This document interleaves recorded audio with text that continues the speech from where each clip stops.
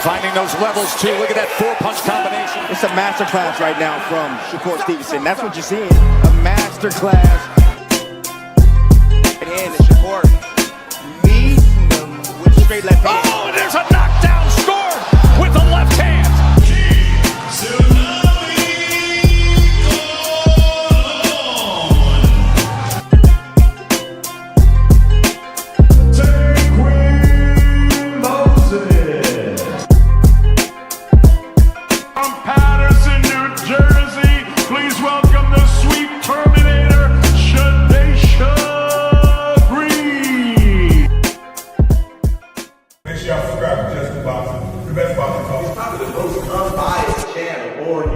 Right now, we're going to give him his just due. Shout out to my brother, Just Due.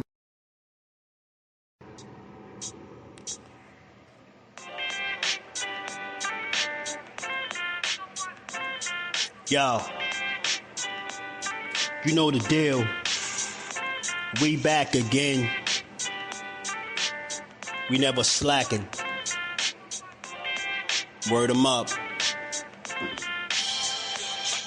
Ladies and guys, whether if you drunk or you high, it's time to pay respects to the illest man alive. If you think you got a point, he'll shrink you down to size. And from there it's downhill like a slinky or a slide. Open your eyes, got a deep connection with the rise, so you might see them jump in whenever they go live. Peep it, this channel blowing up now, it's not a secret. With tons of exclusive interviews to listen to. Them other channels I hate, but yo, they missing clues. They start narratives, sip the goose and twist the truth. It don't take a rocket scientist to get the proof. Just click the live at 4 p.m. Eastern time. But when you chime in, make sure you keep it kind. But if cowards want to debate, then it's feasting time. My man Just Do shine, busy all the time. Grind 24/7, 365. Videos he might have 365. My rhyme sick, they make you do a 365. You get a rich if you think you fit to survive. It's Just Do boxing, time to click the live. Ain't no beginners, if you soft, you ain't down to ride. I crush you, respect too, it's Just Do. He got the illest boxing show on the internet. The boy been a threat and he ain't even had dinner yet. Word 'em up. Yeah. You know what time it is.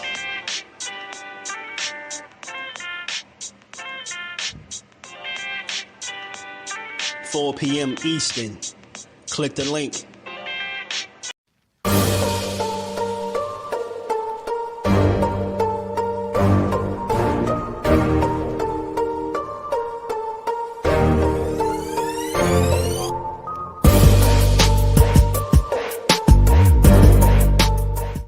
The truth will tell on your ass what you're doing or what you're not doing every single time. You can lie, you can bullshit and all that, and when that bell ring, if you ain't put that work in, it's gonna show, bro. It's gonna show. Not to mention y'all in a sport that can cost you your life. Literally, you can die in this shit. So if that's the case, man, if you're gonna do this, don't bullshit with it. If you don't really want it, say to yourself, keep it real with yourself. I really don't want this shit. I can't put the work in that it requires. Walk away. Ain't nobody mad at you. Go out there, you're young enough, you go get educated, get a skill, do something, man. But don't play with this, man. The people you can get killed in this shit, man.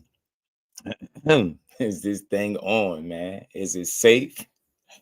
Is this thing on, y'all? Is it safe, man? We got a good show on the way, man. We back to build on this boxing and give it its just due how only we know how to do, man. Y'all know what time it is. It's 4 p.m. Well, it's a little after 4 p.m. because I was running late. But you know, it's about that time, man, to get boxing its just due, man. And I'm laughing already. I ain't even said nothing yet because it's funny how them tables is turning, man. Man, oh man, what we got going on in the boxing world, man, huh?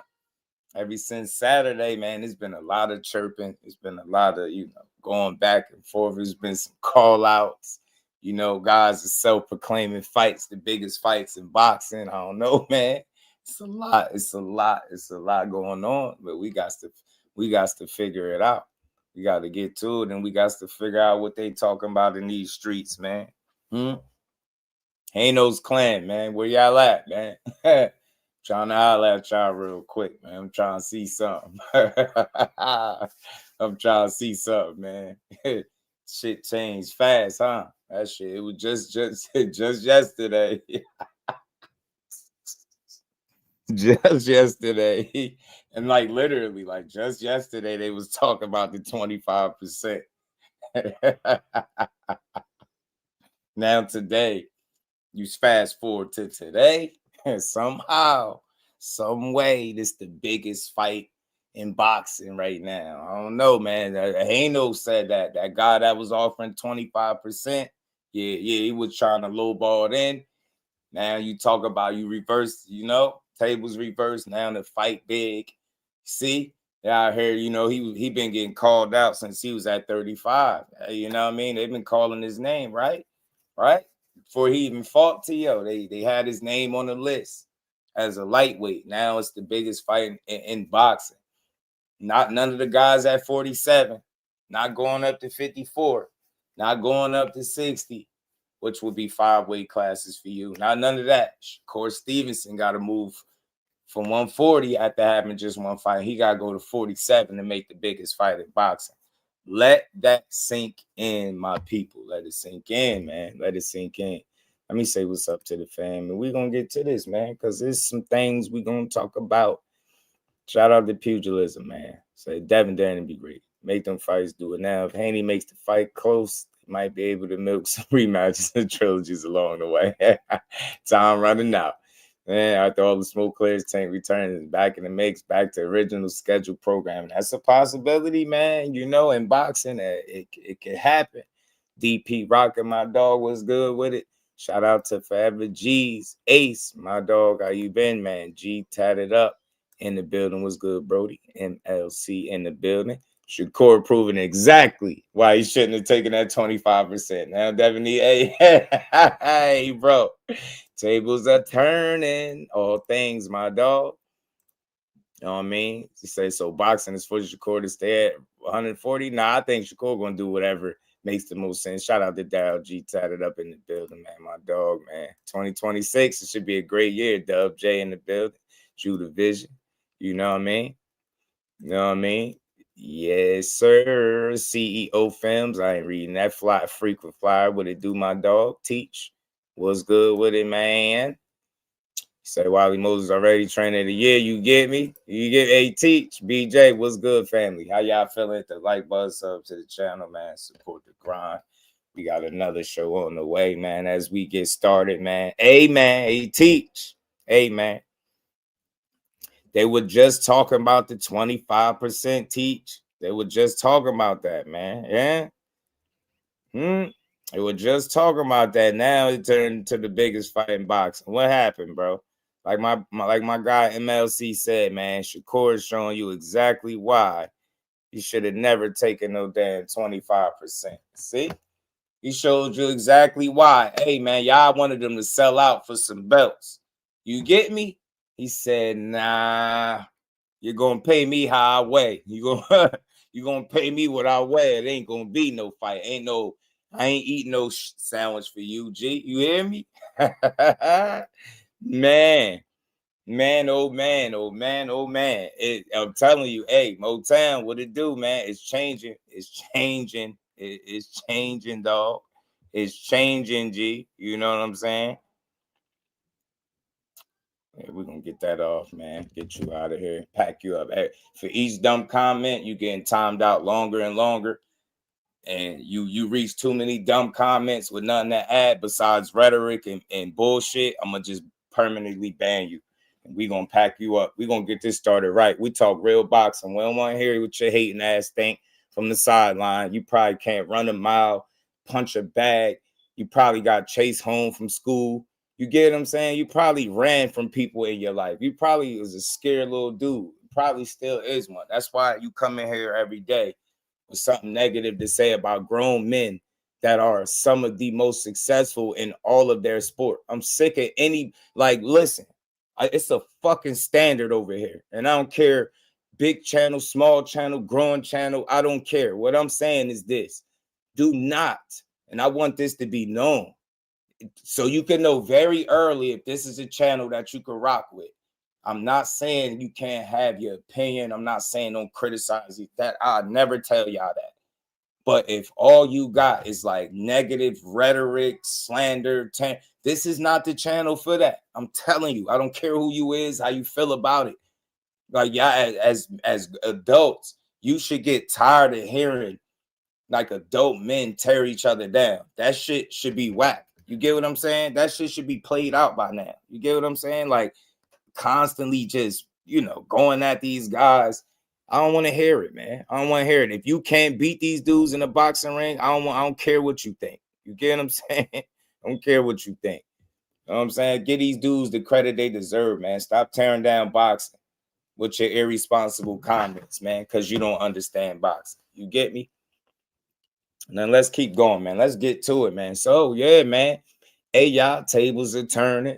Wheels are turning, man. Didn't I tell y'all when the smoke start clearing up, when the pictures start getting a lot more clear?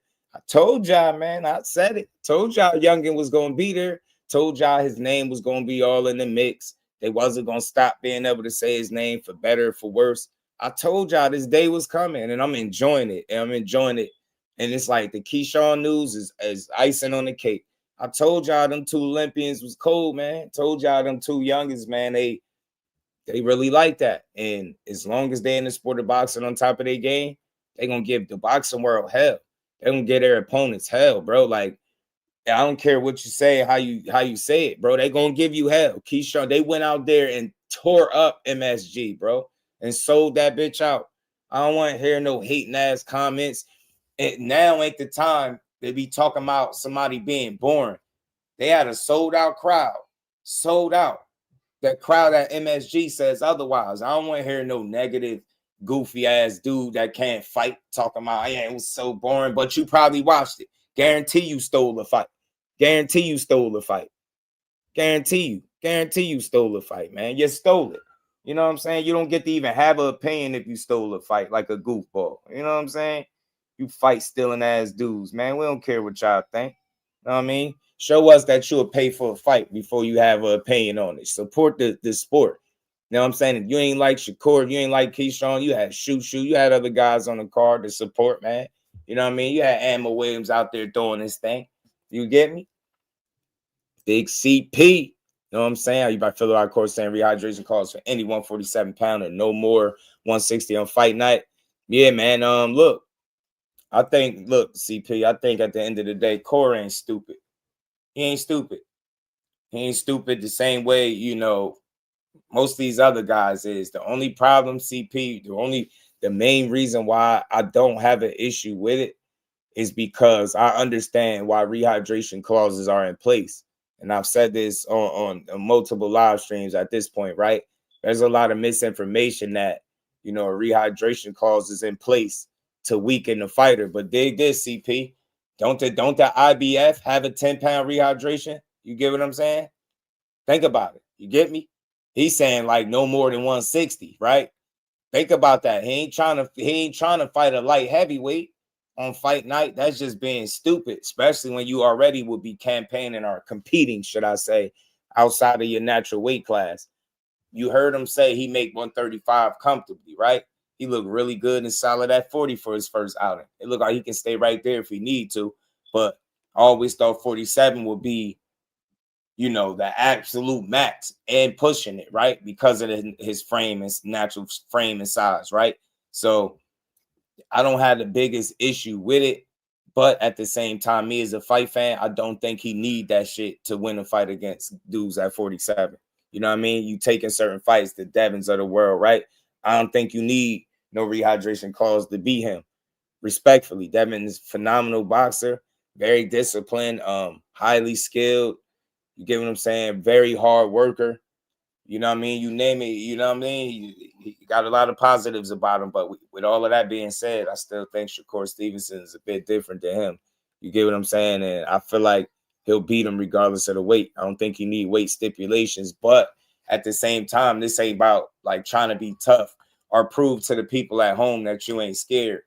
You seen what he just did to Teo. Went up with no problem and did it because 140 ain't too far out of his grasp, right? 140 ain't too far where it's like, all right, these dudes running around here super big. And the fact of the matter is these guys know how to kind of game the system. They take advantage of the loophole that exists in boxing where you can make weight and then pack on a ton of weight between the weigh-in and fight night, right? And call yourself a welterweight or whatever you want to call yourself. But I think we got to take a deeper look into that and stop making it about guys being scared as much as it's about guys wanting crazy ass weight advantages. Let's be honest about this. Why do they have weight classes, y'all? Why are weight classes in place? Y'all understand what I'm saying? Why don't light heavyweights fight welterweights? Why don't welterweights fight lightweights and so on and so forth? You understand what I'm saying? Why is that not the case? Because it's weight classes for a reason. This shit could get dangerous. And because people want to be, look, to each his own, but don't try to make me feel like I don't know what I'm talking about or I'm scared to see a fighter challenge himself when we really seeing a guy want to have crazy ass weight gains and weight advantages like it don't matter. You get what I'm saying? It's weight classes for a reason. If you somebody that believe that, and I said this before, you can understand a rehydration clause because you got guys that can blow up tremendously big. And like I said, we covered this before, like months ago. They said that could be worse than steroids at this point, packing on all that weight. So it's something to be brought to the forefront, and people will try to dumb the conversation down by making it sound like it's not a legit conversation. It could be a concern in a lot of different instances, right? That shit is crazy. You get what I'm saying? It could be harmful to the body, but some people have grown accustomed to doing exactly that. And it's like different strokes for different folks.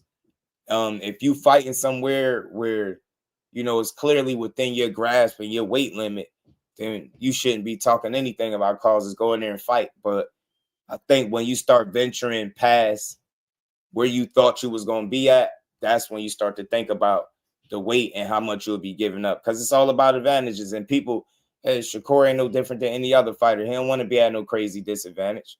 You get what I'm saying? Like, he don't want to be at a crazy disadvantage. People could try to make of it what they want. But the reality of it is if this is the biggest fight in boxing, then you're gonna be having to you should be willing to negotiate the biggest fight in boxing. You should be willing to meet in the middle. The same way you're not coming back down to 140, even though your trainer and Mickey Bay says you can do it. The same way Shakur is not going to be campaigning at 47, right? So what do you do in a situation when you got, and I'm glad Devin Haney came out his mouth and said that, oh, this is the biggest fight in boxing. I'm glad he said that. Because you got to come to that negotiation table and you got to be realistic. You can't have it all your way. As much as your fans want to say, oh, man, you the ace or whatever, I don't even care about none of that. It takes two for it to be the biggest fight in boxing. And I'm glad he was the one that said it. So, again, will you be willing to negotiate? Or are you looking at, oh, he got to come up to 47 or that's it? Get what I'm saying? It's going to have to be some type of compromise. It's going to have to be some type of give if Shakur is like stuck on the rehydration, which if I get a chance to talk to him in the near future, which I'm planning on it, I'll tell him straight up, I don't think he need it. I don't think he need a weight clause for anybody. I think he that kind of special. I really do. I really believe from what I've been watching since the Olympics, all the way as a professional, his first fight to his 25th, I think we talking about a generational talent. And I ain't the only one that say it. You got the legends and the Hall of Famers of yesteryear that say it. So I'm not alone in that thought process, right? We talking about a really skillful individual, a really smart fighter that really understands boxing. And again, just he's so intelligent in there. He very he limits his mistakes. You get what I'm saying? He don't give you a lot of opportunities to capitalize off of, man. And that's a really tough guy to beat. Not impossible to beat, not invincible or unbeatable or none of that, but very, very difficult to deal with. His style is legit. And you heard Russ Abner break it down. When it comes to textbook boxing, man, it ain't too many people that do it better and more consistently from round to round than him. And we got to see his jab on display at a level we never seen it. You know what I mean? At the highest level in his biggest fight, man, you get what I'm saying? He took Teo apart with a damn jab. You get what I'm saying? And that shit was it's phenomenal. So it's a great conversation. But because I'm real, shout out to OT. Let me say what's up to the rest of the fam pulling up. OT was good with it, fam. Emmanuel, my dog, Joe, my guy was good with it. You know what I mean? He did say that. He did. Now, look, said just a little water weight, Josh. You know, just a little water weight. Look, I think he could do it without it. Marcus was good with it, homie. Look, we're going to talk about it. Damon was good with it. I think because I'm fair and I could speak on both sides of it, you know, now I'll speak on Devin Haney's side for a second, right? You know, his stance is very well understood because his weight struggles is documented, right? Well documented on a scale. You've seen him where he stayed at 35 for arguably 3 fights too long, and he killed himself to do it, right? Still won the fights. He got through that very last fight, which was Loma. It was tough for him. He went up to 140. He took that fight there, right? You get what I'm saying? With Regis, he beat him. They said even making the 140 was a little difficult. So you talking about a guy that in the weight class where he spent the most time at and he's the most accomplished, which is lightweight, he struggled to make weight in like the last 3, maybe even 4 fights there. And then so he moved up. Now he already behind the 8 ball. Now he get to 140 and he was saying it's a little difficult there, right? So what did he do? He fought there, tried to fight Ryan at 140. Ryan blew weight. We all seen that. He got cheated. He ended up fighting at a catch weight and then moving to full-fledged welterweight. So if just simply put, you know, with Devin Haney blowing up in between camps, like he said, he a fat kid at heart. He like to eat, all that stuff. He's a bigger body than Shakur. He's a little bit taller. I think his arms a little bit longer as well. Give him saying different body frame. He blows up a bit differently. You could understand why he's sitting comfortably at welterweight. He probably had a weight class that he's been at in years where he doesn't have to kill himself. So just to be real to the conversation, you could understand Devin Haney's side that like, man, hey, Cord, it's the biggest fight, but man, you got to come up here. I'm done at 140. You know, I struggled at 135, right? It was tough at 140. This is documented. So I went to 47. Now I'm fully here. I'm not trying to go backwards. I can understand those sentiments completely. But here's the interesting dynamic. This is why you have negotiations, right? This is why you have negotiations. Now, look, the rehydration clause is one thing. Let's put that to the side for right now. But let's entertain the catch weight. Why I don't think a catch weight is unreasonable, because it's something that you've done in the past and not too long ago. So it's not impossible for you to give just a little, especially with your trainer saying you can make 140. Do I expect you to go back down to 140 to make the fight? No. But I do expect you, if you feel like in your heart this is the biggest fight, to at least be willing to negotiate somewhere, meet in the middle. Because other than that, I don't see how the fight gonna happen. You can't say it's the biggest fight. Biggest fight meaning you need that dance partner. You're half of that. The other half is Shakur. You got to be realistic. It got to be some give and take. The same way you feel like you're not a 40-pounder, he's not a 47-pounder. So what do? Tell me I'm lying. Did anybody see Shakur campaigning at 147 pounds? Jordan, my dog, let's be honest. You get me? So I'm just being as fair to both guys as I can. Devin is well understood what his weight struggles has been from 135 and even 140 once he got there. He spent so much time, I think, at 35 that when he got to 40, it wasn't as easy as he would have anticipated or liked it to be. So what did he do? He took one more fight. He took his ass up, right? Rightfully so. Fought the catchweight with Ramirez, then fought Ryan Norman at 147 pounds, right? We get it. So I understand. So is Devin Haney being scary if he say he not coming down to 140 to make the fight? No, I don't want to hear that weird ass shit. Ain't nothing scary about him. But I think they're gonna have to try to meet in the middle somewhere, or it's gonna be next to impossible to make it happen. Nobody has all the cards in their hand. They both could use each other for some of the same reasons and possibly some different reasons. You know what I'm saying? We'll see. But I think that's the most realistic I can be, right? You got the IBF that people fight for all the time. That got a 10-pound rehydration limit. So it's not like Shakur just invented the rehydration clause. It is what it is. Is he being unrealistic by saying if he fighting guys at 47, he'll want a clause? No, he not, because he campaigning outside of where he gonna normally be at, where he gonna fight at. So he giving up a lot, and he want to make sure he ain't giving up too much. It has nothing to do with being scared. It's being smart. This shit is business, and it's all about being smart. The same way Gervonta Davis, when he fought Barrios, fighting out of his natural weight class at 140. What did he do? Rehydration. Not because he was scared, because he's smart. I'm fighting this dude that not only got me by several inches, he's 6 foot, maybe 6'1", right? You get me? He been at 140. When he rehydrates, there's no telling what he gonna be. Super middleweight, damn near in the ring. Who knows? At least you get me a damn middleweight, right? So I'm gonna cross my T's and dot my I's, and I'm gonna level the playing field. I'm not gonna allow this dude to get too much bigger than me because I'm already giving up something because I'm fighting out of my weight class. So it has absolutely zero to do with being scared as much as it do with being smart. Guys, they willing to take risks and they'll take challenges and different things like that. But at the end of the day, it got to make sense. And nobody wants to be at a complete disadvantage, no matter what you're saying or how tough you think they may be. When it comes to this business and putting their name on a dotted line, signing that ink, putting that ink to paper, you're going to make sure the business is straight before you step in the ring, before you sign anything. So I think if this fight is to happen, that's what it's going to take. You get what I'm saying? It's going to take guys having to meet in the middle. It's going to take some negotiations. It's going to take some give and take. I'm just being real. You're not going to hear this conversation nowhere else. You're going to hear, Shakur need to do X, Y, and Z. And Devin is this, and he got to come up, and he got to do this, or he's scared. He said this about the rehydration cause before. Now he's saying that. You're going to hear all of the same shit over and over.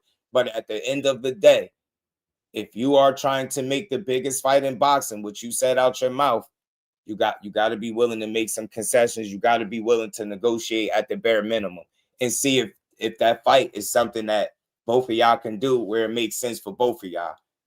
That's how you make a fight. It's not you got to just do what I say and that's it and that's all. It don't go like that because truth be told, you put his name on the hit list while he still was at 135 pounds. So you got to be real about it at the end of the day. And tell yourself you got to be willing to come to the table and make a real decision because, I understand how you struggled at 35 and you stayed there too long. I understand how even 140 was a bit tough. And I also understand how you feeling good at 147 pounds. And that's where you want guys to see you at. I get that. I get it. But you got to be realistic again. Now, again, if Shakur Stevenson was a 40-pounder, with plans to moving up to 47, I'm not trying to hear no clause shit whatsoever. But because that's not where he's planning on campaigning at, the same way you don't plan on campaigning a weight class below 47, you gotta understand you're not the small guy and he's not the big guy you are. You're not the same size as that guy. There's some discrepancy in size, and I think y'all gonna have to work that out in negotiations. That's for y'all. But to me, I see those dudes as legit fighters, man, and I just hope that they can meet somewhere in the middle and make the fight happen for real. Not all this stupid rhetoric about who's scared, who ducking. Get the hell out of here, man. You think somebody's scared that you don't make it to be a 4-division champion with 25 fights being scared of shit. You get what I'm saying? That you get there by standing on business and being about your business. So, you let the handlers speak. You let the people, the multiple different people that work with Shakur, they tell you straight up, this guy ain't turning down fights. It's not somebody that's going in there saying, I don't want this, I don't want that. He ain't turning down shit. So if it makes sense, he'll make the fight. You get what I'm saying? And that's what I believe, man. So you got one guy that's a bit bigger than the other guy. You know what I'm saying? And he's campaigning at a weight class where that other fighter is not going to be at. So it comes down to how much does Team Haney want to fight as well as Shakur. I think it's a fair amount of accountability on both sides to say, what are y'all willing to do together as teams and fighters to try to put on a fight like this? Because we're not going to ignore the fact that if Shakur is to go up to 147 pounds, that's him in his 5th weight class. I'm not against it. I want to see him be great. But at the same time, maybe he got other plans. I just don't know. You know what I'm saying? So we're gonna see. But it's a healthy conversation when you're not being toxic about it. If they really serious about it, if they can make it happen, you get what I'm saying, Joe? If they can do it, I'm with it. Shout out to my dog, Jordan, man. What's good with it? Cal, cool, and blessings, family. You already know, man. Sign the clause, make the fight. Don't be scared. I like it, man. To Sizzle in the building, my dog. You get me? It's just all about being smart, man. It's all about being smart. It's all about being smart. Yeah, he just wants some attention, bro. He just got to sit back and enjoy the show. I'll clear it up real quick just because I hate misinformation in the chat. Shakur Stevenson never turned down Undisputed. For the people that's a little bit, they might have rode that smaller bus. For the people that your classroom had 2 teachers, 6 students, and 1 window, and that was on the door. For those people, because you just process shit just a nice bit slower than the rest of us. Let me run this down very quickly because it ain't gonna take long. There's a big difference between turning down a fight and not accepting an offer. This is why it's called negotiations. This is why people do business and sit at the table, right? This is why people get on the phone, make phone calls, X, Y, and Z, right? Shakur Stevenson understood as a fighter, he never had to accept the first offer given to him from Devin Haney, which was lower than he knew he was worth, him and his team, which is why they went to the sanctioning bodies. They wrote the letter. From then on, Shakur said, if the sanctioning bodies would have came back and said, yo, you still getting a 25% split, he said he would have been cool with it. But that never happened because before that could take place, Devin Haney already made his mind up, vacated the titles, and moved up to go beat Regis' ass. It's just that simple. Nobody ducked or ran from each other, if you're really being honest. But the 25% was a PR move. And I got to give them credit, even to this day, as a great PR move, because still to this day, it got people like you talking about he turned down Undisputed when we know, in fact, that is not the truth. And like my guy MLC said, when we first went live, when I first started the stream, today is a prime example of why Shakur Stevenson should have never accepted 25%, because all he did is exactly what I said he should do. Don't take that shit because it's less than you worth. You don't got to satisfy a couple of fans at home that just want you to take the shit end of the stick because it's their favorite fighter that's offering it, right?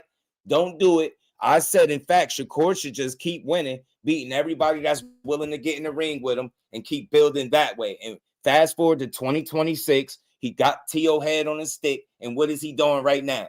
You fast forward to now, that shit went from take a 25%, take it or leave it, to now this is the biggest fight in boxing. Y'all make it make sense for me. Make it make sense. Make it make sense. Before he was only worth 25%. Now in 2026, it's the biggest fight in boxing. Somebody was lying, man. Somebody was lying. It was full of shit the entire time. I ain't got to point no fingers. Y'all know who was on some bullshit. I need for y'all, and I rock with y'all, because y'all know I rock with Haney. There will be no Devin Haney slander coming from Just Do Boxing platform, from Just Do ever. But y'all just need for y'all to keep it a buck. That 25% was a PR move. Just keep it a buck, bro. I just need y'all to be real. Y'all know that, because you know how I know y'all know that? Because y'all in the same breath will tell me, man, you know he was drained at 35. So again, which one was it? Was he drained at 35 and wasn't going to fight because of it? Or was Shakur should have took the 25? Which one was it? Because if he should have took the 25%, then never mind him being drained. And that's y'all admitting that he would have took the fight drained. And y'all telling me, y'all just told me he wouldn't do it. You get me? I'm a real one. You're not going to get this conversation nowhere else. You're going to get some slander on one way or the other. I'm not going to do it. I'm as solid as they come, bro, but I'm a real one. That shit is a PR move, man. He kind of little boy. All right, I'm in position. I got the cards. Let me do this. Ha! You don't take this shit. You can't say I ain't offer it to you, right? And that's exactly what people are doing right now. They like, man, he offered you this, right? He offered it to you. You ain't take it. You turned it down. But nah, he just didn't accept it. And that's different than turning down a fight. Turning down a fight wouldn't be writing the letter to the sanctioning bodies for them to determine a split. Turning it down would be, yo, I don't want the fight, and that's it, that's over. Then Haney vacates and moves up. That never happened. That's what I'm trying to tell y'all, man. I follow this shit too close on everything I love. The minute Shakur Stevenson turns down a fight and it becomes real knowledge and factual, I will be the first one calling it out. I guarantee you I will. But I'm not going to put no lie on his name the same way I ain't going to tell y'all Devin Haney ran from him or he's scared. I just think time got in the way of that. And why I say that, because if you look at how many fights that he stayed where he was at, had he moved up, this conversation is not even a thing. By the time Shakur get to 35, Devin is at the next weight class, and we not having this conversation. But I'm telling you, I think shit kind of switched when dudes ended up in the same weight class. Now you had that little back and forth in the ring, right? I'm number one for now, bro. Like it's alpha male energy. It's like, bro, I'm here now. What Devin say? Ain't gonna be another undisputed champion at 135. He said that, and then Core, I still remember how that shit started. And he spoke up, and then that shit became more of a thing, and it was a conversation. You get what I'm saying? But I'm no fool. These are two real ones. This is why a lot of the smoke is cleared. And who is there? You can say what you want about Devin. He's a 3-division champion, very accomplished, still undefeated. He got his O intact, and he survived getting cheated by a dude that's been given nothing but another opportunity. And I hope, low-key, off topic, I hope he do win the fight. Nothing against Barrios, only if he going to get the rematch with Devin. If not, I hope Barrios cook him. Other than that, but real quick, let me say what's up. Let me read the super chat. Shout out to Damon, man. Appreciate it. He said, Just, you can't quote Dev and say he said it's a big fight and not quote Cord telling Tank he don't agree with Tank draining guys. Say you jumping like that. Y'all gotta listen. Focus on this situation. I don't want to like tie Tank into this. Tank ain't got nothing to do. This is a way to have this conversation without bringing him up at all. I'm just trying my best not to do it until that man is back off the bench, right? He in recess, right? Till he back recess. I get it, bro, but I'm not. How many times can we reiterate this? Let me do this for you because you super chatted and you my guy. Let me do this for you, bro. When Shakur spoke about Tank and the rehydration cause, said that's some bullshit. I don't agree with it. You know, whatever he said. I'm just paraphrasing, right? I remember that. I heard it, right? But you gotta listen fully to what he said. Don't just stop there, right? What did he say? He putting all these clauses on all these people. What does that sound like when he's saying that? All these, it's 2 clauses out of 31 fights, a lot. You get me? Listen to how he sound. To me, you're repeating what people say about him because it was people spreading that misinformation. He always got a clause on everybody. No, he didn't. You get what I'm saying? But he also said, but you know what? Shit, Ryan, he signed it. So, hey, nah, man, you signed up for it. You can't complain. You get what I'm saying? So, and let me say this. He knocked it for Tank, and now he's saying something different. That's speaking out of both sides of your mouth, but also adding context to it, right? Tank Davis put rehydration clause whenever he fought outside of his weight class. Am I right? 136 with Ryan, 140 with Barrios. Same thing Shakur is talking about. I believe if a guy's going to fight outside of their weight class where they naturally campaign at, I don't see it being an issue. So, it's not so much I can say. I can say what he's being hypocritical, speaking out of both sides of his mouth. Same thing. I can hold him accountable for that. You said one thing then, and then you saying something different now. I hope that satisfies you so you can know I acknowledge that. But how much am I going to stay stuck on that? We're going to keep arguing about it, or are we going to make it make sense? In reality, you get what I'm saying? If you're going to make this fight, there's clearly a discrepancy. If Shakur goes up to 47, that's 5 weight classes as opposed to 3. You clearly see it's a difference there. So it's like, what does that tell you? Well, one guy just taking a fight up at 140, never really planned to fight in at 47. If you could tell me in his career where he was talking about, I'm going to be fighting at 47, instead of taking certain fights, then I'll give you one. Going up there and fight Devin, 147 pounds, and take his belt, which I want to see anyway, because the catch weight ain't going to be for the belt, and I need to see that for the belt. I would love to see. What's up, Just? Because it's history. What's good with it, man? Real quick, let me he said after seeing Dev drop Norman, nasty work, draining guys and change your mind after you see Dev drop Norman.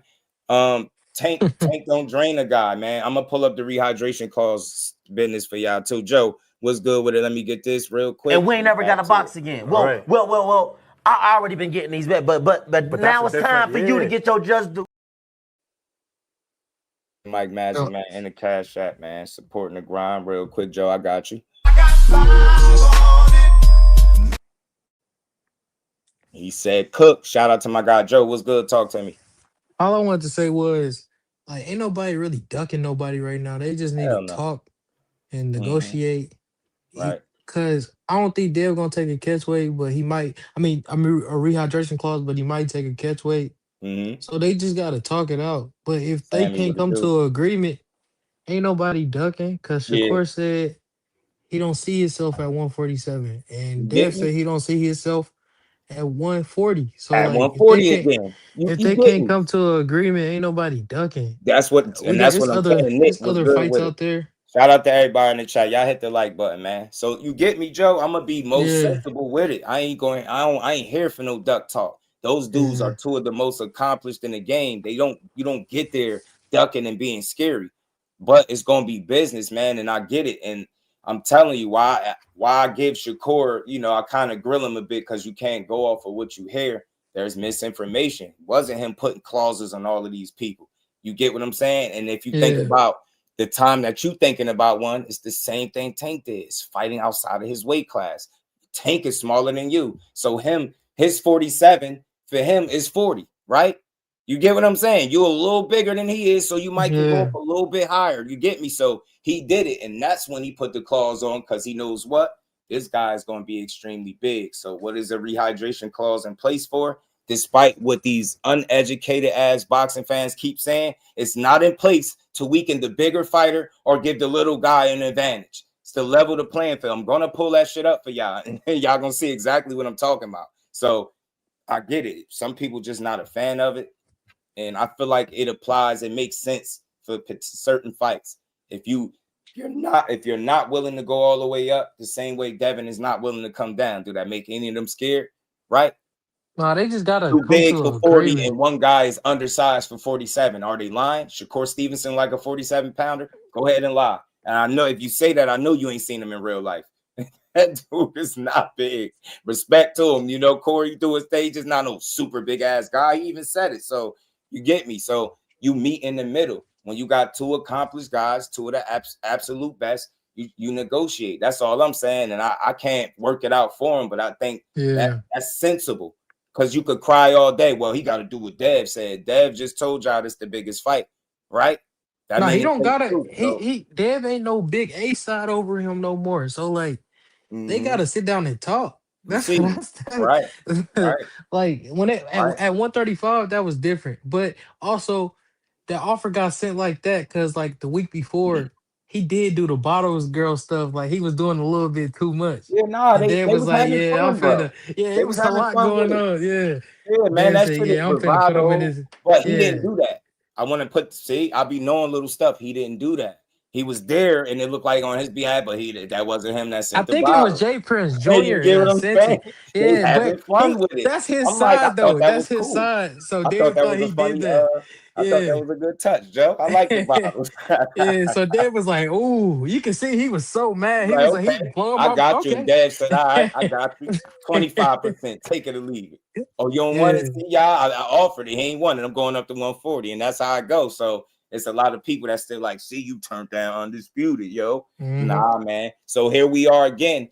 Like my Mm-hmm. guy said in the beginning of the stream, it's good to know that he didn't accept it because it went from take it or leave it 25% to in 2026 being the biggest fight.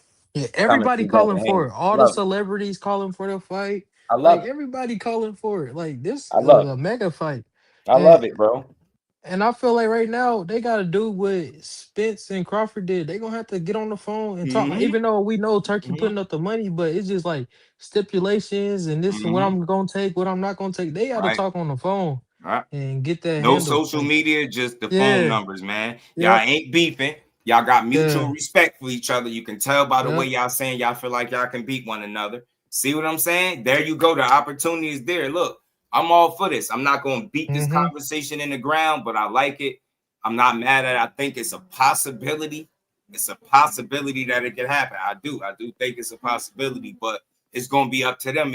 I hope they mm-hmm. understand the power that's in their hands, and I hope both are realistic about how this Yeah, fight both can of be them hold made, the keys right now. It's right? on them. Like if Shakur got they to ask can't, himself a question, man. yeah, If you go to 47 and fight this dude, look, he just tweeted tables turn. If you go to 47, you're a 5-division champion, bro. That's that Bud Crawford shit, Core. A catch weight ain't gonna do it. The clauses and all that, they might knock you. I don't know. The clause thing, that don't mean it still can't be at 47, but I just want to see a healthy fight, and I I think just if they don't fight think. at the catch weight, want to still be for the belt because that's still Nope, they 147. got to make that damn weight limit, man. And see, I but don't I know, think but you remember Adrian Broner? He used to fight for belts like You could. So I don't know. I think you I can. don't You know. could now. I think with a rehydration, you can still fight for the belt because you can still fight. You know, come in under the contracted weight, but then can't rehydrate but so much. So how was I heard AB fighting for the Shakur. belts though? I heard When him he was clearly, doing that. bro. I heard what he was saying. You just don't want to give up too much, bro.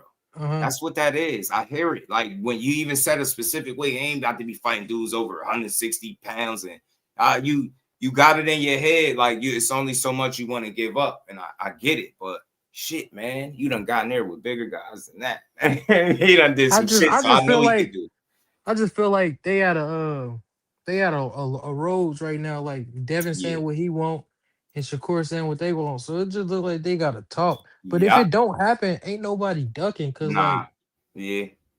they on two different Shout out paths to right my guy now. Blue. I ain't catch nobody videos, but shout out to my guy Blue. I'm sure he broke it down, but you know, it's just real. I think me and Joe was doing a hell of a job breaking it down. It's simple. Like we don't know we ain't got all the answers. We ain't talking like we do, but we being very reasonable. You got a weight discrepancy, right? It's a disparity there.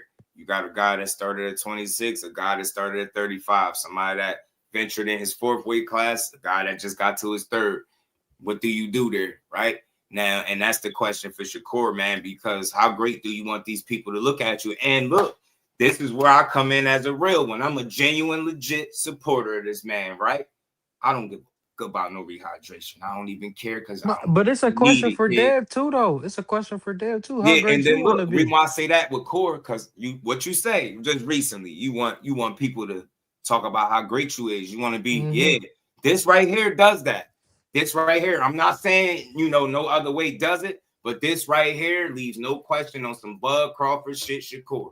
And then when I get a chance to talk to him soon, I will say it. This conversation will come up. This is something I definitely want to ask him about because I want to say it, bro. I don't think you need nothing for nobody, bro. I think your skill set This is is more the than enough. fight to get both of their names stamped in history, though. This is the fight. And no matter who the winner is, like, this is the fight. One of them going to be 1A and one of them going to be number 2. So, like, it got to Copper get was stamped. good with his fan. Shout out to everybody. Reef was good, my guy. So I ain't tagging the name, but that's facts. Yeah, man. Shout out to everybody in the building, man. Yeah, man. So I just hope they because it's peaceful, and that's the good thing. It ain't no like no beef, right? Which is good. That's good because a lot of times that muddy the waters when somebody cross the line, something gets said. Right now is mutual respect, and that's what I love. Both guys like, look, he a great fighter, a tremendous fighter, but hell yeah, I could beat him, and vice versa. That's what you want now. Y'all need to strike while the iron hot. Come on now, get to us. Now I'm saying. Told y'all them youngest was gonna be around. That smoke start to clear up just a bit. It ain't done. It ain't over. But you see the picture shaping up, right? And you see the guys that they written off and shitted on.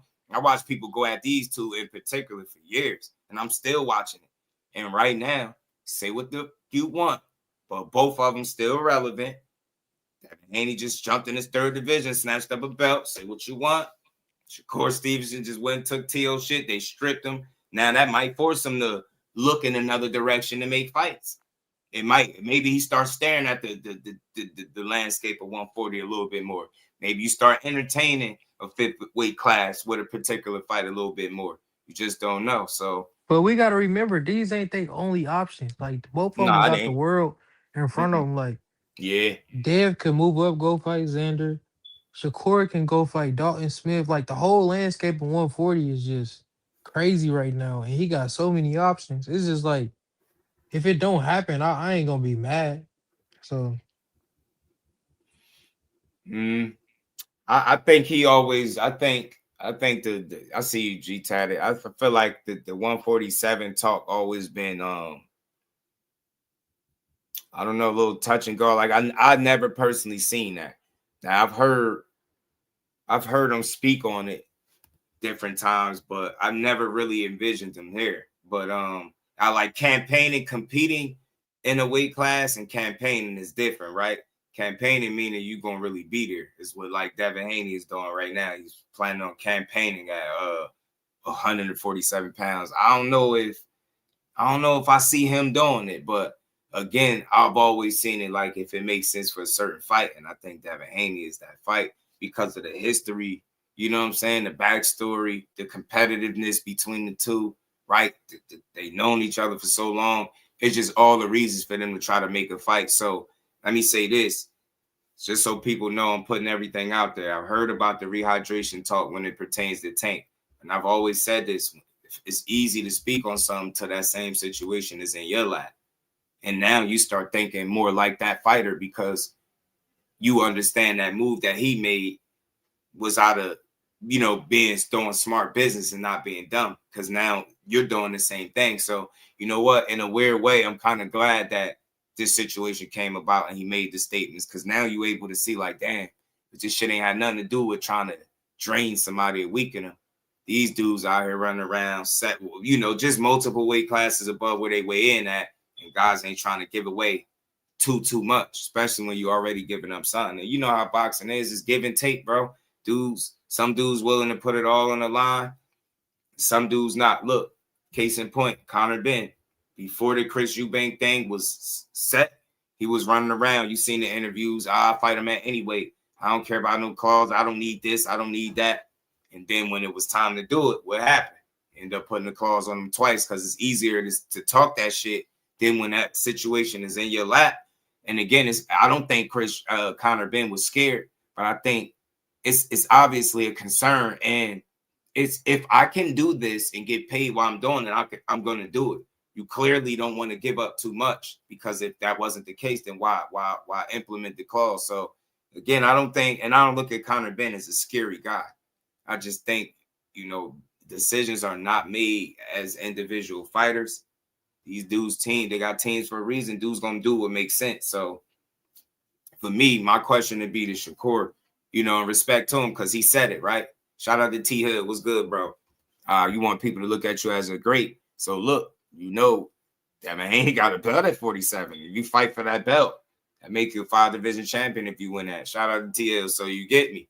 I gotta motivate you. And I done heard the stories. I know what you can do against a bigger frame, a bigger body, and he can handle himself really, really damn well. So I just hope it's something that he consider when it's all said and done. You know what I mean? I could say what I want about what I think about his skill set. He got to feel that same exact way. And again, it's not that he don't believe in himself, but it's how much you're willing to give up, though. Right? How much is that concern to you with him being really, really big in there? If that fight happened, where do you think they'll fight at, Vegas or New York? Man, with the success that recently happened with Shakur and Tio, that wouldn't surprise me. But that seemed like a Vegas fight, though. Seemed like it. Seemed like a Vegas fight. Really do. This dude. Yeah, I'm only asking that because Dev, he banned from the Barclays. That's the only reason why I'm asking that. I mean, he banned from the MSG, so they can't fight there because his whole team banned from there. Right. So that's the only reason why I was asking that. Right. Vegas, more neutral, but MSG would be fire, yeah. You know what I'm saying? The way he just sold it out, I wouldn't be surprised if they, went back to it. But again, Vegas is always a go for a big fight. You get what I'm saying? Y'all dudes, you got to be a miserable man or adult person to type all negativity all day. You gotta be a super weird person. Gotta be a super weird person, bro. This is what's wrong with boxing. And I swear, like, I'm going to say this again so y'all can avoid getting blocked if y'all trying to really build in this chat. If the only thing you got to offer is like slander and rhetoric, I hope y'all know, y'all look up the definition of rhetoric. You probably don't know what I mean, but look it up. That's all you got. This ain't the channel for you, bro. Like, something that I deeply don't respect about any adult person that's calling these grown-ass successful young men frauds because they're not doing what your soft ass think they should do at home. A lot of y'all dudes is soft. And how I know it? Because real men don't carry themselves like that. How do I know it? Because I'm a real man, not a real nigga. I ain't no real nigga. I'm a real man. You don't run around just with negativity spewing out your mouth. You don't carry it like that. You move a certain way. Like, oh, this is that. This one is a fraud. This one is soft. This one is that. He'll beat you up, your whole family, your pets, your babysitter. You get what I'm saying? Your grandparents, like all of them, your soft-ass uncles, your soft brothers, your soft-ass daddy, it beat all of y'all asses. But you're calling a dude soft, man. You gotta be a real sucker, man. This ain't the channel for slander. Man, yeah, you can talk some shit. You can critique them. Go in, talk your shit. But the slander isn't, this ain't the channel for it. This ain't the platform. My shit is not going to represent like slow people in the chat just typing the same shit over and over. You take a real man or woman to get in that boxing ring. JP, what's good with it? Ain't nothing soft about none. I'm tired. I mean this for every analyst, content creator, this for all of y'all. Ain't shit soft about what these people are doing for a living, bro. You know what percentage, what is it? Less than 1% of people in the world that fucking box? And y'all out here typing just to be typing. This one is soft. This one, he got to do it like this. Shut up. Sit back and watch. That's what's You wrong ain't with soft boxing. if you getting in You that got ring. soft, out of shape people that don't understand the sport, ridiculing and criticizing fighters that you could never do what they do. Facts. Devin Haney ain't no run-of-the-mill type of fighter. That's not a guy that you see every day. I don't give a fuck what his biggest hater is saying. Shakur Stevenson, the same difference. All of these guys that y'all calling soft and frauds, all of them, bro. You couldn't walk a day in their shoes. You couldn't do none of the shit that they do. This is a channel that really deeply respect boxing, bro. I don't want to hear no slander about how these is frauds and soft because they're not doing what your soft ass think they should do from your seat. I heard somebody saying the other day, whining, talking about, Shakur, he calling for the counter bend. We ain't asked for that. Bro, it's his career, his life. He taking the fucking punches, not you. At what point, as boxing fans, do you respect what the fighter want? Yeah, I know what you want. That's why, from the rip, you have a choice. Oh, Shakur fighting Teo, huh? Yeah, that ain't a good enough fight for me. I'm good on that pay-per-view. You had an option to do that. When they give you something that's worth your money, you pay for it, but you don't think that these fighters are supposed to move based on what you want from home? Selfish ass boxing fans, these grown men, they taking brain damage. They leaving these fights never being the same again. And you think they doing it just for your acceptance at home? Just so you can say they not soft? Y'all weird, man. I don't respect nobody, man, woman, I don't give a fuck what you are, that sit up all day trashing our athletes and fighters, bro. Go somewhere else and do that. This ain't the platform for that, bro. We really build boxing up over here. I don't give a fuck what no other content creator do, bro. I don't care. I don't listen to these dudes because they negative and they pushing narratives. You ain't, like I said, before I even went on this rant, and y'all gonna get the Just Do rants from time to time. You ain't gonna hear nobody have this conversation about Devin and Shakur and hold both of them in an equal light and just get them their credit. I'm tired of all this simple-minded little kid, nana boo-boo, he better than him, he doing. Shut up. The fact of the matter is, when we discussing them two of the best pure boxers in the sport, argue with your mama. I don't want to hear that shit. This one's a fraud, this one ain't that. I don't want to hear it, bro. It take real courage to get in a boxing ring, bro. Some of y'all ain't never even slap boxed a day in your life, let alone get in a boxing ring. You ain't never put on no boxing gloves. Talking about these dudes is fraud. That shit really burns me up. This is something wrong with our community, bro. We got to do better at calling this sport. This is why this shit suck. It's not because of the fighters. It's the people that speak on this shit on a daily basis. We don't do a good job. We have no fucking integrity. Everything about views and slander and different fan bases and fighters. What part of the game is that? At what point you tune into some of these so-called channels, bro? I don't even know what these people call themselves. You won't even hear people talking boxing at all. It'll be all slandering. Stupid ass Twitter beefs, break that, man. Kill that shit. We just witnessed one of the best boxers in the world stand on business this past Saturday. I don't give a fuck who don't like it. Cry in the car. Cry. You witnessed Devin Haney prove a shit ton of people wrong when he beat Norman. Tell me I'm wrong, and I was one of them. Man, these dudes, they like that, both of them. That's why their names always coming up in these boxing circles.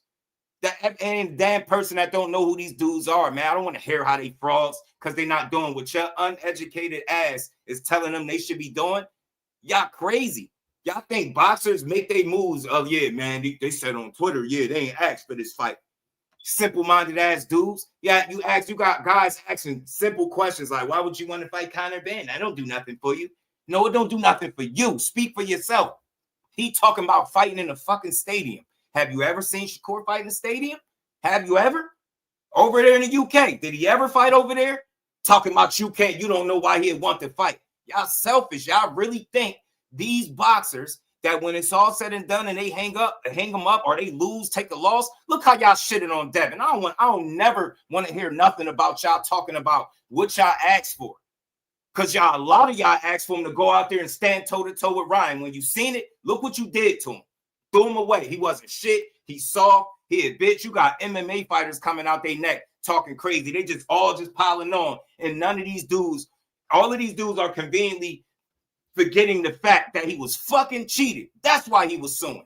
I don't like these people. It wasn't about no assault and battery. Yeah, that shit look good and it's funny for some jokes and laughs. But when you talking real boxing, remove the Ostarine, there would have never been a lawsuit. And not to mention, it was his fucking dad pushing the lawsuit, not him. These people piss me off, man.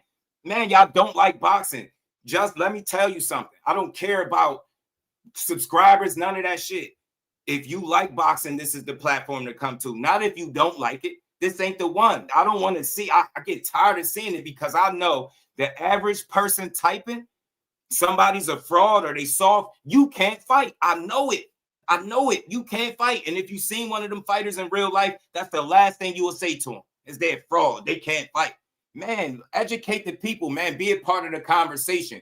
Talk about something good that you like with this shit rather than shit on people that's far more successful than you and probably anybody you know. I don't want to hear that. You don't get to call people frauds for being at the top of their profession. Get the hell out of here, man. You talking about the top of the top, bro. I'm not going for no boxing slander ever. Yo, listen, everybody in here hearing me going on this rant, you're never getting slander from me. I will talk some shit. Yeah, I push the envelope just a bit, but it ain't never going to be slander, bro. Y'all different, man. All day, grown-ass, unhappy men. Go argue with your girl or something. Better yet, go get a girl. Go on a date. Go take a walk. Go swimming or something. Whatever. Go surfing. Whatever it is y'all dudes be doing, man. Go do something, man. Don't watch boxing. This ain't the platform to sit here and shit on boxing all day. A difference of opinion is always welcome, but slander, take that shit somewhere else. I don't want to hear it, man. We talking about some of the best athletes in the sport. I don't want to hear it. Like you sound like little boys. I don't like this. This one is soft. This one is that. Yeah, he didn't make this fight. He didn't do this for me. The dude sitting up with brain damage. Just like prime example, bro. People talk all this shit. Look at Teo just lost the fight. And whether that story is 100% accurate, but we're going to get into that. Look how they said the man was left hanging. Nobody there. Sitting there by himself. And that's exactly what it felt. Where do we be at when these dudes getting stitched up? Do we be in the medicals? Is we sending them get well cards or any of this shit? Shut up about crying about what fighters is not doing based on what you asked for. Selfish, man. Your one pay-per-view buy to determine who these guys go fight. You get to determine when a fight is made, do I want to support that? Is that shit worth my money? If not, then I got the option to keep my money in my pocket and move to the next fight. All this whining about what somebody ain't asked for, you entitled ass fans, man. I'm hearing people complain about fights that they're admitting that they won't pay for. Make it make sense. And y'all think that's like something to brag about. That's what's wrong with the boxing space. We're happy not supporting boxing, but we have no problem getting in somebody's comment section and complaining the whole time while somebody trying to cook and talk real boxing. Your goofy ass in the chat typing about what you don't like and how grown men is soft. Grown men that you and nobody you know can beat, for that matter. You get what I'm saying? I don't want to hear that type of talk. Talk real shit, man. Talk like as if you would if these boxers was right there in your face. You wouldn't be talking that weird ass shit. You'd probably be smiling with your phone out, snapping pictures like a little girl. I be seeing y'all dudes. Man, I'm telling you, bro, the way they talk about some of these fighters online, I tell every last one of y'all, if y'all ain't been out to a fight recently, go to a fight, especially when you see the guys that get hated on the most and see how much love they get in real life. Yo, the internet is a fake place full of like toxic, soft ass men that got chased home, that's scared to get punched in their face, probably got punched on all their life. You get what I'm saying? Those are the men that's running through all negative all day. Your life is good. You're not watching boxing to be negative. These young men living out their dreams and you watching them. That you know who they are, not the other way around. Think about that the next time you talk about how somebody don't know somebody, or this fighter don't sell this, or this one is soft. You sit up and spend a lot of your time talking about those individuals. You know them, not the other way around. Man, I needed that rant. I had to get that out. Y'all are weird to me. Y'all gonna get this work. If you could spend hours on end trashing boxing, I'm gonna spend hours on end building that shit up. Y'all are some weird people, man. I don't want to hit, and it ain't about any one boxer. It's about the sport. This is why this shit don't grow. This is why every sport is outdoing boxing. This is why. This is why you got this shit is the wild, wild west. The fans help it. We dumb, and all we do is be divided and argue with the fan bases, and this fighter ain't shit versus that fighter ain't shit. This fan base ain't shit, man. Listen, man, ain't no toxic boxing talk over here. We building that shit up brick by brick, man. Like I was saying before I went on this rant, I don't care who you think is soft. If you can't beat them, shut up. If you don't box for a living, if your hands ain't nice, if you ain't willing to step in that ring and fight one of them dudes, I don't want to hear about how soft they is because they ain't fight the guy you said from your computer chair, mind you, from your computer chair, being overweight, spitting all over your computer screen, telling them they should do. You can't run a fucking mile. You can't go outside your house, apartment, or your mom's basement, whatever it is you in, and run a lap around your house. But you got the audacity to think because you're going to steal a fight, you get to tell the guy who he should fight next. Y'all out here telling guys what to do, and you're not even supporting it when they give you the fights. Miss me with that. Build boxing up. That's why boxing suck, because the people that speak on it the most got the worst opinions in the world. All y'all do is run around on some soft shit. And I know for a fact, if most of y'all had the box to have an opinion, a lot of y'all wouldn't even be typing.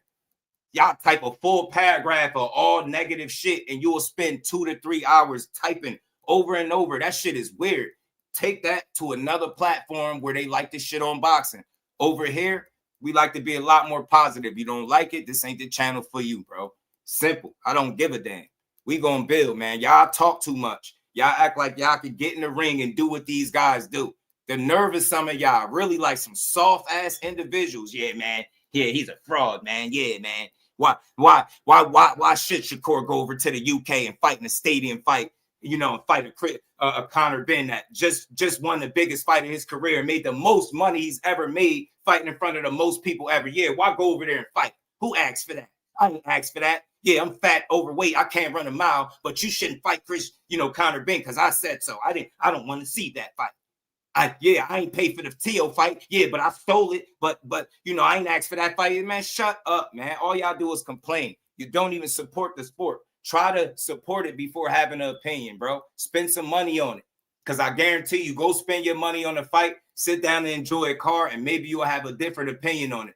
The people with the most negative boxing opinions are the people that don't watch the fucking fights, bro. They watch the big fights and they come in here and run their mouth based off some headlines or something, man. Get that shit out of here, bro. That's why boxing sucks, because the people that's supposed to represent it don't do a boxing a service when we speaking about it. All we do is complain and cry and whine and discredit and talk crazy. Real men don't walk around life just talking crazy like that, bro. Shout out to L Boxing. I seen the plug in here. OP, shout out to my dog, man. That was just my Just Do rant for the day. Now we getting back to this cook, man. Just like we ain't never left. So like I said, man, some people would be like, hey, why you talking about this? This ain't next. You just don't know what could happen. It's a good fight if they could make it. And like I was saying before I went on my rant, my question for Core would be, how far are you looking to push being great? Because, you stepping in another weight class, you're fifth, man. You putting you in some rare kind of company. So I think that's a conversation for them. Them too. Like I said, I like that as mutual respect, because you got less shit to iron through if they to get on the phone or something like that. I said this before a couple years ago. I feel like that's the new way to make fights. I feel like guys need to get on the phone and cut out all the extra shit and make that shit happen. You know what I'm saying? I would love nothing more than to see them two dudes mix it up, because it's a great fight. Two of the highest skilled boxers in the game. May the best man win. You got the Olympian, and you got Devin Haney. He took the Mexico route. but he got it out the mud, right? He worked extremely hard to get to where he at. You got him versus a guy that's looked at as a potential generational talent. You know, some people will argue that Devin Haney is also a generational talent. Why wouldn't you want to see that? I would want to see it. If I had it my way, y'all, I say, Core, go be great. Go get that 5th championship. That's just me as a boxing fan. But I know maybe he might look at it different. Maybe he might feel like he's giving up too much. Who knows? But I do think it's a good conversation. It's a good fight if they can make it. I'm all for it, man. These is 2 of the most talented guys you got. And I like the fact that Devin Haney viewed this as the biggest fight in boxing, man. That's what's up. It's a good scrap if they can, you know, iron out the differences and figure out that weight discrepancy. You know what I mean? You might have something there. But something I want to talk about before I get into this Andre Ward and Roy Jones interview, man.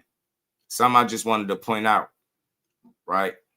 Now, I'm assuming if people are talking about this fight being put together, I'm just assuming they thinking it'll be facilitated through Turkey. Turkey will be involved. Now, this is just me. I'm just speculating based on what I've seen. We all know about the recent situation with the Tiger Johnson thing. You know, the little brawl or whatever the case. You know, to my understanding, Devin Haney was supposed to do the broadcast. And, you know, he was taken off the broadcast and replaced with Malik Scott, if I'm not mistaken. Shout out to L-Dub. And then on top of that, he was supposed to be on the show. You know, they got this, you know, I like this show, the little inside ring show. I like it. He was supposed to be on that. But he got snatched up off of that because of the brawl as well. Now, just for conversation purposes, just looking at everything that went on, shout out to Howard. What's good, homie? I hope that this situation, and I mean in the brawl, didn't affect them moving forward in terms of getting opportunities. This is why you hate to see shit like that happen, because you got to think about that bag, and it always will be the talent that suffers the most, right? That stands to lose the most. The talent being Devin Haney, right? The entourage is the entourage. They could go on, you know, to do what they do and whatever, because not only this, you know, MSG, Blaze was good with it. MSG had put out a statement as well, and it was, you know, they listed a prior incident with the UFC in this brawl situation, and they were saying, you know, they don't condone violence, you know, of any sort at any events or whatever the case, and they were saying people could be banned for life across all venues. So all I'm saying is there was a brief moment where you seen Devin Haney on camera. You never seen him physically do anything, but it again, if it's your people, it's going to be connected to you, and it seemingly is going to affect what's going on. So I don't know. There's just something to think about moving forward. That's why I feel like Devin Haney initially made some changes to his entourage before, when he said, right, he cut down on the entourage. Too many people, it lead to some BS. Now, as far as the brawl, from what I could see from the videos, all the videos that I've seen, I pretty much seen, I ain't gonna say all of them. I know it's a lot more, but I've seen all the different angles and stuff. It looked like that could have been avoided. And cooler heads got to prevail in situations like that. I don't give a damn what nobody say. If you justifying it, nasty work. If you saying that Tiger Johnson, he deserved it, that's crazy. That's weird, man. Hopefully they don't end up being banned permanently from the venues because of this situation. And like I said, more importantly, you know, hopefully him not being removed off the broadcast and pulled from the show is not a sign that Turkey is like, you know, this dude. You get me? Because I would hate to see anything get in the way of him making fights moving forward, whether that's with Shakur Stevenson or any other good fight for that man. Just want to see good boxing. So just something to think about, man. Something to mention real quick, man. We don't know if you know, if that affected in a crazy way. So hopefully it has, man. Hopefully it has. Shout out to everybody in the building. We got 90 people in the building. Hit that like button, y'all. Blaze, what it do, man? So expect the big names toward the end of his career. It's time Shakur and Keyshawn win, unlike Roy Jones losing to Joe. Yeah, light-skinned business. Brian Floyd said 10-4. Man, so let's keep building, man. We got this good interview that we're going to break down, man. We're going to listen to from Roy and Andre Ward, man. They do a great job. I like they Hall of Game. They was touching on some different things, you know, that happened over the weekend and the fights and different, you know, they was touching on some different things, man. I wanted to listen to some of that with y'all, man. Hit the like button, sub to the channel, y'all. We're gonna keep rocking. Devin is in the bro out there. Cause he, you know, look, I seen a little video with him kind of like running, but I didn't see him do anything. But the thing is, Damon, who you think gonna suffer if it's his entourage? You get what I'm saying? If it's your entourage ain't the boxer, they're not the talent. The talent is the one that's always gonna suffer from the situation the most. So that's why people gotta keep their head and be mindful, you know, read the room type shit. Some shit ain't worth it, man. That was definitely avoidable because that was ugly. It wasn't like just a little wrestling match, man. Dude was getting jumped. They was stomping. The videos of him getting stomped was disgusting, bro. That shit should never happen, bro. They was really stomping dude. I'm like, that's wild. And I think Bill got some of it too. Some people will say good or whatever. It is what it is. I just, you know, avoid shit like that because that stuff like that go left, man. We ain't here to see outside the ring scraps. I'm here to see it in the ring. Tiger and Dev would be a great fight in the ring. You know what I mean? I know I ain't the only one that think that. That'd be a good one. But we got to get to this. But let's get to this, y'all. Let me pull up Sunchild. What it do? Shout out to everybody. Shout out to Yes Indeed Boxing, the Queen Shower. How you feeling? Let's get to it, man. Yeah, they always do good interviews together, man. I meant to catch it yesterday, but we ain't have time. But we going to make time for it today. This was a good one, man. They do some really good work, and they always touching on some things. They hit on the they touched a little bit on the Teo situation too, man, because I don't know if it's any truth to him being left hanging or whatever have you, but I know that was nasty for him to be, you know, left alone if that was the actual situation. So we'll see though. We'll see. Shout out to him though, man. But let's get to this though.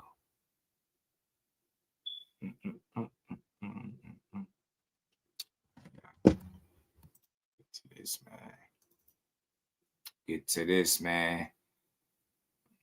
Tiger on a good streak. All right, let's get it. Let's get it, man. Let's get it. Hanging out with my man, Andre Ward. We two Hall of Famers will bring y'all a show called a Hall of. Yes, I know I'm not where I normally am. I'm on the road. And normally Roy Jones is on the road and I'm at home. And he's at home and I'm on the road. I don't know, man. Maybe I don't know. I know I was just back ranting a minute ago, man. This shit, listening to these dudes, I'm not saying I'm Roy or Andre, but their perspectives and their energy towards the sport and the way they call it is a much different. If y'all ever notice, bro, and y'all know these is two of the realest that ever laced them up, right? It's funny that they do a show together. It's actually great. Look at the way that they talk boxing, right? Coming from some people that actually done it. That's what my frustration be with the people that all they got is negative shit to offer. Like, bro, are you miserable? Are you good at home? Like, why are you mad at these young men being successful? It's like all negativity. Look how two Hall of Famers, two of the best in their respective times, right? Look how they call the sport in a much different fashion than somebody that can't do none of the shit they done in their life. It's crazy. Talking about a dude that ain't lost since he's, 12, 14 years old. Gold medaled and all that shit. Get what I'm saying? How many people could say that? Some people been getting beat up since they was 12 to now. You know what I'm saying? Look how they call the sport, though. With like integrity, with respect, man. It's different because they actually done it. Now, I haven't done it, but I could only imagine how hard it is to be as good as what Roy Jones was and to be as great as what Andre Ward was, respectfully. They both had two of the most successful careers, and you can't tell them they don't know no boxing. You get what I'm saying? It's content creators be bugging, man. Fans be bugging, bro. I like to hear from the people that know what they talking about. These two definitely know what they talking about, even if you don't agree. These dudes know how to cook. This is real boxing conversation. Everybody should have a standard. They setting the fucking bar high, and people should aspire to set the bar the way they do instead of joining in being the next toxic, fake-ass Stephen A. Smith. Nobody knows you. Stephen A. Smith got rich doing that shit. It ain't working for y'all. Switch it up. These dudes call boxing the right way, man. That's why I rock with them. Let's get into it, though, man. Elijah, Las Vegas. One of the best just fights got in done boxing, calling Elijah. the I think Zuffa so. 2 card with Joe Tessitore, Max Kellerman. It's the boxing promotion headed up by Dana White. Man, there was Shout some out to great fights there OTB, last my bro. night. Was good with Very it, man. even matchmaking. That's one thing that Zuffa has gotten right out the gate. But I got to get into the huge boxing weekend that we've been talking about and promoting these last couple months, which is the Ring 6 card this past weekend, January 31st, Madison Square Garden, a sold out Madison Square Garden between Shakur Stevenson, Teofimo Lopez. On the co-feature, we had the return of Keyshawn Davis. Keyshawn Davis has been gone. And you know, when you don't fight, people, they whisper, but they're not really talking about you like they once were. And he was in there against a formidable contender, Jermaine Ortiz. He's the type of guy that if you're not right and if you didn't prepare properly, or if there's any holes in your game, he's going to push you to that point where he's going to show it. That was a great co-feature. We're going to get into that. And also on the undercard, Bruce Shushu Carrington versus Carlos Castro, or AKA Shoe York City, as he likes to say. This is his first title fight in the featherweight division, the WBC title. Man, great fight. Shushu got tested in that fight. We're going to get into that as well. And Xander Zayas, man, I hate that Xander and Shakur fought on the same night. You want all the eyeballs to be watching one card if possible. Xander headlined a card in his home country, Puerto Rico. I don't want to ever come off like I'm policing people, because that ain't like, feel free to have the opinion, but have some, like, I don't know, man.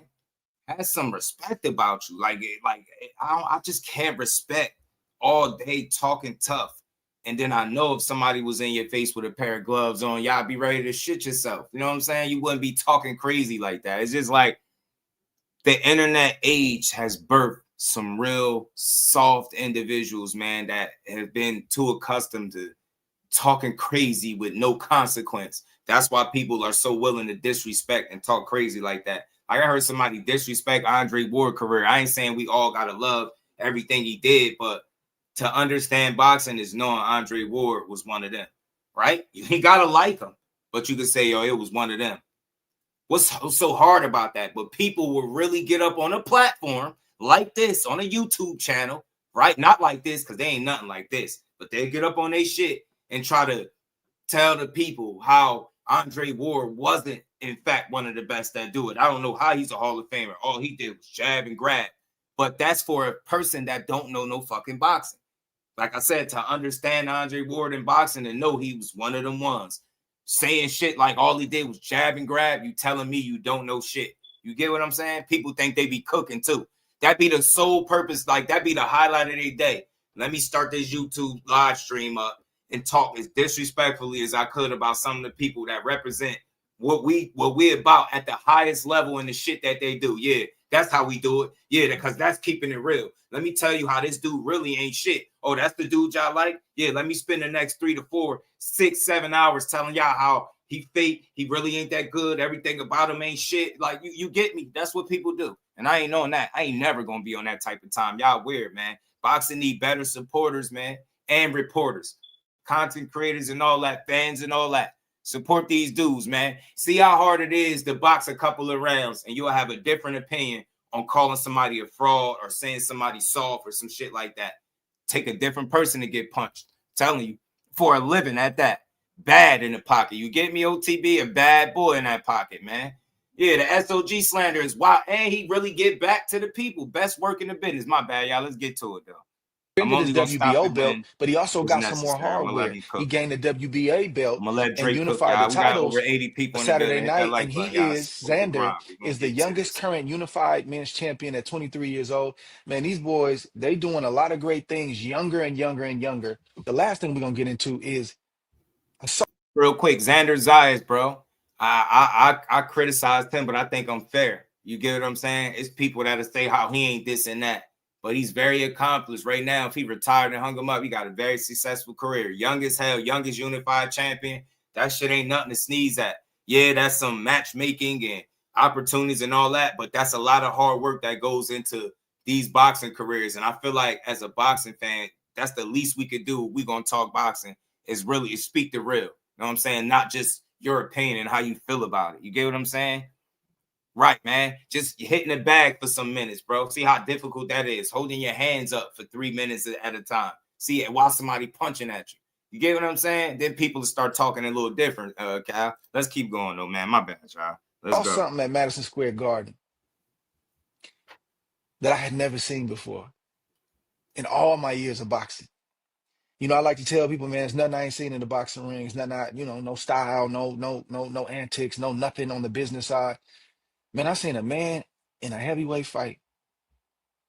And in the middle of the fight, got hit with an uppercut. Man, hairpiece came off, Roy, in the middle of the fight. Jarrell Miller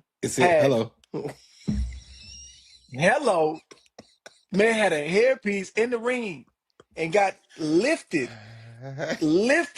off the top of his head in the middle of the fight, early in the fight. And he had to fight the rest of the fight with a little ring of hair around his head.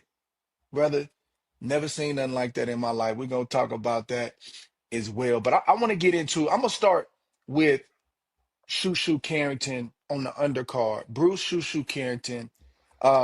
He's a Brooklyn native. This is a homecoming fight. This is a dream come true for you to fight at home, but to have your first world title at home. I had a similar situation. It's exciting, but it's a lot of pressure. It's one thing to be in a foreign place, another state or another country, right? That's a different level of pressure to perform and want to win. But when you at home and all week long, do you got tickets? Do you got tickets? Hey, man, can we get in the back with you? Do you got a credential? All that type of stuff is happening because most of the time, family and friends don't understand that this is a party for y'all. This is an event for y'all. This is a war for me. So while y'all trying to figure out how you going to get my third cousin in, while y'all gonna figure out how y'all trying to get my third cousin into the fight or get him in the back of the locker room at the press conference, I can't do nothing but think about war and trying to figure out how I'm gonna pull this off. Shushu went in there, Roy, and he got tested. He said that was the first time that he's ever been hurt in a fight, a real fight. It was some rough moments in there, and I don't dislike that for him. You can get a false sense of yourself going in there and blowing a guy out in 2-3 rounds, raising that belt on your shoulders, to what and you Andre start to Ward, think that most nights. Real quick, y'all, I just want to highlight, listen to how he's describing somebody being tested and this is coming from somebody that was in the driver's seat before, so he know full well what Shushu was going through, right? But a fan to get up here and tell you how Shushu defense, all this and that, man, and he need to do this and do that. These guys need to be tested, bro. Getting hurt in a fight is not a death sentence, bro. You need to know how you're going to respond in those moments. We need to see that from these guys. You got people still asking that about Shakur, right? They want to see him get cracked to see how he going to respond if he get hurt, right? You seen it with Shushu. It's not a death sentence. He responded and he stopped his guy with like a 4 or 5 punch combination. Beautiful work. That's how you grow as a fighter. You probably learned more in this one fight about Shushu than you did in most of his other fights combined, bro, because he got tested more than he's been tested in any other fight. And in his biggest moment for a world title, he shined. But a fan to get up here and tell you how his defense is so bad and somebody going to beat him eventually, look how we call the game. We don't even look at it for what it is. He got tested, had to dig deep, and he was able to do it and get a fucking knockout. Impressive doing it. He looked good doing it. That's why they're giving it the performance of the night. This is why, and I don't got no argument with it. Beautiful work from Shushu, man. Are going to be like this. Shushu had to really get it out the mud. He had to really dig into that bag of intangibles. He had to really show that he can weather the storm. He got visibly hurt, and Carlos Castro did what he was supposed to do. He jumped on Shushu. He weathered that storm well, and it didn't discourage Shushu. As soon as his head cleared, he sort of changed the game plan and stopped moving as much, started making some better decisions defensively, and then he started letting them hands go to get that knockout. Roy, what did you seen? For the people that didn't catch it in real time, he made the adjustment like Ward said, and he got through it, and that shit guided him to a picture-perfect knockout. Best performance in his biggest moment, in my opinion, because he got tested by Carlos Castro, who was a vet in the game. We seen Carlos Castro test Cool Boy before Cool Boy ended up beating him, right?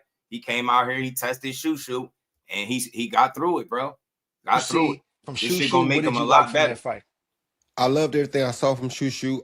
The fact that he was able to weather that storm during a big fight like that says a lot, because in your hometown, like you said, there's always a lot of extra pressure, a lot of added pressure. Now, to his defense, you also had a Keyshawn Davis coming after you, and you had a main event with Teofimo Lopez and Yeah. young man. So with that being Yeah, said, Shakur, yeah. Teofimo, Shakur Stevenson, yeah. yeah, it was pressure on you, but it wasn't as much that could be, because I'm sure when you did it, you probably was the main event, right? Mm-hmm. Exactly. So when you're the main event, it's a little bit more pressure, but that pressure still is there. It's just that he had a few other people on the undercard to catch it if something didn't go right. But to me, I thought Shushu probably fought the one of the better fights of the night too, because it was entertaining. It was back and forth. He got hurt. Yeah, Then he shoot came back, nice, yo. We got over 100 people. Y'all survived hit that, that like and then button. took the Double guy tap the with a like button 5-punch on the vertical combination. side, y'all. That's Bang, Get the bang, bang, likes up. bang, bang. that was good stuff. You understand? So Shushu definitely game I respect. I love the fact that he was able to put on a performance like that for his New York home, for his hometown fans. And I thought Shushu just did a great job. Yep. Yeah, Shushu had Right, yeah, BJ, that shit was beautiful work, man. You just get excited because when you watch boxing from a standpoint of like you just trying to enjoy this shit and see all that's right with it instead of being this negative guy, you genuinely find yourself going crazy. I know I was going off when Corey was cooking Tio the way he was, because I'm thinking about all this shit that people was talking beforehand and seeing them just like do this shit in real time. I love seeing it. Zeke, what's good, homie? Yeah, man. Yeah, man. Listen, Shushu in the driver's seat to make some other big fights, man. He talking that anyway stuff, man. I like Shushu, man. Shushu, the rest of the guys on the car, and then Shakur Stevenson and Teofimo, man, they brought out Spike Lee, man. Spike Lee, shout out to Spike Lee, man. Spike Lee was out there early. I was out there for the undercard because I knew it was gonna be a great card.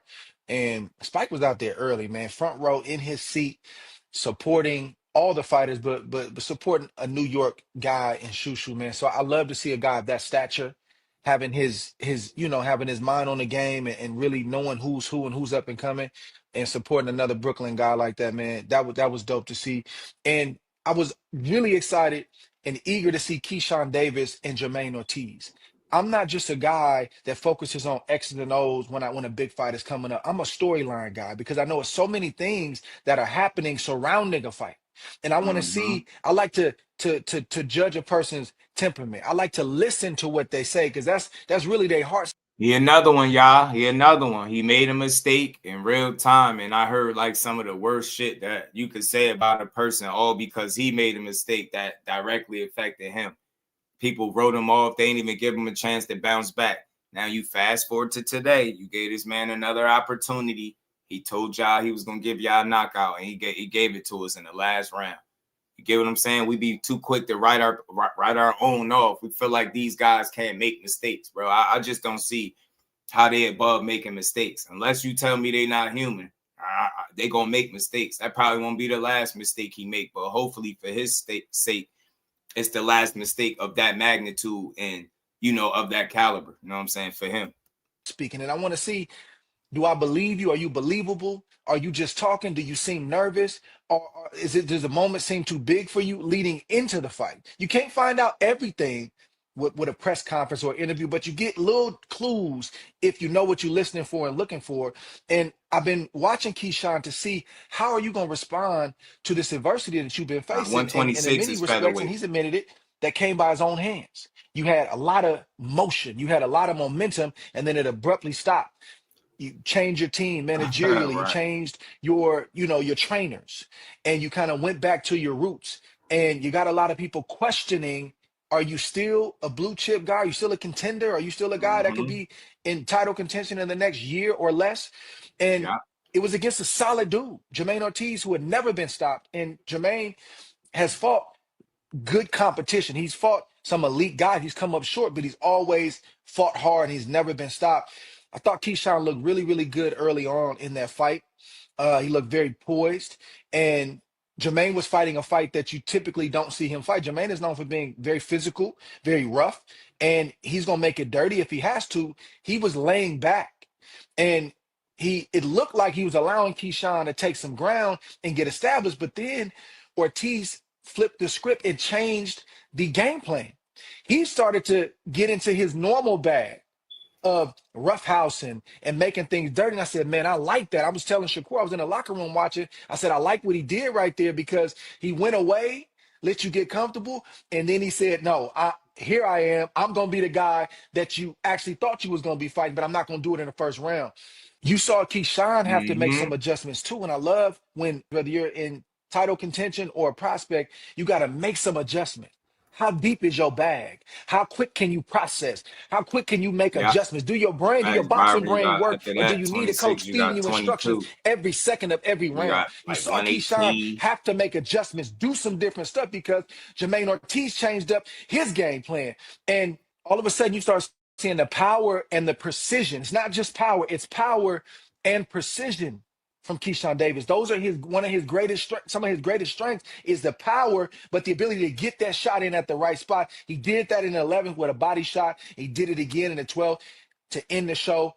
Great performance for him. And it was one of the performances that basically tells the boxing community and those in your weight class and around your weight class, I'm back. It wasn't a performance that screams I'm back, but it definitely said, I'm back. I've heard all the whispers and I'm here. What you think about that performance of Keyshawn? Yeah, and look, Keyshawn, he handled business, bro. Shit, it might do scream a little bit, bro, because he dominated. He ain't lose around. You know what I'm saying? Then dropped the dude with body work. You know what I mean? Didn't forget about the body, bro. He was smart with his approach. He was surgical. Jermaine Ortiz didn't have no answers. You've never seen him that outgunned in no fight. When he went up against the great Vasil Lomachenko, he didn't look like that. He arguably makes the case for beating Teofimo Lopez. Definitely didn't look like that. But against the guy with less fights, he looks like that. I wonder why. I'm trying to tell people Keyshawn Davis, fully focused, is going to be one of them. He is that. Like, it's all you got to do is stay locked in. And right now, real talk, people like him, in his career, right now, his biggest challenge, respectfully, is him. It's him versus him. As long as he keep Keyshawn in check, boxing world in trouble. Them opponents stay out in trouble, bro. Youngin like that. He like to fight. He mean. He patient at the same time. He's smart. He's defensively sound. Defense underrated. You got a nice bag of tricks to deal with when you in there with Keyshawn Davis. You better be sure, better be prepared because he gonna get you. Jermaine Ortiz found out the hard way. Nobody else beat him like that. Not only did he dominate him, he stopped them too. He never been stopped. Stopped them, dominated them, then stopped them. You get what I'm saying? Impressive for the youngin. Like a dog, my guy. How you feeling, bro? Appreciate you always in the building. Say just listen. Appreciate you, fam. We gonna get to it's over 100 people. Hit the like button, y'all. Up to the channel. I don't think he really said I'm back. He said I'm different and I'm back because y'all couldn't stop Ortiz. I did. So I'm different and I'm back. You understand me? So I think he made two statements at one time. You understand me? Because nobody else has stopped Ortiz. You understand me? That's the first time he's ever been stopped. That means you do that, you're doing something different. And you're doing it after this long layoff. So he's saying a whole lot in that one performance. That was also a brilliant performance. Why I rank it so high too is because it was three great performances that night, but they all had different things to them. I love the fact that Shushu went through the adversity, but I also like the fact that Keyshawn was able to change up when it came time for him to change up. Yet he still kept that same pressure on. You understand me? The guy saw right away that he couldn't outbox him, so the guy changed up and tried to come at him a little bit. He took that too and kept fighting the same way. Then when the guy tried it, that was everything he had. Then Keyshawn immediately started going back to that body.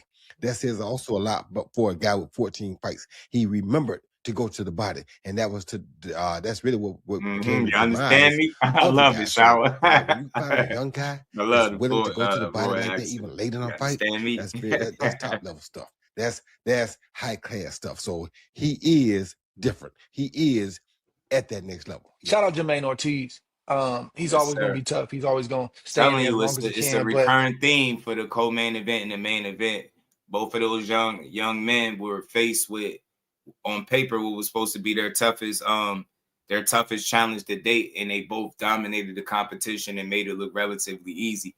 You know, not saying that the fights were easy, but they ended up making those fights look like some of the easiest fights that they've had in their career, respectfully, right? And it's not easy to do that. And think about it, Keyshawn did it off a layoff to his own, mishaps, right? He doing it off a layoff, inactivity, the ring rust. Think about it. You didn't even think about that. I just gotta point that. I ain't about to overstate the win, but I want the record to reflect. He did that coming off what you look at as a layoff, inactivity, right?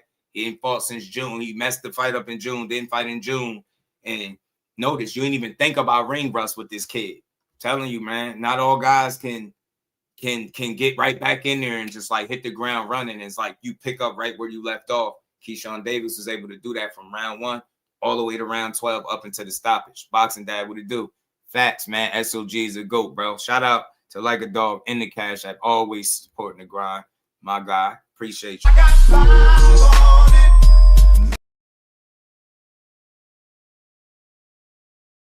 Shout out to my guy. Appreciate you.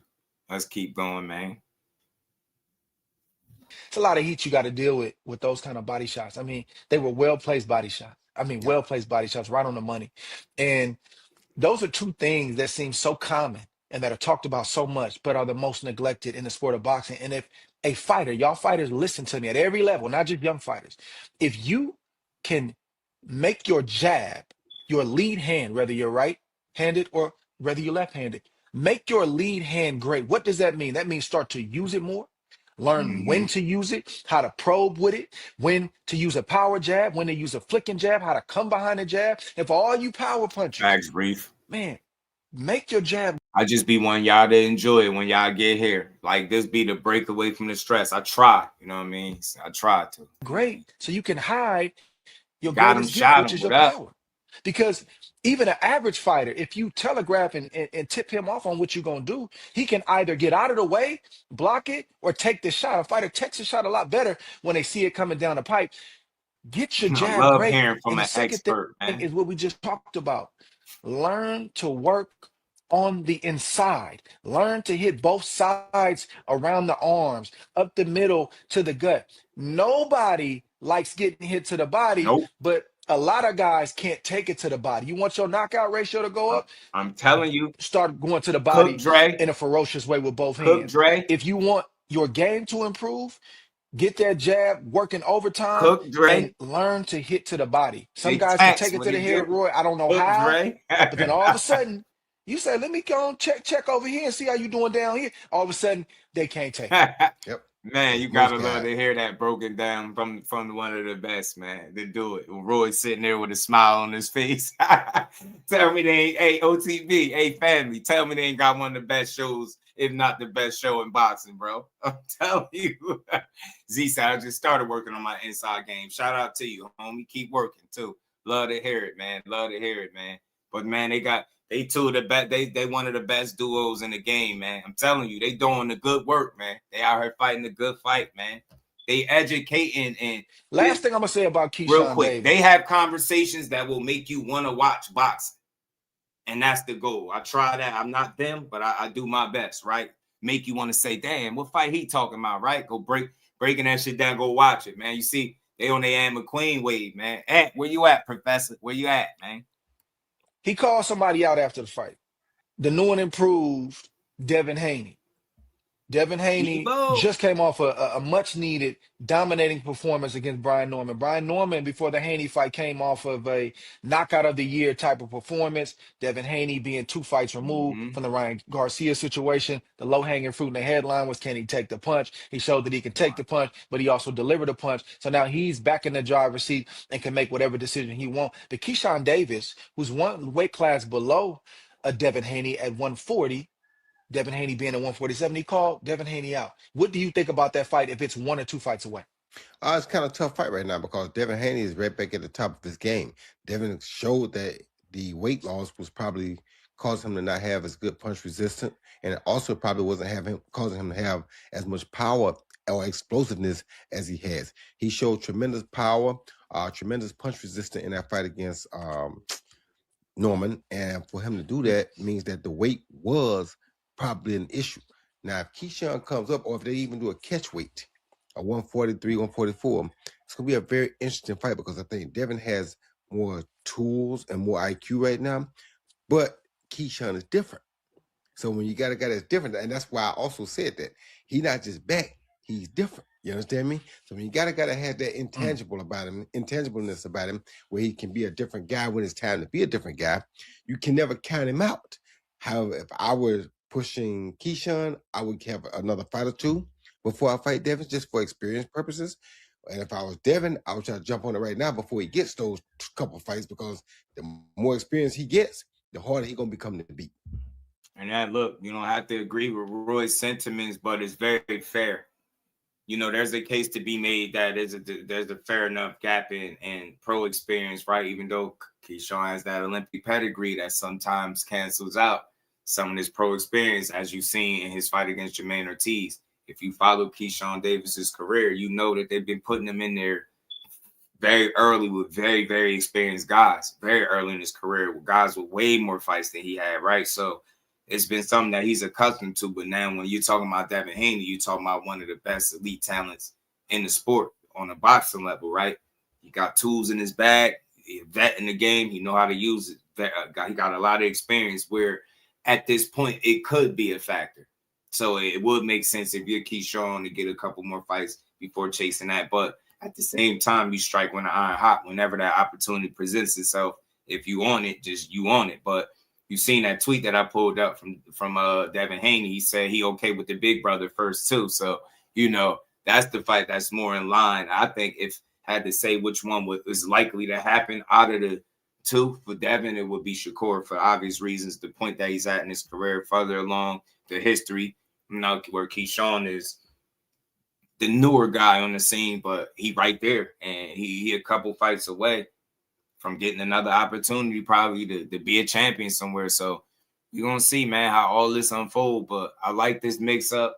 This crop of talent is real, man. It's a matter of these guys staying locked in, fully focused and motivated.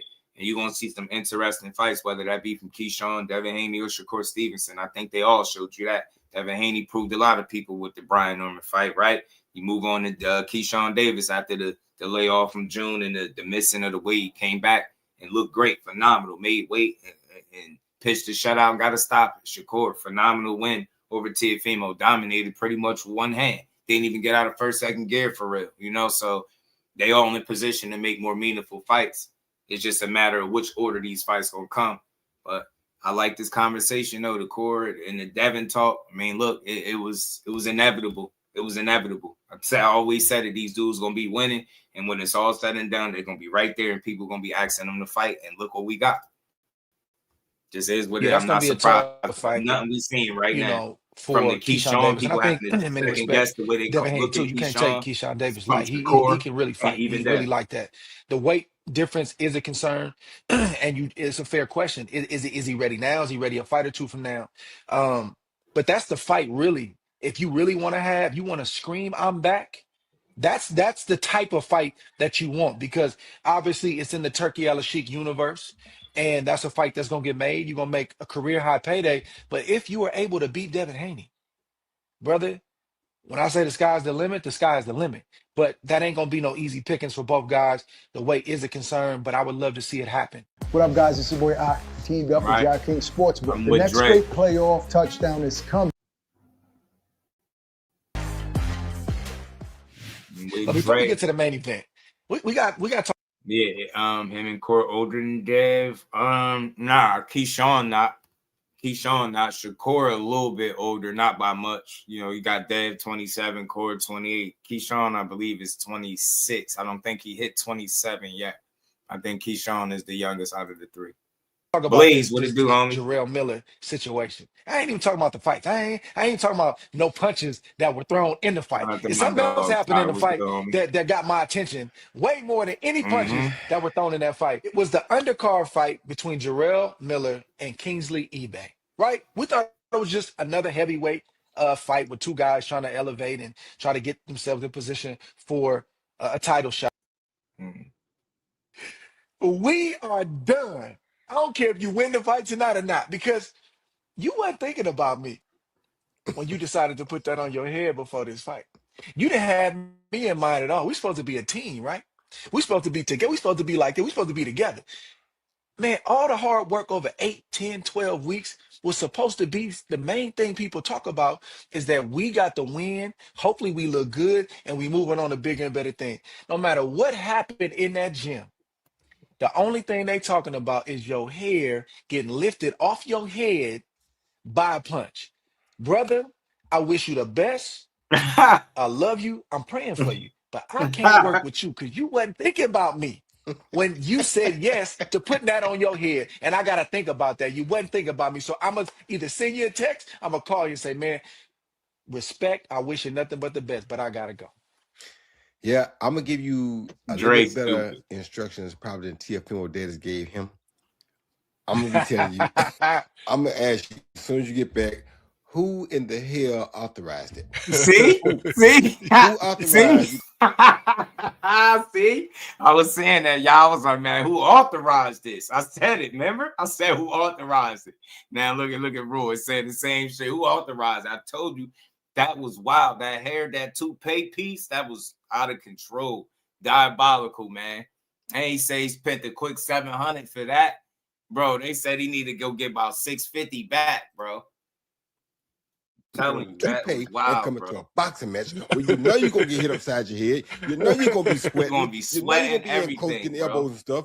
How could you bring it home in a fight in Madison Square Garden that's gonna be aired on the yes. You get hit with upcoming and say, oops, yep. Drake like, what the hell is that? So then you get back and you got smart enough to just say, forget it, put it out and throw it into the fans, throw it to the stands. That was a great thing. Then one of your future opponents. Drake went on camera for crazy. a second. You know, just you messed. That was a bad move. He's still laughing, bro. You got us all talking about him now.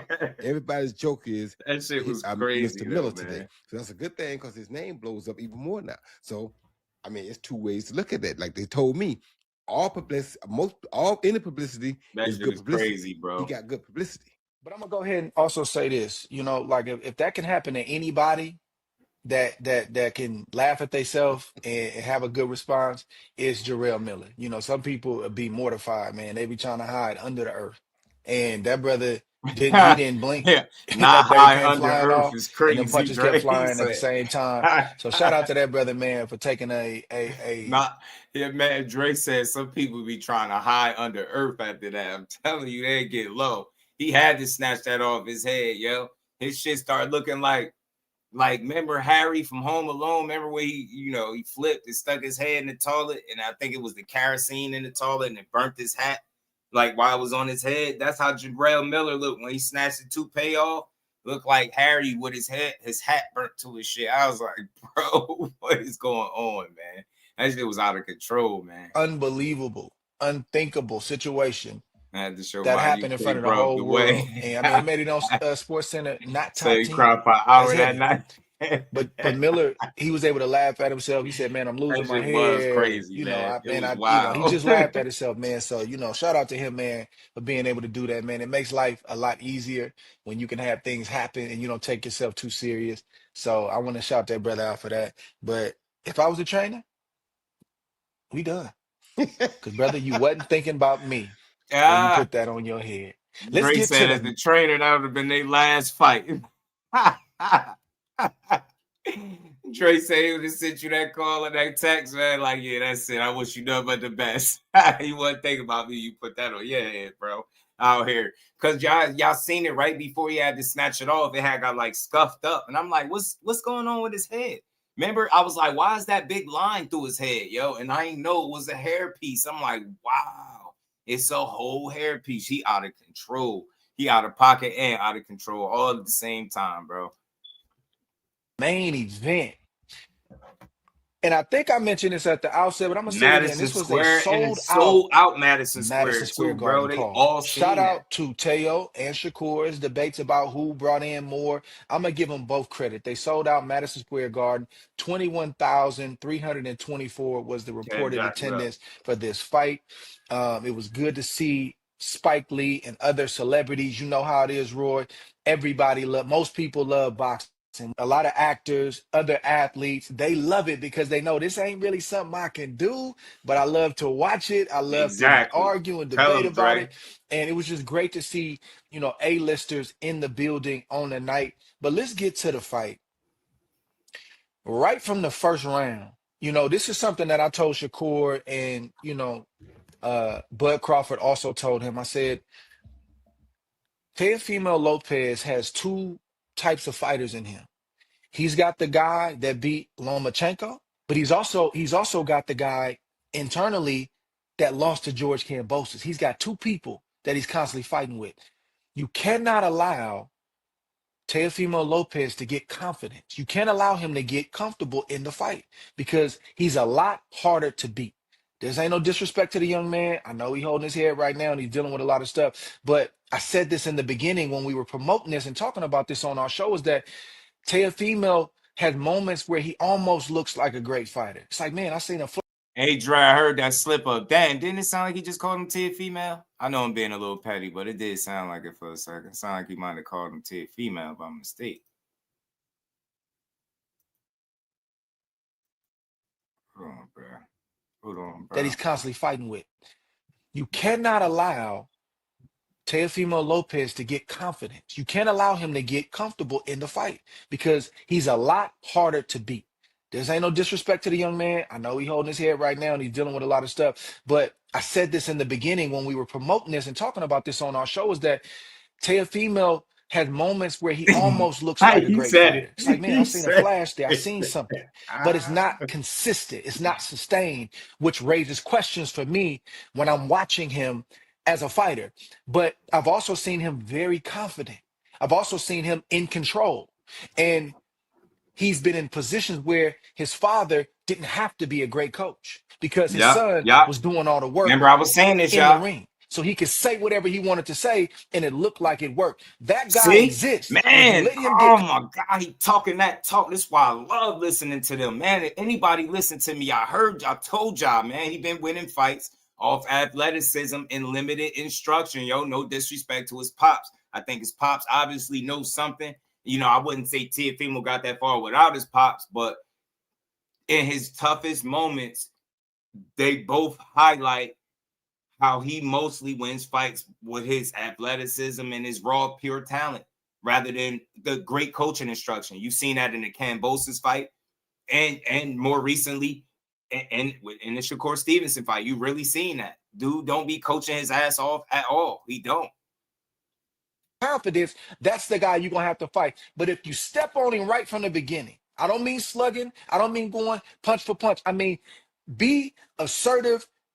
Allow your dominance to be known in the arena, those watching, the judges, as well as Teofimo Lopez, by how you get down in that first, second, third round. Establish your game plan. If he misses, make him pay. Let him know it's not going to be that type of party tonight. And the first chance you get to yoke him up and let him feel your physical strength, do it early and let him know what time it is. And Shakur did that. And I saw at the end of the first round that Teofimo Lopez had no answers, that he was reduced to just a big punch. I still saw the explosiveness. Some of them punches was landing heavy. He still got the power, but he didn't have a deep bag. He didn't have a second game plan.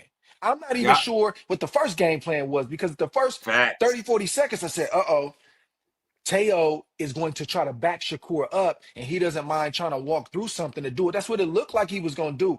But the master distance and range that Shakur puts on these guys, it spooks them. Man. Hit that like we button think on both that only sides punches landed Let's go. spooks or scares a fighter. What spooks and scares a fighter, probably up there with even getting hit with a big punch, is when you try to reach and you miss and you get hit with a shot and the crowd goes crazy. That does something to your mind. Shakur started that right away. That right jab was clicking. Bing, bing, bing. Got that eye opened up early. And I saw Teofimo Lopez without answers, Roy, after the first round. Yeah, he didn't have no answers after the first round. Like I told you in the broadcast we did beforehand, his whole thing was to try to make Shakur mad enough to come out and try to trade with him early. That's why he had all the jokes he had. That's why he was doing all the antics. It was strictly just to try to piss Shakur off, so that maybe Shakur would come out and try to land a big shot on him. He knew that was his only chance. And I knew that was his only chance. So if Shakur came out and went right at him like that, that would have gave him a chance to try to land something big and lucky. Other than that, he's never had the feet to keep up with Teofimo. To keep up with Shakur, because Shakur Shakur has some of the best feet in the game, and people don't understand that. Told you, that's another one. Teddy Atlas was one of the people that said he got top 3 feet in the game. Now you hearing it from Roy.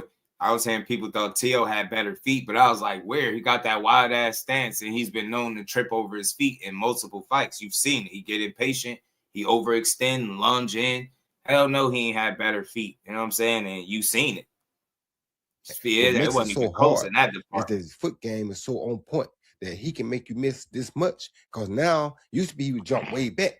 Now he's not doing that anymore. Now he's just stepping back just enough to make you miss so he can get what he wants after you miss. That makes him highly dangerous. And to see him improve on that and come bring it to the forefront in the biggest fight of his career is great. But I want to say something else to both of those fighters. For you two guys to go out there at 28 years old when y'all in y'all prime and put it all on the line, that's what boxing is really about. That's what we've been missing in boxing. And thanks to Turk Al-Sheikh, because without his pockets, they may still not have done it. But because he has the pockets to make it happen, now we can get the fights that we want to see. And that was also a great thing. That was a whole great night of good fights because Keyshawn fought a really good fighter. Shushu fought a really good fighter. And that main event was 2 great fighters in their prime. You understand me? And we're not gonna say Teo has gotten to a great status, but he is a good daggone fighter in his solid prime. fighter. You understand me? Very solid in his prime. So that was a great night for me. Great Shout night out to of Lance. boxing. Good, homie. Great night for boxing. And shout out to Turkey Al-Sheikh, not just for the deep pockets, but the vision.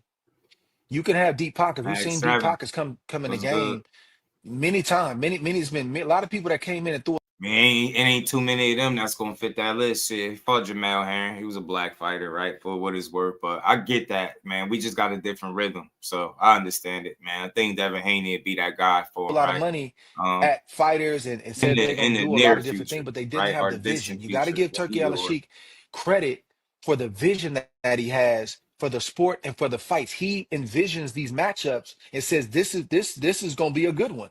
And they picked the right one with Teofimo Lopez and Shakur Stevenson. They did. Man, it was I don't want to say shocking, but you just expected Teofimo Lopez to have at least a game plan B. I wanted to see, did you have any adjustments?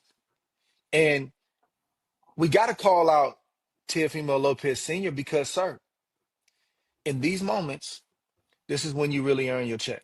It's not at the press conference. It's not when you're in front of a YouTube channel. It's not any of that. We don't want to, that's cool. If you want to do that, do that. But in that moment, when your son needed you to give him sound instructions, to settle him down and give him 1 or 2 things that he can do to change the course of this fight and possibly try to win or catch Shakur or do anything, you as a trainer did not show up. When you start saying stuff like, bro, where's your power? Do you not realize that when you face a boxer like that, that power can get put in the trunk and you'll never see it? You don't have no other game plan other than power? Bro, what's wrong with your legs? He's fighting better legs. Where's your footwork? He's fighting better footwork. Y'all didn't know this? Y'all been seeing Shakur since he been a kid. Y'all came up together. That was the moment where Teofimo Lopez Sr. was supposed to earn his money. And I believe in that moment he failed his son. I agree 100%. Told y'all I feel better that it came to Hall of Famers. Look, everybody ain't got to agree, but I told y'all it's going to be an interesting dynamic with, Shakur and Wally Moses with Teo and Teo Sr. And I said when he get in his toughest and roughest moments, he can't look to his dad for the answers that most fighters can look to. Like, and a lot of people made fun of Devin Haney and Bill, you're right, when he was your brick stronger than his brick and all of that stuff. And they was making light of it. But Devin Haney went out there and figured that shit out and got the close-ass win. No matter what nobody said, right? Teofimo got ridiculed. Where's your power, bro? You're going to hate yourself in the morning. Like, all that stuff. And it was like, bro, you telling him the wrong stuff. He need motivation and encouragement. He need direction, how to get from A to B, B to C. And you over here asking him where his power at. You got to hit him, duh, bro. But you're not teaching him what to do. You're not instructing him on how to get from A to B, like I said, and he just didn't have answers, and you didn't have the answers for him either. So I'm saying, so it's tough. It's tough. Y'all hit that like button. We got 120 some people in the building. Hit the like button, y'all. Because you had no plan B. It's like what people don't realize is that's why you're a team with your coach. Because when everything you think seems to fail, he's supposed to have something else for you to try. If he don't have nothing else for you to try, then what are you paying him for? I mean, yeah, we all go out with an idea and a fight plan in our minds. Sometimes that fight plan don't work. So if that fight plan don't work, I need you to give me something new or something different to try to make adjustments on the fly if I can't figure it out. Most trainers nowadays, they don't really know boxing because they haven't fought themselves. So of course they don't know how to figure out what has really happened or what's going on. If they fought themselves, they understand how to do that. But because they didn't fight themselves, it makes it kind of tough for them to make those calls. I mean, if my coach ever would have told me, you got to hit him, yo. I'm like, hit him with what? I mean, you got to hit him. Come on, bro. It's not that simple. But if you haven't been in there, you think it's that simple. It looks that simple from the outside. Inside that square, Roy and them talking that talk. Beware. Them feet are a very deadly thing to deal with. If a guy has better feet than you, you got a problem on your hands. Trust what I tell you. Big problem. Told you. Big problem. Yeah. And you're not only missing and unsure of yourself. Like I knew Teo didn't have a game plan B when he started doing this funny thing where he throw a right hand and bring his back foot forward and then kind of leave himself out there and then kind of reach back. And a lot of times Shakur following him back, bing, bing, or at least with a jab, bing. Brother, come on, man. Teofimo Lopez, I think, is a better fighter than what he showed that night. But man, Shakur Stevenson had a lot to do with that, right? He did. And I'm gonna say one more thing about the corner. You know, them elite coaches, they not only tell you what to do, they tell you how to do it. How to do it. Or why you doing it. You got it. Why you doing it? Why you doing it? What you need to do, and then how to do it. Give me that instruction to say, hey, man, that right hand is wide open. Cool. Next thing I'm listening for is how do I get there, coach? You got to come behind the double jab. Trust that you're going to get there with the double jab. Let the shot go. Don't throw it hard. It's going to be there. Man. That's what I need right there. Do none of that. Lopez Sr., all the rah-rah stuff. Bro. You got it. Hit him, bro. All that rah-rah stuff is out the window. And I told Shakur before the fight, I said, hey, man, do not get caught up in the antics. Stay locked in. Because the only reason why he's doing this is because he's out of answer and the first bell hasn't even rung yet. Because when you really like that, when you really know you got a deep bag here, you got a deep bag here, and you know you got 2-3 game plans, and I can revert to anything that I need to try to win this fight, you preserve your energy. I ain't got time to be no clown on stage. Right? What happened to your fucking power, bro?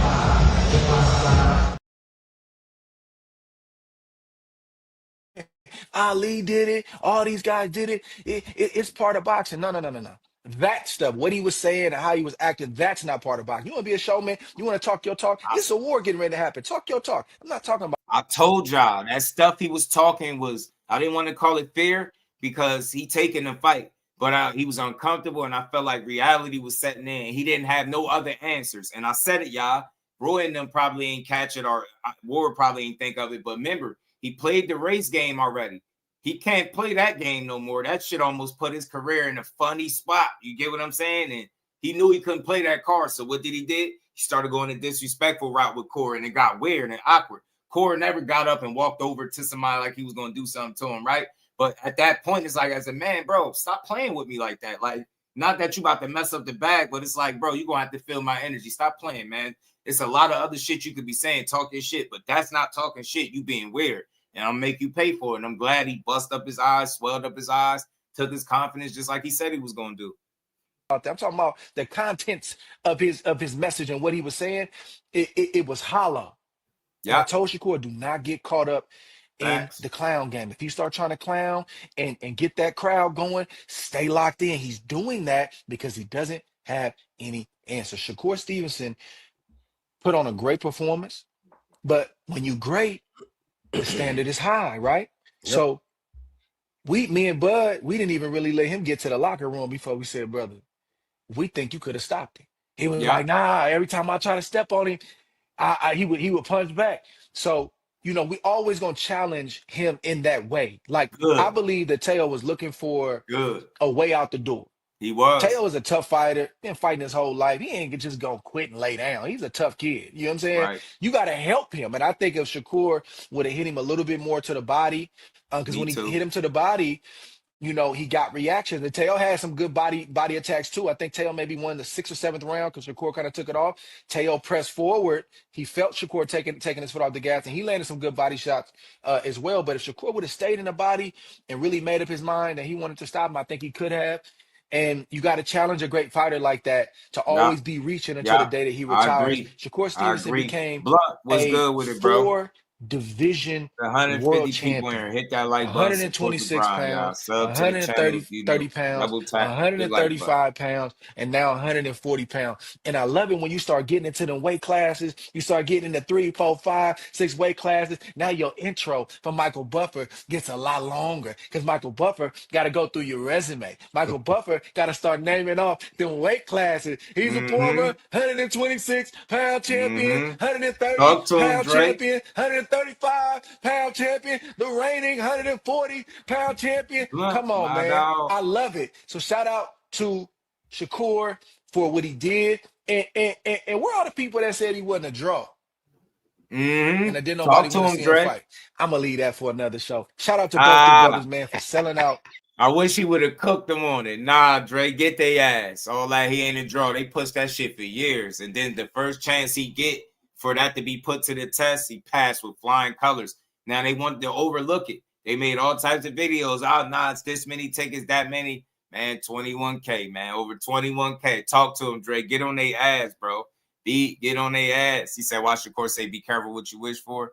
Nah, bro. It ain't a weak response. I can't tell you. If you think that's weak, Eugene, that's you. He telling them be careful what you wish for because you might get it. Now, you asking for it, and you've been in the ring with some guys, but you ain't been in the ring with no Shakur Stevenson. And that's evident. That's what he telling them. Like, this shit can happen, bro. So I hope they make it happen. I hope they meet in the middle, or a matter of fact, I hope Core go to 47 and take his shit same way he did Teo, straight like that. Because I think he can do this it. arena. And I think he can do it. To your point, Roy, man, just being willing to say yes. Yep. They said yes to this because bar a draw happen, it's gonna be a winner and a loser, and it's a fallout for the loser right now. Teo going through it, and some of it is part of the game. It's just what it is. You do not show, you talk like that and you don't show up, man. You gotta deal with that. Just come with it. But I want to shout him out and tell him, man, listen, you came up short, brother. Process this however you process these things. If you want to fight on, you can fight on. And, we respect you as a fighter, and we respect your willingness to say yes. Yeah, me too, man. And shout out to Ward and Bud Crawford for challenging Core in that way and letting him know, yeah, he could have done more. You could have put more on his ass. I think you could have put him under more stress. Could have attacked that eye a little bit more, and I think he would have got him out of there, truth be told, man. And, I know Core's in there, and he might seen something differently, but telling you, man, shit, trust in yourself, trust in what the OGs is telling you. If they telling you could have did it, you got to believe that you could have done it. And I feel like he's great enough where he could have forced the issue. Think about the story would have been had he stopped Teo. Oh, man, what would they been saying then, bro? I agree. We do respect him as a fighter. You already know, bro. His willingness to say yes. And I also respect his willingness to stay there at 12 rounds because he didn't have to. You understand me? And it's like outside looking in. It's like people all the time, I know, and I look at this a lot of times, even when I train guys. But it is what it is. But to have his dad not understand that, listen, sir, you got your son fighting one of the best fighters in the world, and on top of it, 2 of his best friends are basically Hall of Famers, Andre Ward and Terrence Crawford. Do you know how much knowledge they're gonna pour into this kid throughout the training camp of this fight? You better bring somebody in with some knowledge too, or you're gonna have problems. You understand where I'm coming from? I mean, think about that.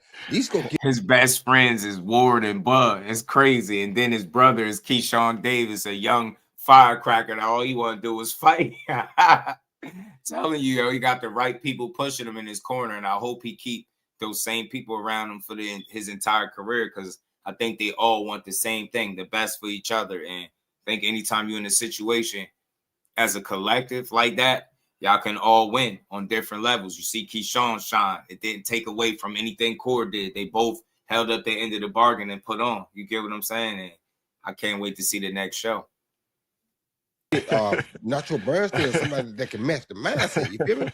He got two guys with incredible minds. Yeah, How you Wally gonna be? How Moses you and gonna be Ron about it? Sims, And man, he a you good can't fighter lose. already. With Floyd, man, two you know guys it. You with know two awesome OTB got the blueprints ghost already. rocking How with you him. gonna beat that, bro? How you gonna beat that? Are you gonna come by yourself? Yeah, It's just I tough, told bro. y'all it was gonna be Wally Moses and Core against Tio. It was Tio Senior was there, but I told you it wasn't. It was gonna be like he was. I knew it. I was like, yo, when that shit get thick, he is not gonna have the answers. I seen it in the Kambosos fight, and Kambosos ain't Shakur. Kambosos had him sounding like he ain't know what to tell his son, and I'm like, yo, Kambosos can do that. Shakur definitely can do that, and he did it ×2. You get what I'm saying? Shit crazy. I didn't understand that either.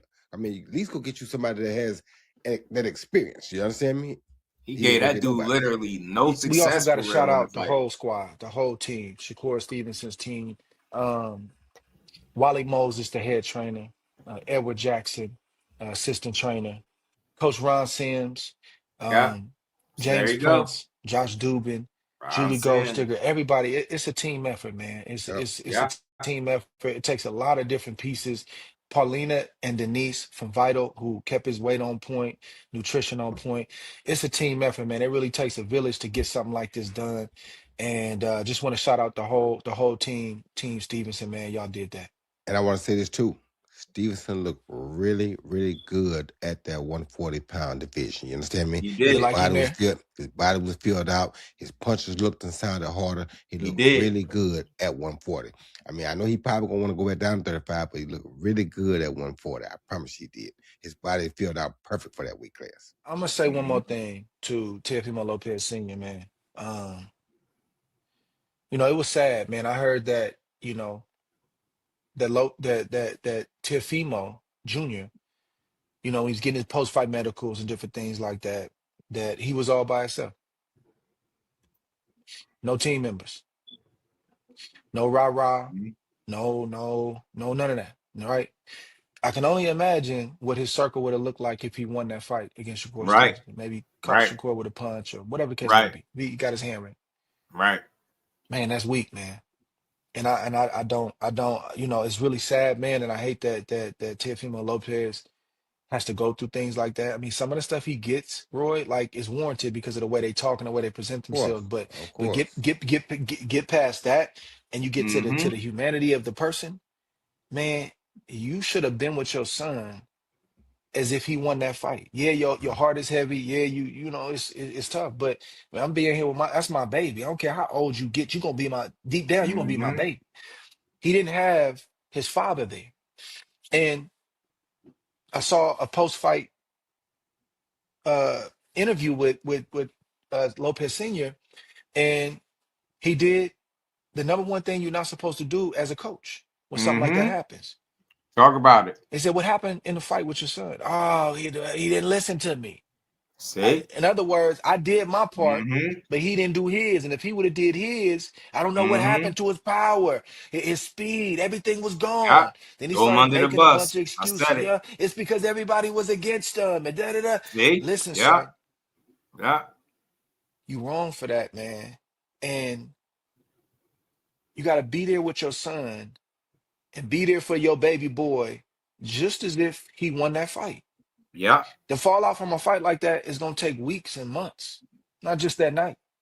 Your son needs you there saying we and us, we didn't do it. And man, if we got to go back to the drawing board and we got to figure this out, man, I should have done better at camp. Maybe I should have got you some different work. Whatever you got to say, you stand as one team united with your son, because I guarantee you, if Teofimo Lopez Jr. won that fight, oh, we would have got more of Teofimo Lopez Sr. than we wanted. Yeah. That wasn't right. And that's not the way you do your son. And I just hated to see that, Roy. I hated to see him get thrown under the bus a third or fourth time after the fight. You already had to deal with the fallout of the fight. You're dealing with, you know, the natural stuff that's going to come. You got to stand on that. You got to shoulder that, bro. But then this stuff over here from my daddy and my coach, I just didn't like to see that, man. That hurt me to see that. Yeah, it hurt anybody to see, Andre, and it's like a lot of times, you know, I don't like to speak on it much because I do understand. I went through it a lot myself, but this is why sometimes, at some point, as a man, you got to go get your own team. You understand me? You can't be there and just depend on that, because a lot of times fathers get mad and they're gonna blame everything on you because they are the father. They feel like, well, he didn't do what I told him to do. But at some point, you got to stop allowing him to tell you what to do, so that you can't never blame that. He can't never blame that on you. But if you let him keep telling you what to do, I'm just keeping it real. Right. You feel where I'm coming from? That's real. I'm just keeping it real. So I understand both sides, but it's like the father gonna say, well, he ain't listening to what I say. Well, I mean, really, at this point, somebody should really be listening to what he say more. You feel where I'm coming from? Because he should listen. He shouldn't have listened to what he said in the corner. that's what I'm saying. But what I said, he didn't give him much to listen to in the first place. He didn't Matter say of fact, nothing. he didn't tell him nothing. He in the corner asking questions. Yeah. What? So You asking me questions? I'm dealing with these punches and this jab. Give me something, bro. He ain't got nothing to give. Like I said, he ain't got nothing to give him. And at that point, you got to realize that, like I said, I understood that, but I don't want you in the corner or come and tell people, well, he didn't do what I tell him to do, because I might not have agreed with what you said anyway. So why would I do what you said to? Hit him, bro. That's not enough. You feel me? So, and I think they went through this before. Tio just didn't do what he probably should have did. Don't like that one. That's why at that time, you're right. You understand me? They So, did have a shakeup. Yeah, man, it's a great you understand what I'm coming. interview So button, I don't man. like I said, I don't want to get into it, but you can't blame it now, because when God showed you what it was, you didn't do what you should have did. So now you got to suffer the consequences. These are the consequences of you not doing what God tell you to do. And I'm done with it. That's a wrap, man. Roy Great saying, things I'm up done with ahead it. for these young fighters who are carrying the game right now. Boxing is in good hands. Boxing is not dying. It's alive and well, and it will be here for a very, very long time. We signing off. Appreciate y'all. I'm going home. I'm tired. I done been on planes. I'm tired of hearing myself talk. I'm trying to go to the house and Yo, it'd be chill. like We'll that. see y'all next time. It'd be like that after talking for 4 hours straight up here, y'all. I'd be like, bro, I don't be wanting to hear my own voice. I can relate to that. Shout out to everybody. We ain't done. We got more.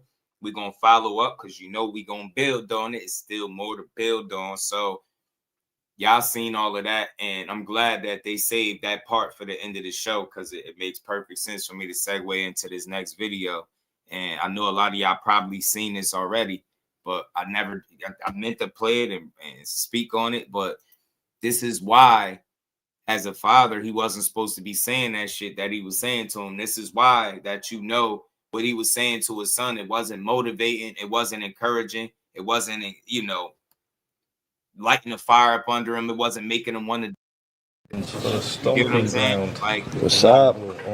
You gonna hate yourself in the morning. All right. He ain't even have to wait till the morning. Like, look at how dejected he sounded in this. So, you know what I'm saying? And I get it. It's still emotions high, right? Adrenaline, possibly. You just fought not too long ago. Shit, you still got, your blood, your wounds still leaking for all you know, right? But this shit took effect. Them words resonated with him. The zone, Teofimo Lopez. I'm just going to say, firstly, I think it's about 3 o'clock in the morning, but thank you to you, because the last thing you probably want to do is have a microphone shoved in front of your face, but here you are, still giving me some of your time. No, it's cool. You know, people need to hear this as well. They need to hear the other side. So this is how we do it. Initially, let's just say a record attendance here at MHG. Yeah, that's awesome. Tonight, and a lot of those fans coming out for yourself. Proud that you've been able to do that as a New Yorker yourself. Yeah, I'm actually grateful. I'm grateful for it. It's definitely something that was a dream of mine, and we accomplished that. We didn't get the win that we wanted to tonight, but no matter what, we did something more than anything. We brought everybody out here to watch and witness. Just a greatness, yeah, really greatness.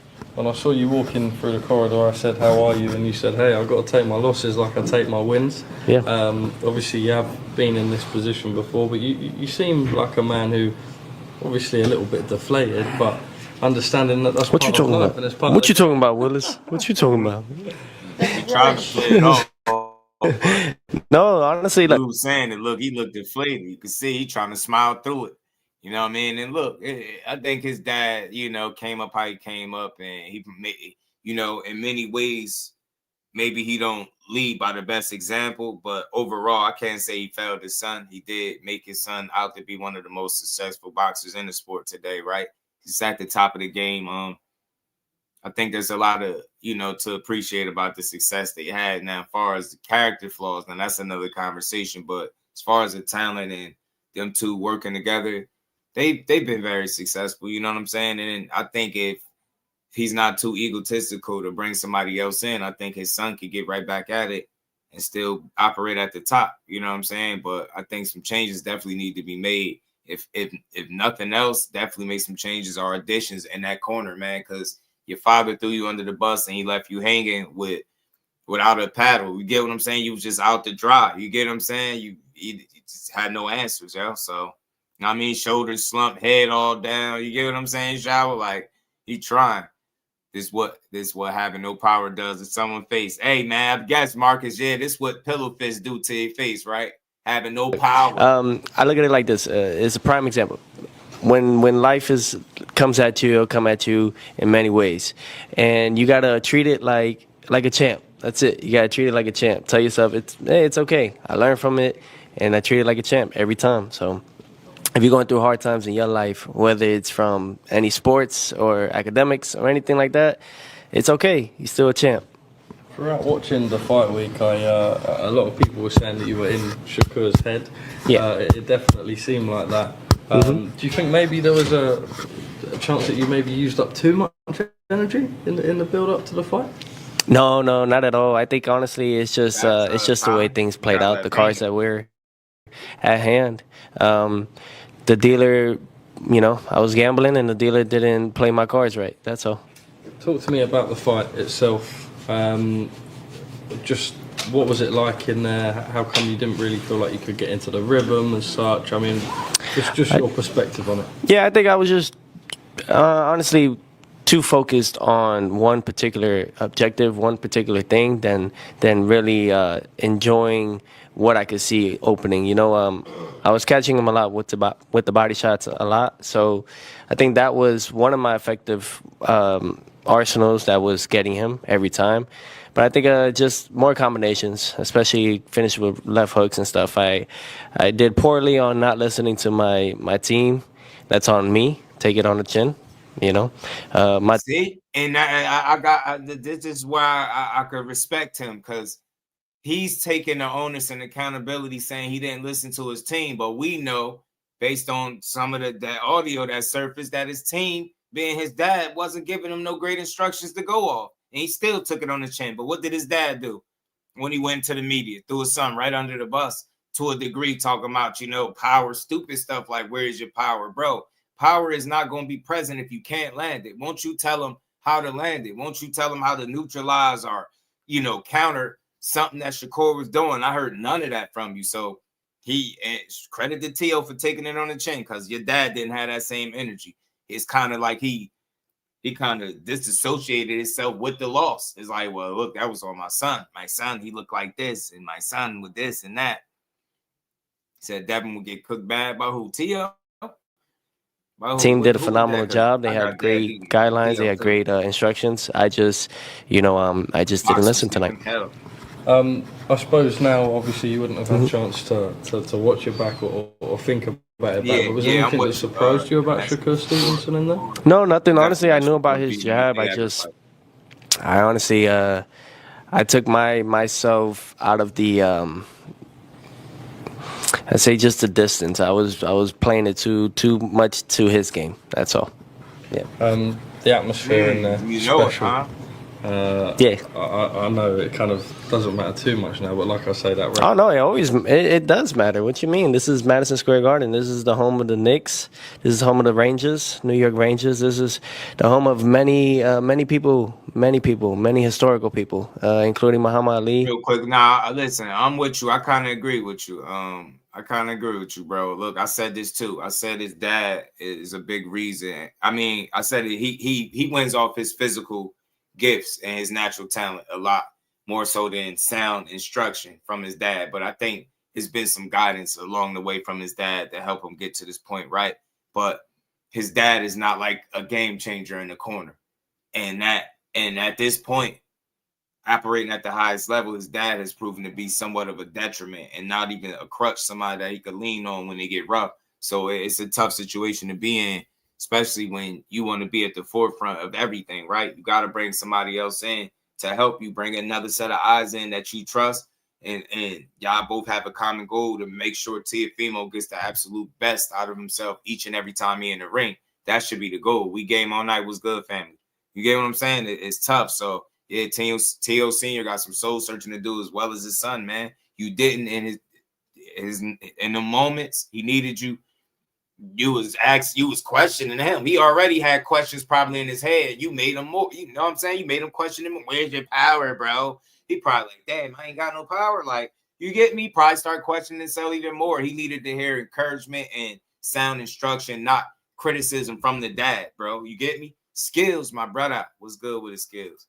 So that power will be nothing if it's not landed. You get me? He can't land it. He out there fighting ghosts. You get me? Skills. There's nothing he could do. He just needs an extra set of eyes, I think, man.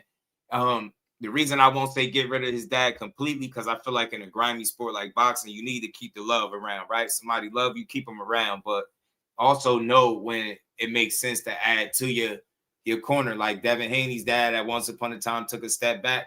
Maybe Teo Senior could play the back just a bit more and bring somebody else in. Y'all could work cohesively to the same goal, and that's to getting the best out of Teofimo. If y'all not on that, then it's going to be really tough for him to get to where he's trying to get to. He want to be a world-class top guy, a champion. It's going to be hard for him to get a title back fighting these kind of guys, man. You got some real talented boxers up at 140. You got some talent at 47. It's not going to be easy regardless of where he goes. So they got some soul searching. They got to go back to that drawing board collectively as a unit, and they got to figure some shit out.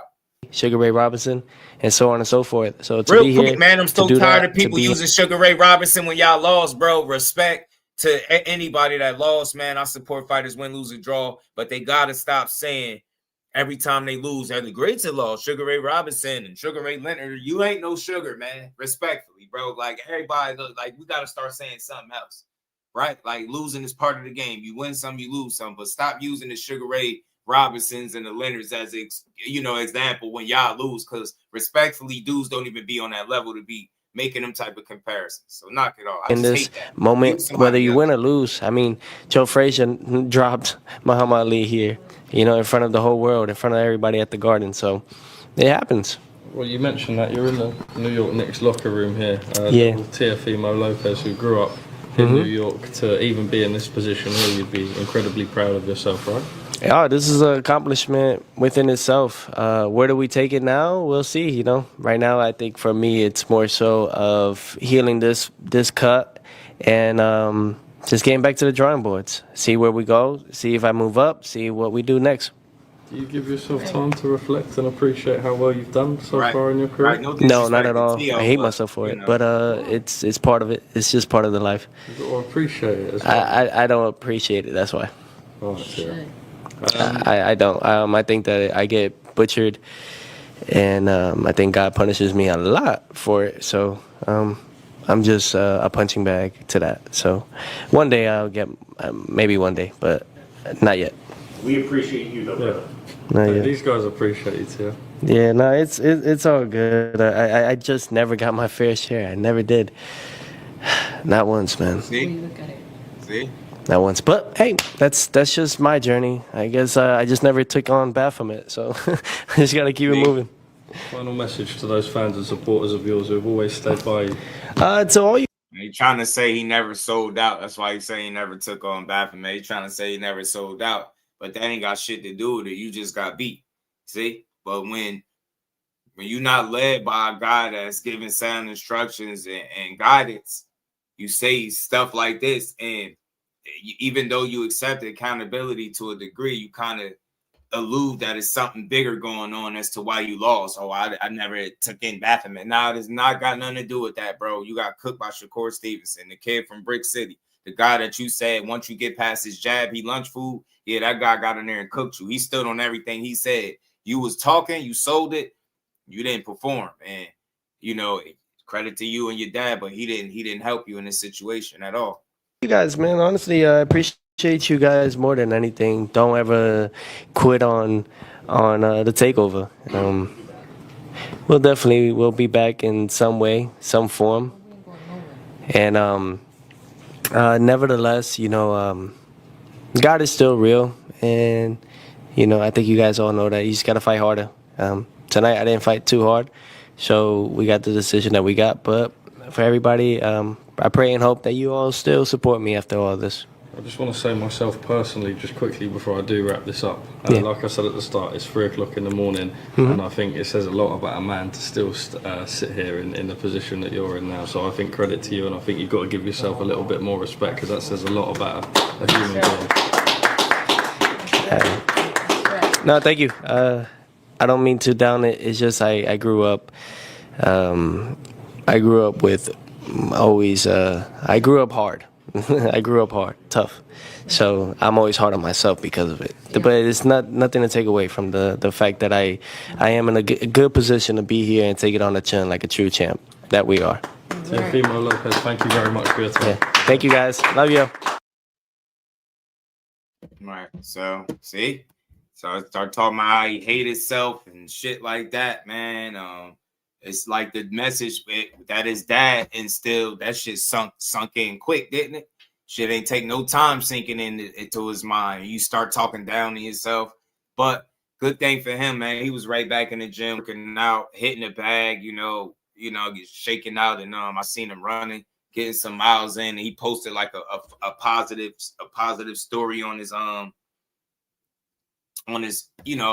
positive message on his story or something to that effect. So, you know what I mean? Let's go to some. So look, that's the end of them. Unless I ain't gonna say the end of them. That might be the end of their run at the championship level if they don't address and make some serious changes and hold themselves accountable as a collective, not just Teo losing.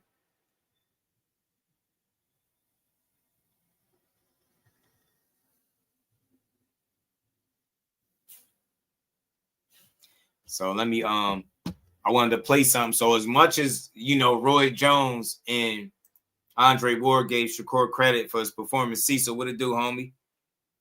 Much as he gave him credit for his performance, James Toney, who's a guy that has a different opinion. I'm gonna play that just for anybody that might agree with James Toney. Shout out to fight James Toney went in a little bit. I gotta make a short video. He did what he supposed to do. He took care of business, and much love to him. What makes him so special, Shakur? Well, it's your words, come on, man. He ain't supposed to ball this. It's coming. Give him a few bigger fights now. Bigger fights, then he be a man. Who would you love to see him fight? Anybody? Man, it's hard for me to tell because I really don't watch boxing no more because I don't say fights. I like knockdown, drive fights. Fight like that, it's good for him, but bad for me. I'm old man, I won't go to bed. Right. So, what did you see the fight? That's also, I saw the first 6 rounds, and it was boring. All right, see, if he did like I did, combinations and punches and boom and push it together, it'd be exciting.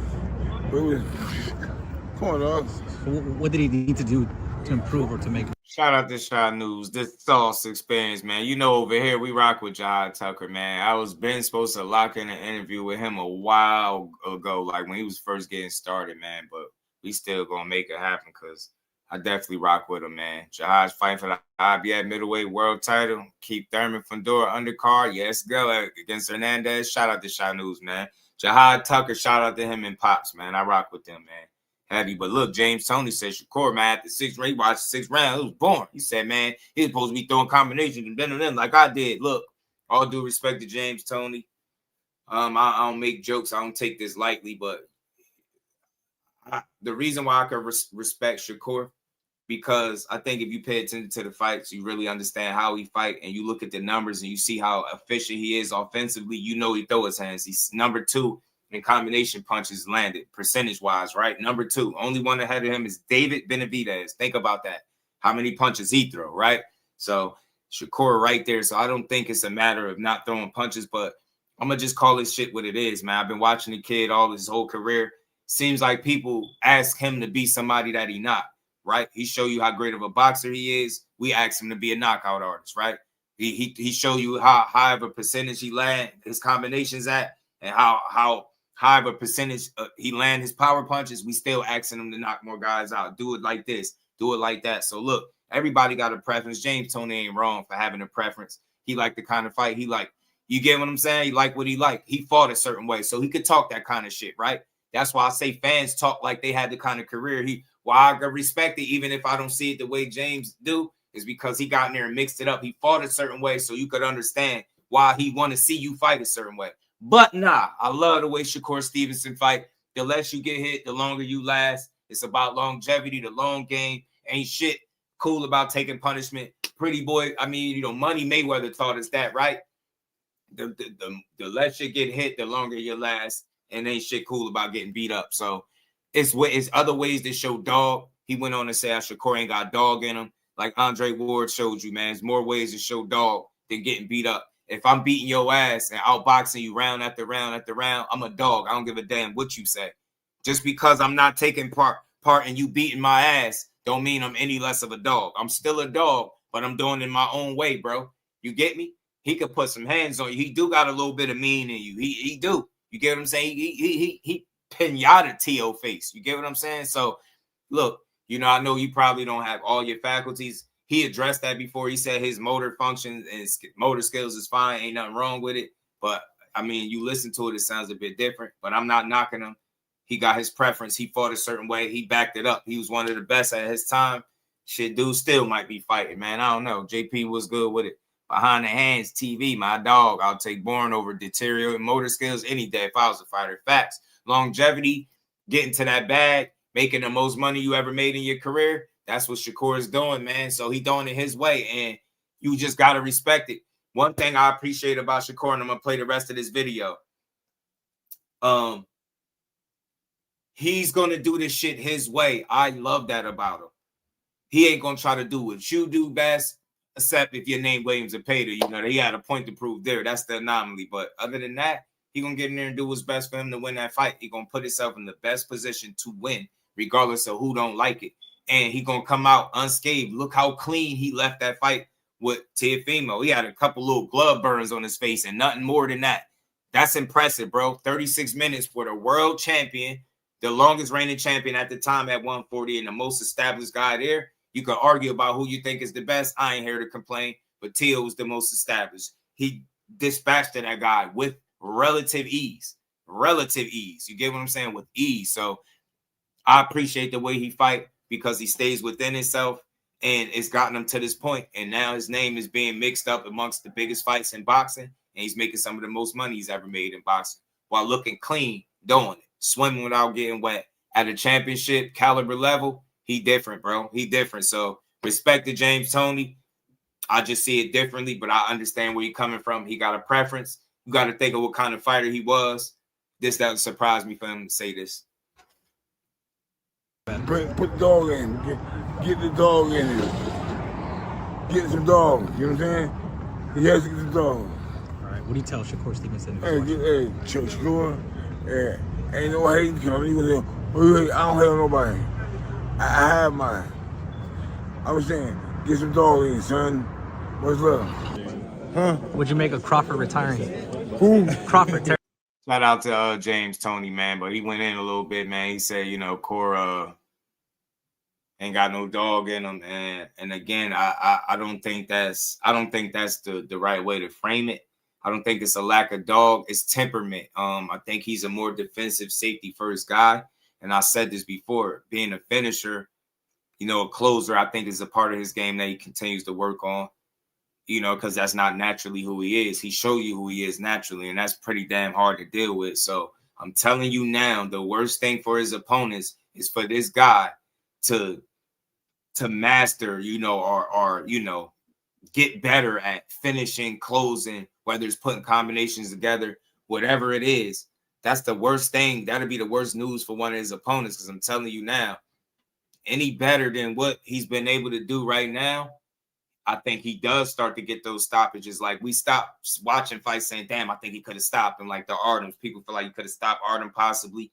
You know what I mean? He did a good job surviving, by the way. But Teo, people felt like he could have stopped him. Ward, Bud, I said the same thing. My bro said the same thing. A lot of us felt like he could have if he really, really pressed it. But again, you have to understand the kind of fighter that you're watching. He's a safety first, a smart guy, mistake-free type of guy. So I think anytime you're asking him to go outside of that to be more offensive, it's a process. It's work to be done there. It's not the cleanest, right? It ain't the best. he ain't the best closer or finisher, but I think he is mean enough, man. When he really got you, he got you, right? T.O. was never really like wobbly, visibly so hurt, right? He was still fighting back. He always had some fight up in him. And I think that's what Shakur seen, and he wanted to respect that. So I think ultimately he made a good decision. Rather I see you box, be clean and smart like that, than the box wouldn't be winning every round and get stopped late like I've seen a multitude of guys through the years watching boxing. I've seen it happen to, right? You be winning the whole damn fight and get caught late. You know what I mean? Just ask Tony Harrison. Core wasn't a rehydration clause with Dev. Core carried TL. I think he could have stopped him too. So I was good with it, man. Look, we were talking about that a little bit earlier, but I know he wasn't in here. I'll go over it briefly. You know, look, I understand that once upon a time he said one thing when it pertained to Tank, as far as the rehydration clauses, but I think the way that the information was put out there about Tank was a lot of misinformation, right? It was this thought that he puts clauses on every fighter. So I think when Shakur was speaking on that, he was coming from like you fighting whatever way you fighting in these weight classes, you putting clauses on people don't make a lot of sense. It seemed like some bullshit. So he gave his opinion on it. People didn't like it. Now his opinion from the first time he spoke about it with Tank to when it was on him was different. It was like night and days, kind of contradictory to what he said the first time. But again, I said it, context matters, man. People have, for whatever reason, put out the information that Tank put rehydration clauses on everybody, and that's not true. It's only been 2 opponents out of his 31 fights, right? So that's 2 guys, and both who he fought outside of his weight class, which is 135, and he put rehydration clause on Barrios at 40 and Ryan at 136. Ryan was dumb. And Barrios, I thought it was business. He was already giving up a lot of height and size at 140, and I don't think he wanted to give up but so much weight as well. It was smart business from Tank. So that's why I never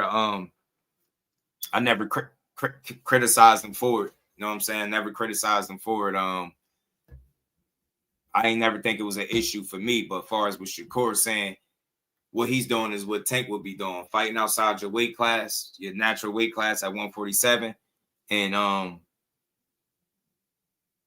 that's why he would want to implement a clause, right? He figure you fighting somewhere where you don't campaign at and you giving up a lot of weight. And I think that's about leveling and evening the playing field. The rehydration clause is not in place to weaken one guy or the other. So a bit contradictory, right, for him to want it.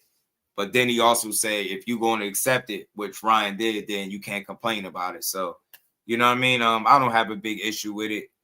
But for me, as a fight fan, I feel like his talent is great enough to go up there and full-fledged 147 pounds and take the belt from Devin respectfully in a good fight. I do. I'm not saying it'll be easy. It ain't supposed to be, but I think he can beat him. You know what I'm saying? I don't think he need a clause to do it. You know what I mean? Hannibal was good with it. Hey, J-Rock, let me ask you this. Do the IBF got a rehydration clause, J-Rock? Do the IBF got a rehydration clause?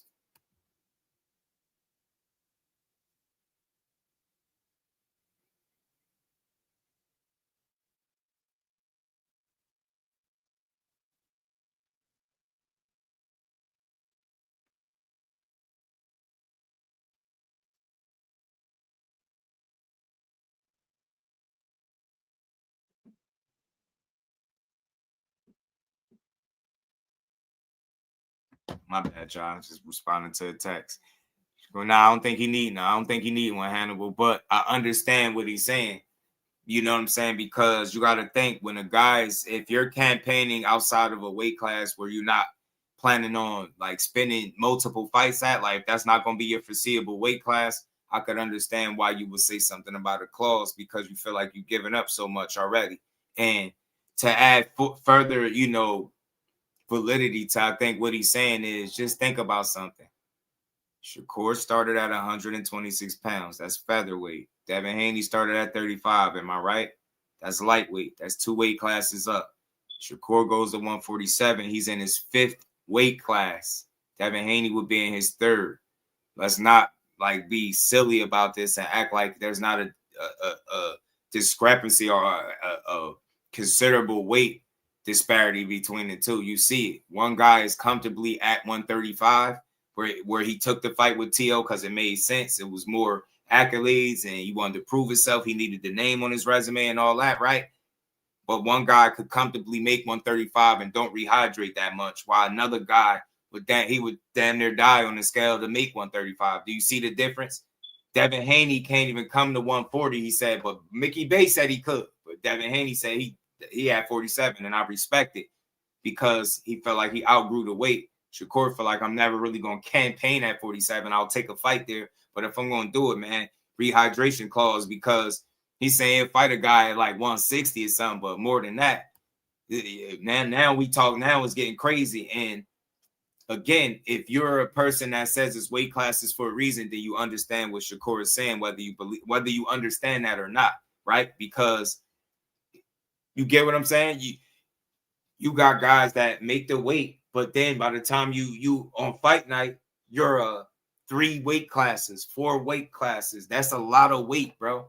That's a lot of weight to be putting in over a night. And guys try to have these little unfair advantages. So, you know what I mean? There's nothing you can do about it. You know what I mean? There's nothing you can do about it.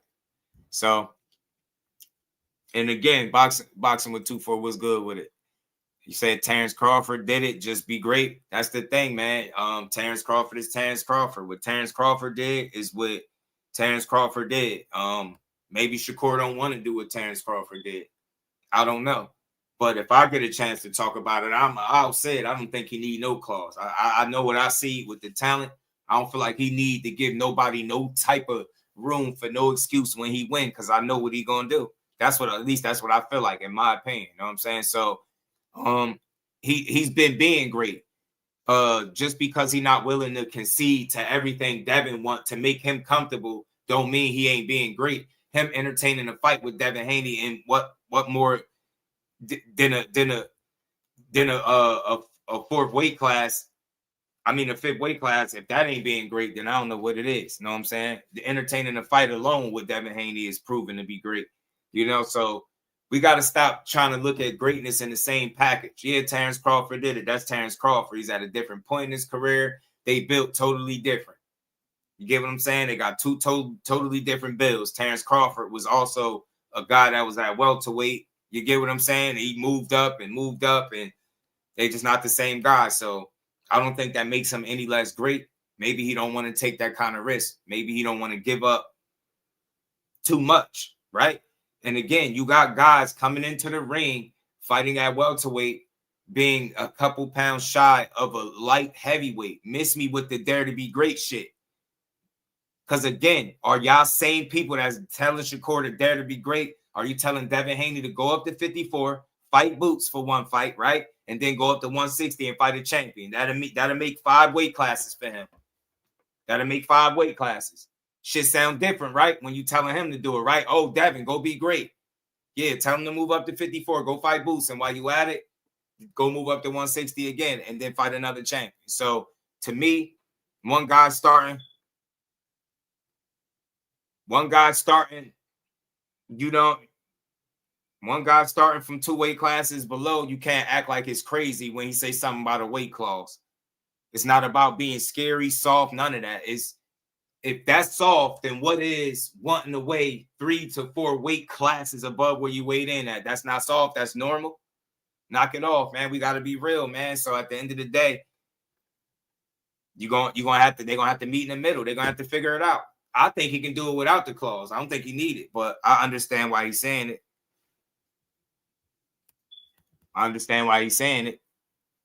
So it's what it is. Floyd Mayweather didn't get clause. So what we talking about? Shit. You sure about that? You sure about that? You sure? Why do we keep doing this? Why do we keep interjecting? One fighter has absolutely nothing to do with the next, bro. Floyd Mayweather. Y'all say it all the time. He ain't Floyd Mayweather, right? That's Shakur.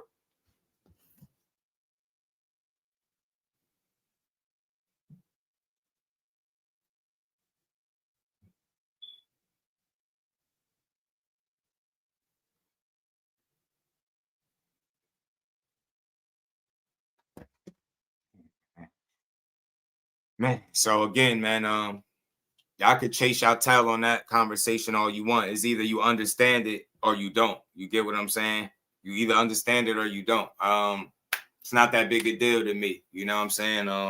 Like I said, I think he can do it regardless. I don't think he need it, but it's up to him. If he want to do it, if Devin Haney agreed to it, then he do. But like I said, it's a two weight class disparity between the two.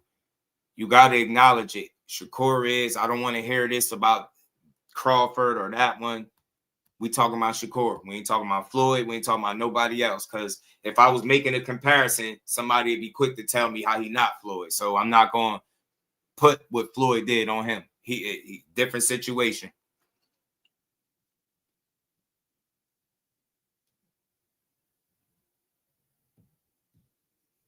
Different situation, man.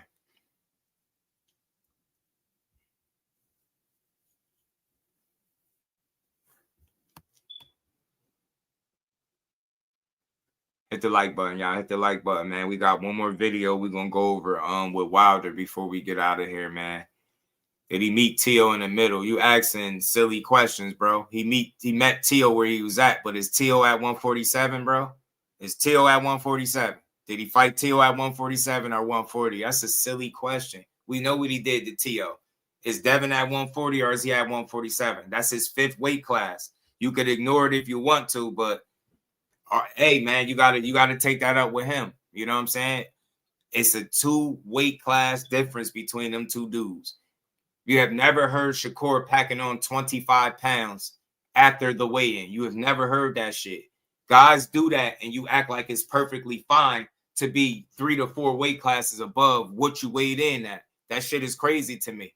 It's the closest thing to a legal loophole in boxing that they got. You get what I'm saying? But Dev, the A-side, just right. Right. You get me? Right. You guys dudes why people want Tank to fight both of them. I mean, because they was all in the same weight class, bro. They was all in the same weight class once upon a time. I don't know why y'all always bring Tank into it, man. Tank ain't going up to 140 no more based on what he said. So I think that disqualifies him from the conversation unless Shakur goes back down and he comes back after he get his situation settled. So shout out to Tank. Hopefully everything works out in his favor and we get to see him back. But I don't think we could really put him in no fights right now. They wanted Tank to fight him when they was all in the same weight class. They wanted Tank to fight when they was in the same weight class. So again, once you dip your toe in 40, they feel like you could fight somebody at 40, you could fight somebody else at 40, but it's up to him. So, you know what I mean? And low key, people just telling you how great they think of Tank when they saying he should go up and you know, do X, Y, and Z, fight guys at 40 or give up all his physical advantages and stuff like that. You know what I mean? They telling you how good they think he is, whether they want to admit it or not. You know what I mean? That's another reason why they add Max 7. Some people want to see just how great he is, or some people think he can do it regardless of what weight class. They feel like Tank could go in there and smoke some shit, you know? And shit, they wouldn't be tripping, right? Tank will go in there and smoke some shit. So we're gonna get to this last interview, man. With Wilder. This one got a little heated, man, with my guy Wilder, man. He wasn't going, man, with them UK guys, man. He snapped a little bit. Wilder wasn't going for the BS, man. Let's get to this, man. It's the last one. Hit the like button. Y'all sub to the channel, man. Interpret trauma together. You stupid. Yeah, I feel you, but Tank too small for both of them. I don't think he's too small. I mean, maybe for Devin, but him and Shakur, I don't think he's too small for Shakur at all. Because Shakur can still make 135 as of now. You know, he only had the one fight at 40, so Shakur definitely ain't too big for him. Shit, he fought big-ass Barrios. He could definitely fight Shakur. You know what I'm saying? Take 5'5.5" or something like that. Shakur like 5'7". I mean, some people think Shakur too big too, but I think it's a good fight at 35. Anything outside of that, I don't think it happens. Is like time on Jordan. on the sofa every day. But I've never told you to retire fighting. You're hooked. You got the disease. You're a junkie. That's it. Even see when I'm hanging out with Mike Tyson. I made a comment about the artist formerly known as Prince, and I described you as the fighter formerly known as Deontay Wilder. You saying someone like Fury cheated you in those fights. I don't want to talk about him. I think is kind of disappointing to me You can say about what you because want. I know the truth. I have the facts. I got the proof. I got the people to tell it. I come in and try to give you a vision, a little insight of what we go through as black people, man. Let me get the out of here, bro. I'm out of here. The cheated. Tell him to sue me. Welcome to a special episode of Talk Boxing with Simon Jordan and Spencer Oliver, where today we're joined in the studio by the former heavyweight champion of the world, Deontay Wilder, and national treasure and two-time heavyweight title challenger, Derek War Chisora, ahead of their clash on April the 4th at the O2 Arena here in London. Fellas, how are we? We're doing well. How about yourself? Very good, very good. So, back in the UK, Deontay. Yeah, man. Been here. You came over here in 2013, retired Audley Harrison. I suspect you probably think you're going to retire Derek Chisora. Do you like it here in the UK? Well, he did, didn't it? I do like it in the UK. You know, when you're in the boxing. He said that was for those saying Crawford didn't need one, so be great. So I'm saying Floyd put away calls on the fighter, but he's still great. Yeah, he did. Yeah, he did. That's why I asked Buddy, was he sure? I guess he stopped talking. Maybe he went and did his Google research or something, but I don't know. We just got to stop comparing one fighter to the next. One situation to the next. Every situation is different in boxing, man. It's got its own, like, you know what I'm saying? Every fight is his own situation. No two fights are alike. And no two fighters are alike, for real, if you want to be technical. So shout out to Ryan. What's good with it? Talking about being oppressed and all you do is hire white people, pay them, make it make sense. Ryan from the 6. I don't know. It's tough, Ryan, man. I went on a whole little rant earlier. Not little rant. I went on a whole rant about people calling fighters frauds. I don't know. It's tough, bro. It's tough, bro. It's tough. It's tough because if you know how I know, he got both people around him. He don't just got white folks around him. You know, like I'm pretty sure. I don't know if you aware of that, but yeah, you know. And again, I don't know. That's a tough conversation. Shout out to you though, bro. Big Dog Willie, my guy. Haney Co's on their BS again. Core Duck Talk. Yeah, man. But Core the biggest fight in boxing. How could he be ducking, right? Let them you know, that's how they cope with the fact that it's a real challenge. Notice, Big Dog, whenever it's a real challenge for Haney, they're gonna go the duck route first. They're gonna always go the duck route. Trust me. And we ain't never got a box again. Well. I already been getting these bets, but now it's time for you to get your just due.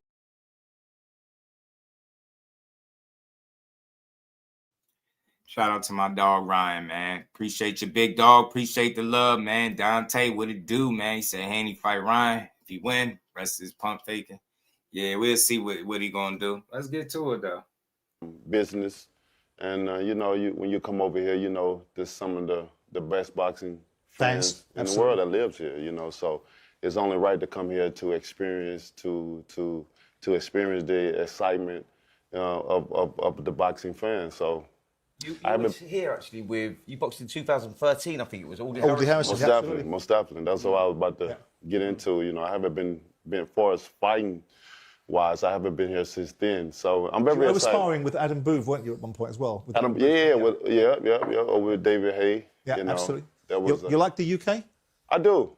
I enjoy some of the people. Yeah. You know what I mean? You know, it's very delightful to come around and see the surrounding people, especially when they like you and they want to do so much for you. Every time I come over here, it's nothing but, I don't get nothing but love. Respect, nothing but love, you know.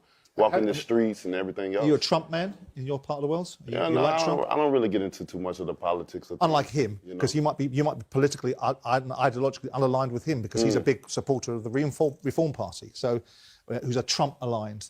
When we asked you to come on, the first question I wanted to ask you was, why are you fighting Derek Chisora? What's the motivation for you to take on Derek Chisora? Well, the history with me and Derek is, you know, we were supposed to fall like maybe a decade ago. You know what I mean? So it goes way back then, and then fast forward, we're supposed to fall in December, and then in February, and here it is in April. You know, so we have had a history of aligning fights together, but it hasn't been the appropriate time.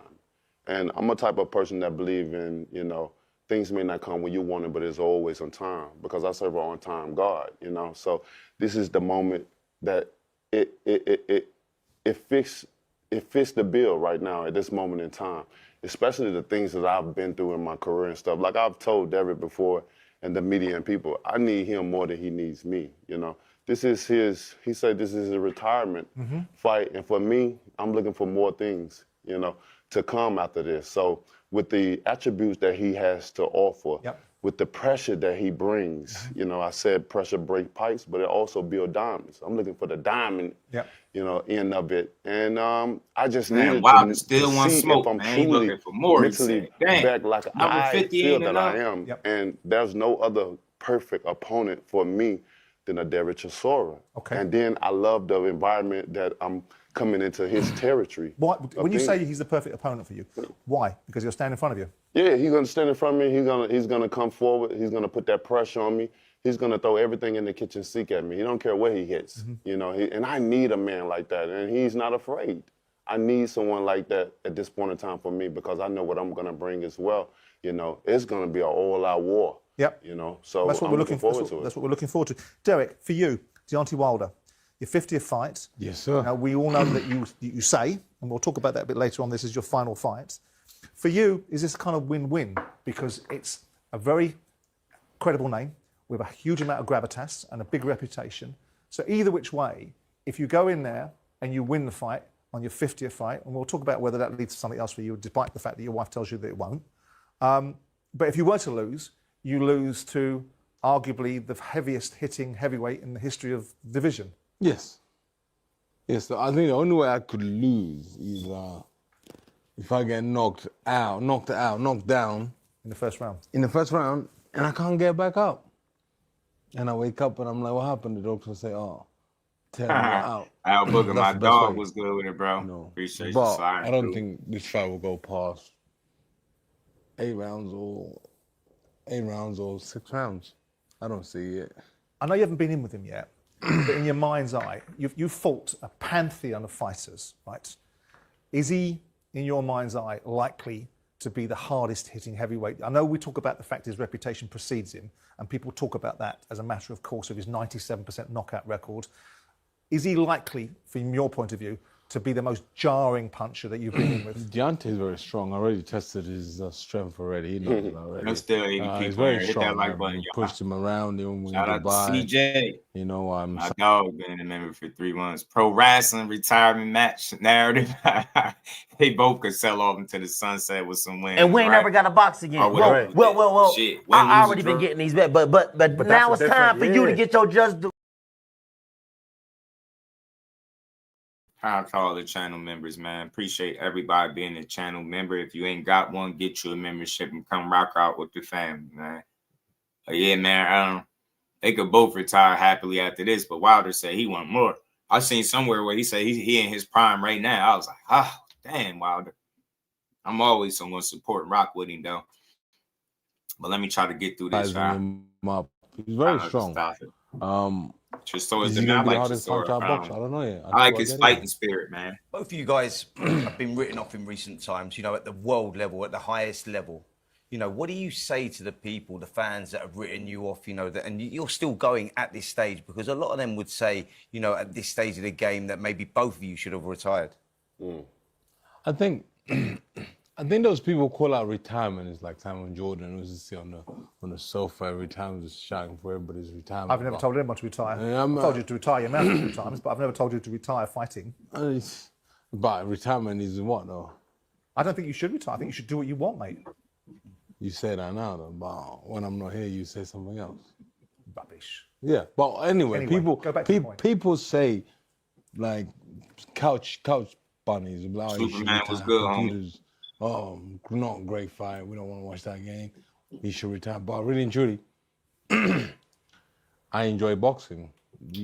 This guy enjoys boxing. It don't matter how much money you have. Gift in the membership, man. Boxing is... Appreciate the love, man. Y'all shout out my boy if y'all get that membership. Shout out to CJ, man. And we ain't never got a box again. Well. I already been getting these bets, but now it's time for you to get your just due.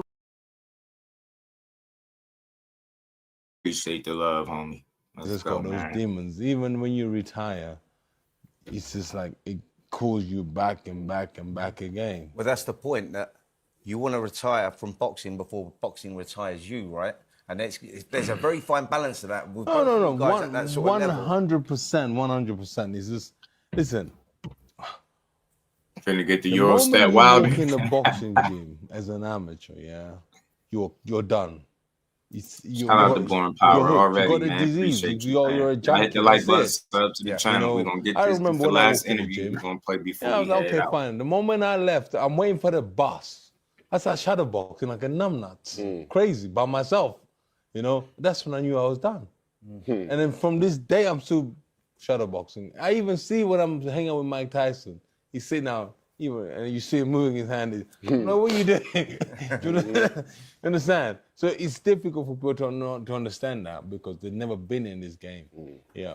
But I think in fairness to you, Derek, and not to cut across Spencer, the only reason people have ever mentioned retirement about you is because somehow you've managed to achieve this national treasure status that I indicated at the beginning of this conversation. And people only do it from the position of being concerned because every fight that you go into is a war, hence the moniker. And so people looking at your career, and that's the only reason people have ever talked about you potentially retiring, because I've never begrudged you at this renaissance at the back end of your career, getting yourself in a position where you get all the rewards that you might have not got at the beginning. But as far as retirement for you, Deontay, and I listened to the Rick Reno conversation that you guys have, which is interesting because he's the only person I've seen on camera that dresses worse than Derek. But as far as your sort of retirement concerned, people saw this bronze bomber that went into fights, whatever they thought about your technical ability, but it was undeniable what you did to people. And then they saw this very different animal in the two fights against Joseph Parker and Zhilei Zhang. Correct. And that's really the only reason people were saying, or are saying, you retire potentially because you've been on a battlefield of 50 fights, all of them being wars, and you because it looked like you were done. And I know you get quite cross, both of you, about the armchair pundits and people that have never laced up gloves and people that have never put their arse in a ring, to paraphrase you. But that's the why people will say. Can you see why people might have said that? I mean, I understand why people say certain things, you know, but, you know, as a fighter, you know, we can only take certain things that people say like a grain of salt because, like you said, you guys haven't scrapped up a glove, you haven't been in the ring, you don't know what it takes to get yourself together 6 to 8 months. Some go longer, you know, and to prepare yourself mentally, physically, emotionally for a fight that could last 1 second or 12 or go the whole 12 rounds. Minutes, yeah. You know what I mean? So with that being said, you know, I walk by faith and not by sight. You know, I understand that God don't put no more on me than I can bear. And by me still having the mindset and the willingness and the heart to still want to go and do it, you know, that's what's going to lead me to. You know, I still have ambitions. I still have goals. I still see myself doing what I've set to do in this business before. People fail to realize that I started this sport at 21, this business at 21. You know, people fail to realize I was, you know, although I was in the Olympics, I was the only one to medal for my country, but I was the least experienced out of the tournament of people in there. I was still working my way up. While all the other guys that was already established, they'd have been here multiple times. Not dissimilar to him, though, right? Because neither one of you had massive amateur careers. You started, you went first into a ring at 19, didn't you, Derek? Yeah, 19 years. So you're not dissimilar. I think the difficult thing to give up, though, isn't it, is that training, you know, that in the gym, that smell, you know, the smelling the arena, all of that, the buzz. Dre, what's good, homie? Derek, that you know, you talked about how emotional it's going to be for you, 50th and final fight and all that, and it's going to be difficult to walk away from that. Deontay, the reason you got into boxing was to support your daughter. I just like this interview. I love and you went and you've achieved what you've achieved, and you reached the pinnacle of the sport. You win the world titles, you get the fame, you get the glory, you get the money. Where does the driving force come from now?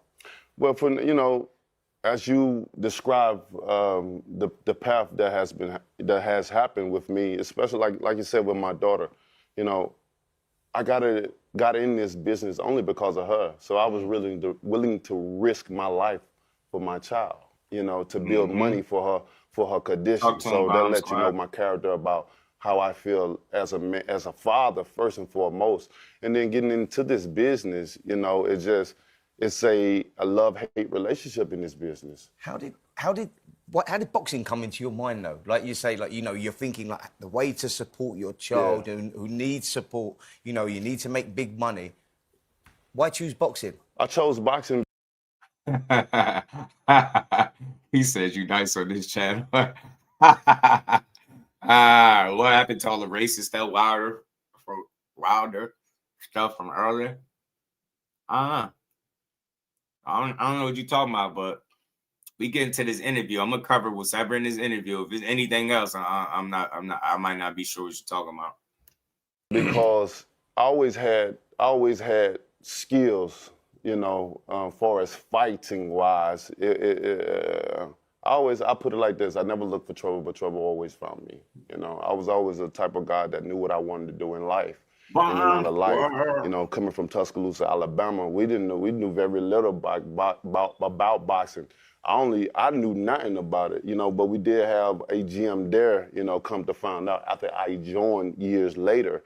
But I, you know, got into it because of my daughter, and, you know, my whole mentality of where I'm from is all about, you know, American football, you know, and being around the environment and seeing rivals come there, seeing the whole city, you know, get up and be so excited, having the school spirit and come and see it. You know, you only see as a child and want to do it. Yeah, maybe it's some other stuff that people talking about, because, you know, I don't know. I don't be mad at these boxers, man. These dudes ain't going to be perfect, but, you know, Wilder made some claims. He talked about the shit with Fury in this interview and different things like that. I just wanted to get to it because a lot of people say he crazy, but he said he got a documentary coming out with proof and receipts, and I'm personally waiting for it because he exposed what I already know about Tyson Fury. A lot of people gonna have to apologize, man. As you see, and, you know, I've always wanted to be a professional athlete. You know, that's always been my thing. But the question has to be, Deontay, and I understand and appreciate all of that, and that's a wonderful testament to your character. But you're 40 years of age now. Yes. You've won the world title. You've had your adversities. You've had your challenges. You've had issues in your personal life, which we'll touch upon very briefly in a second. But why are you fighting now? We love it. You know, it's a love-hate relationship. You know, for me, and another, not only just because I love it, but for me, ever since 12 years old, I've always been doing something for people. I've always been taking care of people. You know, even when getting into the business, I said I did it for my daughter. And so I did it very well. You know, I told her that I would be able to support her beyond her belief. I told her that when she was 1 year old. And I've done that. And you've achieved that. I've achieved that. So at this point in time in my life, I'm selfish. It's about you. I've been selfless for a long time, since 12. And it's all about me. I've never done nothing for myself. It's always been for people. And when you have a good heart and you do so much for people, that's, you know, and that people take with good heart advantage. always get taken advantage of. You know? It's a difficult industry to enter, though, isn't it? Because you enter this injury not knowing what it is. It's the Wild West, and you go, you find out, you put a lot of trust in people, and you find out then that trust goes. You know, there's a lot of betrayal and all the rest of it. That's not unique to boxing, is it? Well, every walk but it's worse in boxing. Yeah, no, it's worse in boxing. It's worse in boxing. Is all scumbags. Yes, it is. Try scumbags, try man. in a professional football club. No, you'll have the same thing. Scumbags, But, yeah. Derek, I mean, who claim my projection? Yeah, man. For me, I don't know, man. I don't know, cause I have to know more what you know, all of what you speaking of. You know, it's a lot of stuff out there. A lot of people kind of stopped supporting him when he started making them claims about the cheating with the gloves and all the different things like that. But this video that was out for years, you know, exposed Tyson Fury with the glove situation. You seen it in the fight with Christian Hammer when the referee grabbed your gloves right before the fight started. He grabbed Tyson Fury glove, knew something was wrong, and made him re-wrap. You know what I mean? He had to take the glove off and re-wrap his hand and all that. So the dude has shown, you know, that he can't be trustworthy in the past. And then this video I'm gonna play once this is over, that jog everybody's memory. I remember the sparring partner, Nicholas Asbury, that exposed him.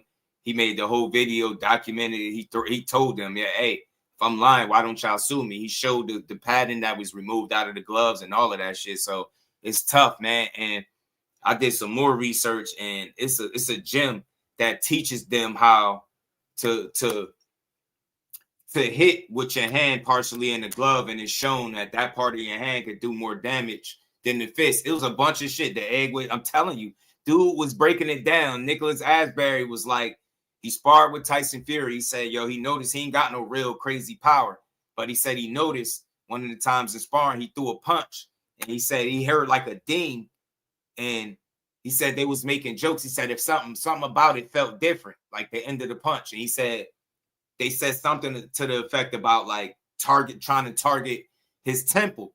And it was, you know, something about the egg weights that Shai was talking about. I'm telling you, it was a lot. That shit was well documented. And nobody could refute what this dude was saying. He showed the evidence and everything.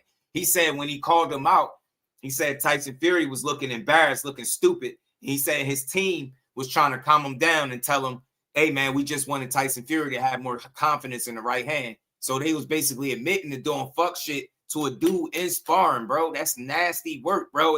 It's irrefutable. Like, nobody never came out and say, yo, this dude is alive. And, you know, no defamation lawsuits, no nothing. Like, that shit's still up on the internet. I got one video. I'm going to play it after this is over. I'm going to try to play this through. It's almost halfway through. So y'all bear with me. Still 80 people here. Hit that like button, y'all. Sub to the channel. Keep supporting the grind. We going to keep building, man. Big shout out to my dog, man. Ocean Dreamer, man. Hitting that cash app, man. Much love, much appreciation. To the queen, by the way, man. Shout out to the queen. I don't want to say your official name, but Ocean Dreamer. Much love and much appreciation. True supporter. I appreciate the love. Shout out to the queen. Let me give her and we ain't never got a box again. Know. Well. I already been getting these bets, but now it's time for you to get your just due.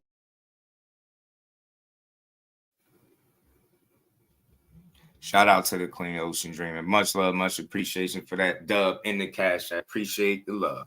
Already, deadly game. That's what I'm saying. I'm going to show y'all the clip. I'm going to try to play this through, y'all. Big shout out to the Queen, man. Truly appreciate the support. I hate to ask this question because I always hate commentators that ask people negative questions. So go on, because we know that you're going to potentially retire, Derek. You've told us you're going to retire. If you lose this fight, which you're not contemplating now, is retirement the option for you as well, Deontay? Not for me. Come on. So if you lose, you won't be retiring. I mean, well, you know, I can't see it. I can't see as far as I can throw in that situation. Ain't trying to go nowhere. But I can only go as you take a longer break. You take a longer break. And I don't fear retirement because I don't see myself losing at all. You know? Well, that's fair enough. But you and your retirement, Sherrod, right? You've been saying you're going to retire for the last 4 or 5 fights. You go into let me finish the question. You can smack me about afterwards. You beat this guy. Yeah. You put this name on your record, right? And it opens up an opportunity for you to fight for a world title. Are you telling me somebody that stepped in the ring twice to win world titles, someone that's got a renaissance now that's so popular, that's on a good run of form, despite his missus wearing the pants in the house, are going to not fight again for a world title opportunity if you beat this guy? Is that what you're seriously telling me, Derek? I whooped this guy's booty. Yeah. I am hanging it out, bro. I'm done. You're missing the point, Simon. No, I'm not. Yeah, I want to explain. I would have a bet with you. No. Listen. We've seen it so many times. I think only one fighter in the United Kingdom has retired, never came back. Joe Kawasaki. Joe Kawasaki. And Lennox as well. Do you understand? And Lennox as well. And Lennox, yeah. No, but Lennox is Canadian. Okay. I'll let you tell him that, right? He's Canadian when he loses, right? He's Canadian, yeah. But what kind of, you see, that's the problem with you guys. You don't understand. I am gonna. And real quick, you know what? It's something about this Tyson Fury stuff. I know it's hard to believe because it seems, but like bogus claims. But it's a lot of information. And if you get to digging, it's a bit of a rabbit hole with that whole teaching with the glove hat on shit. But bro, it's one thing when losing, like he's lost before. He got lost bad to Big Bang Zane. He's taking bad losses outside of the Fury, right? That was a terrible loss, man. He looked bad. But Joseph Parker, another loss, right? Looked bad. People made it about him not being able to lose.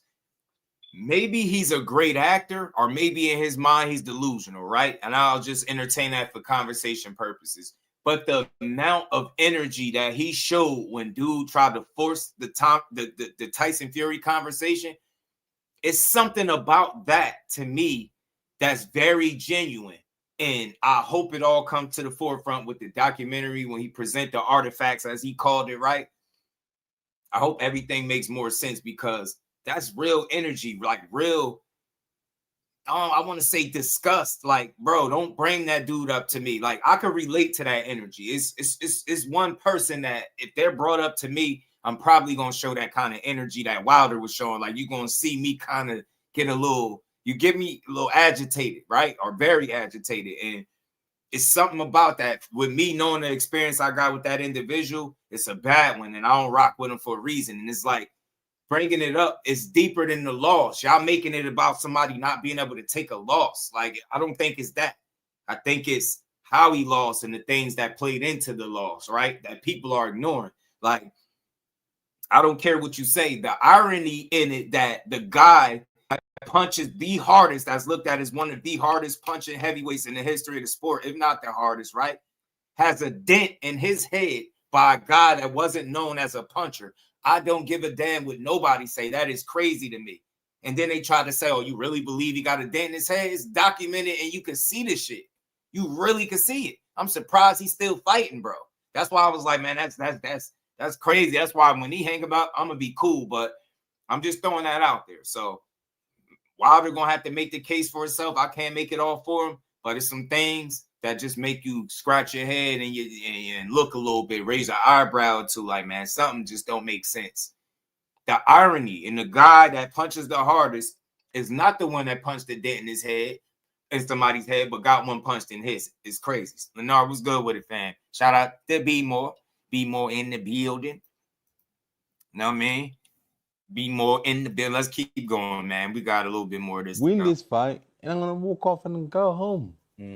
But I know how difficult it is for you to walk away from the sport, because I know how passionate you are with the sport. It's not Derek, difficult, it's bro. not as easy as that, bro. It is as easy, because when you said you was going to walk away and it was your last dance last time, and there was a lot of emotions in the ring and tears and whatnot, and you didn't want to miss this whole atmosphere. It's going to be even bigger this time. But I told everybody at 50 fights and I'm out. Yeah, that was 40, 48, 49. Yeah, so I was very emotional, do you understand? Because if I had lost that fight, there was no point of doing number 50. Yeah. Well, we will see. It'll be a nice position for you to be in. With all due respect to you, Deontay, I hope he's in that position that he goes out with a win and sails off into the sunset. Talk to me about your alter ego. Talk to me about the Bronze Bomber, this character. Talk to me about ayahuasca, because you going on this little journey. I remember watching an episode of The Sopranos when James Gandolfini goes into the desert and takes some peyote and comes back with a whole new world view. DMT, which is a component part of ayahuasca, is one of those things that takes a personality, strips it back, removes its ego, and turns it into a completely different person. You said on the discussion with Rick Reno, going into the fights that you had with Joseph Parker, and it was after the Zhili Zhang, you realised that you weren't together, your mind wasn't right, your mind was gone. I would have thought, with all due respect, you might have realised that in the Joseph Parker fights, but notwithstanding it, you got to that epiphany after the Zhili Zhang fight. How can you, after taking that experience, and I know people that have done this, right, and I know what it's done for them, and to some extent to them. If you pare back the ego of a fighter, it's a component part of you guys. It's what makes you so unique. Can you get back to what was this wrecking machine, this, you know, I don't like to use the word killing machine because I think it's thrown around too easily. Is that gone now, or are you going to get it? Can it come back? I mean, it's in me. It's in me and on me. You know, during the time, you know, even with the Joseph Parker thing, you know, me and Joseph were good friends as well. We've talked many times, and I don't have to tell him nothing. He'll tell you yourself that wasn't you. We've talked in New York about it. But that's the point, isn't it? Yeah, for but sure. That's directly, must be correlated to this Zen-like navel-gazing experience you went on to, for whatever reason you did it, and probably to do with your personal life. But it has nothing to do with ayahuasca. That's the thing about it. It has nothing to do with ayahuasca. Ayahuasca didn't take me out of my zone of thing. You know, ayahuasca actually made me feel better. You know what I mean? It actually made me happier. I've said that before. But that's its job, because it strips you back. Yeah, it made me, and I needed that happiness in my life at that moment in time. You know, ayahuasca, you don't know what you're gonna get. You don't know what you're gonna get when you do it, but you will leave with everything you need. That's for sure. And I'm looking to do it again as well at some point in time. You know, it's a Wild beautiful and crazy. experience. You know, come on with it, bro. Wild It'll be out peace beautiful. queen. You know, You like that Absolutely ayahuasca. not. But listen, Yeah, we I'm talked looking about in forward to Dubai, doing and it you know, you again. talked Fuck about y'all that talking not about. being the reason for you losing that killer Not at all. but you said that it was more about your personal life and the betrayal that was going in and around you, not just in the boxing world, but with family members, etc., etc., etc. And that's all behind you now. So we'll see the old Deontay Wilder. Is that the case? That's what we're looking for. You know, I don't want the old Deontay Wilder. I want the new one. Right. You know And what is the new one? Well, we have to find out and see. That's the whole thing. You know, that's why I think this is the Wilder perfect trying to get opponent lit. for me to reveal that. Wilder You know, enjoy his I feel experience, different. it's You safe know, to I even say. sound different. My mindset is different. People really don't know what I've been through because I don't express myself in my personal life to people. Even when people, like I've said, 99% of things that have been said negative about me is not true because people don't know me in that sense. When I box and after a fight, I'm MIA. Nobody hear of me. I'm barely on social media. I don't really do that. When people say things about me, I don't take initiative and use my platform to come out and defend myself, which leaves speculations about things or nobody really knows. So they only taking what is being heard or told and not doing Deontay, homework. they're also taking what they see, mate. So if they see you go into a fight and they expect what they've seen previously. Correct. And they see you walk into Joseph Parker, and I made this comment, and you're not going to like me for it. I made a comment about Prince, the artist, who was normally the artist formerly known as Prince, and I described you as the fighter formerly known as Deontay Wilder, because what I saw in the fight against Joseph Parker and Zhili Zhang was a fighter that was gone. It was. Yeah, I'm not gonna lie, bro. It's something that I could respect about any man that's gonna be straight up. But it's a certain like amount of disrespect that comes with telling somebody the way that this dude is talking. Like, you're not gonna like me for it. Well, why even insult him by saying it? Dumbass dude. Like, this is dudes like, I know you ain't had a lot of fights in your life, and I'm telling you, this is the part about boxing that's gonna always frustrate me. It's the people that I know for a fact, if they got into a fist fight, they'd look like some stir-fry shit. They'd be scary. They'd be having the toughest criticism. You soft-ass dude. And that accent pissing me off a little bit, so I can't wait till this shit over. Asking dumbass question. What you gonna see? Yeah, right. You know, I refer to you as the artist and the boxer, the fighter formerly known as Deontay Wilder. That's fucking disrespectful, bro. We don't know him as nothing else but Deontay Wilder. Idiot, but you are still some, I don't know if it's that dumbass accent and them dumbass glasses that you look like you got out of a cereal box that made you go ahead and say the shit you just said to him. That's why I be getting mad, and I'm glad he spazzed out a little bit. This dude is the asshole. And it be these guys that you be ready to lay hands on. They get on these platforms, and they know they got an audience, and that's the highlight of their day, seeing how they could get under the skin of the guests and be disrespectful toward a guy that did some shit that you could only sit behind your fucking desk and talk about doing.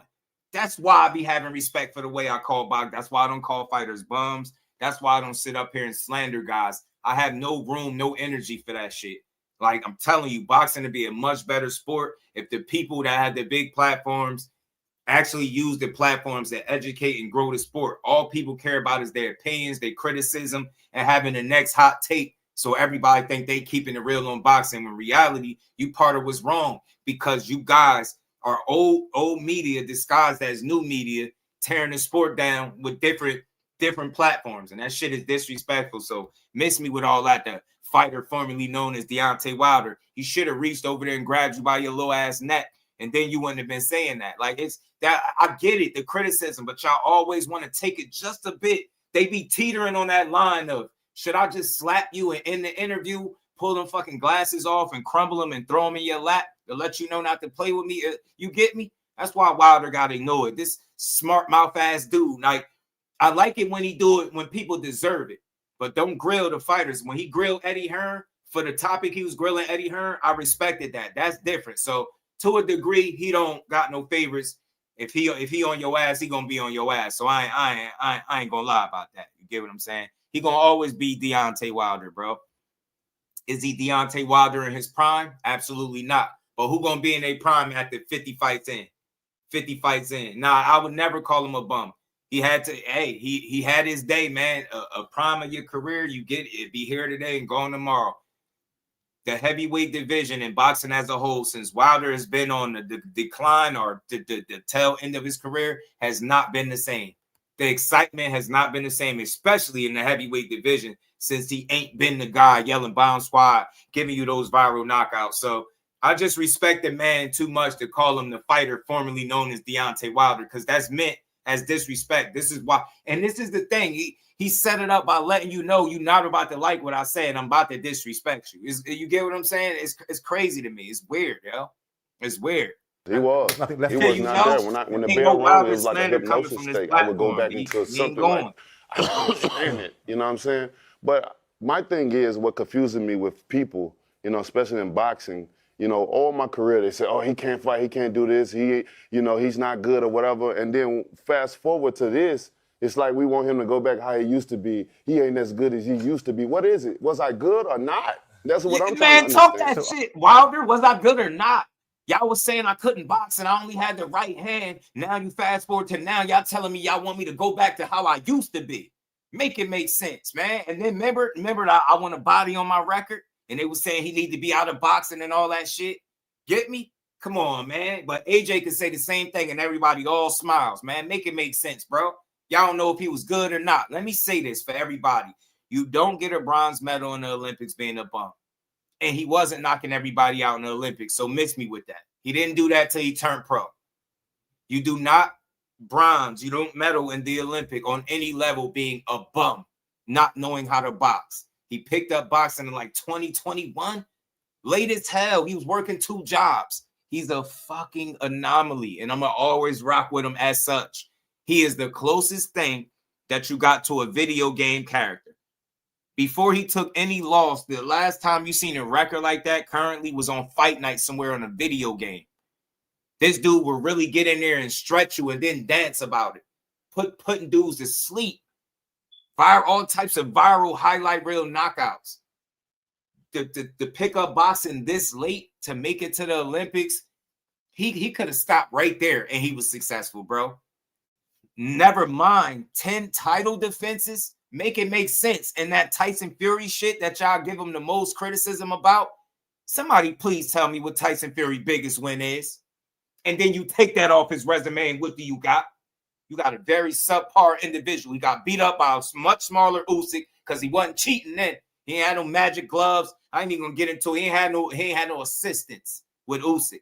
Miss me with that shit, man. Everything this man's saying is not bogus. This the same dude that paid a farmer to say that he ate boar nuts. This is the same guy that y'all said didn't have phony gloves, but he paid tens of thousands of dollars to get a photographer to remove the photos off the internet, scrub them off the internet. You can't make this shit up. That is a fact. He paid Tyson Fury, cheating ass, paid tens of thousands of dollars to get them gloves removed, the ones that was showing his handprint and all that funny shit. Yeah, if you didn't cheat, why do you invest that much money into removing photos and trying to scrub them off the internet? But Wilder's some type of sore loser and he lying about everything. All the while, Tyson Fury is cheating and laughing in y'all face because y'all too simple to believe that somebody would cheat in boxing. The dude is not a stand-up guy. I'm sorry. Many things, he might be a solid father, but in the sport of boxing, he's a scumbag. The man removed padding from a sparring partner, bro. They wasn't feeding the dude and all of that. They didn't let him know when he was going to spar. Then you had the nerve to put egg weights in there. Then he exposed you. He showed the whole world the boxing gloves that you use in sparring that look like an old worn-in couch cushion. That shit look crazy, bro. I'm going to always rock with Wilder. Everything he not saying is crazy, bro. Just pay attention. Dudes, don't be solid. On one end, we'll say how grimy boxing is and how it's a grimy ass sport. It's a dangerous sport. You can't trust it. It's snakes in the business, right? But then when he tell you that some snake shit happened, we like, oh nah, he crazy, man. He just take your knockout like a man. I ain't trying to hear that. I said just like Devin Haney, it wasn't the loss that he couldn't accept.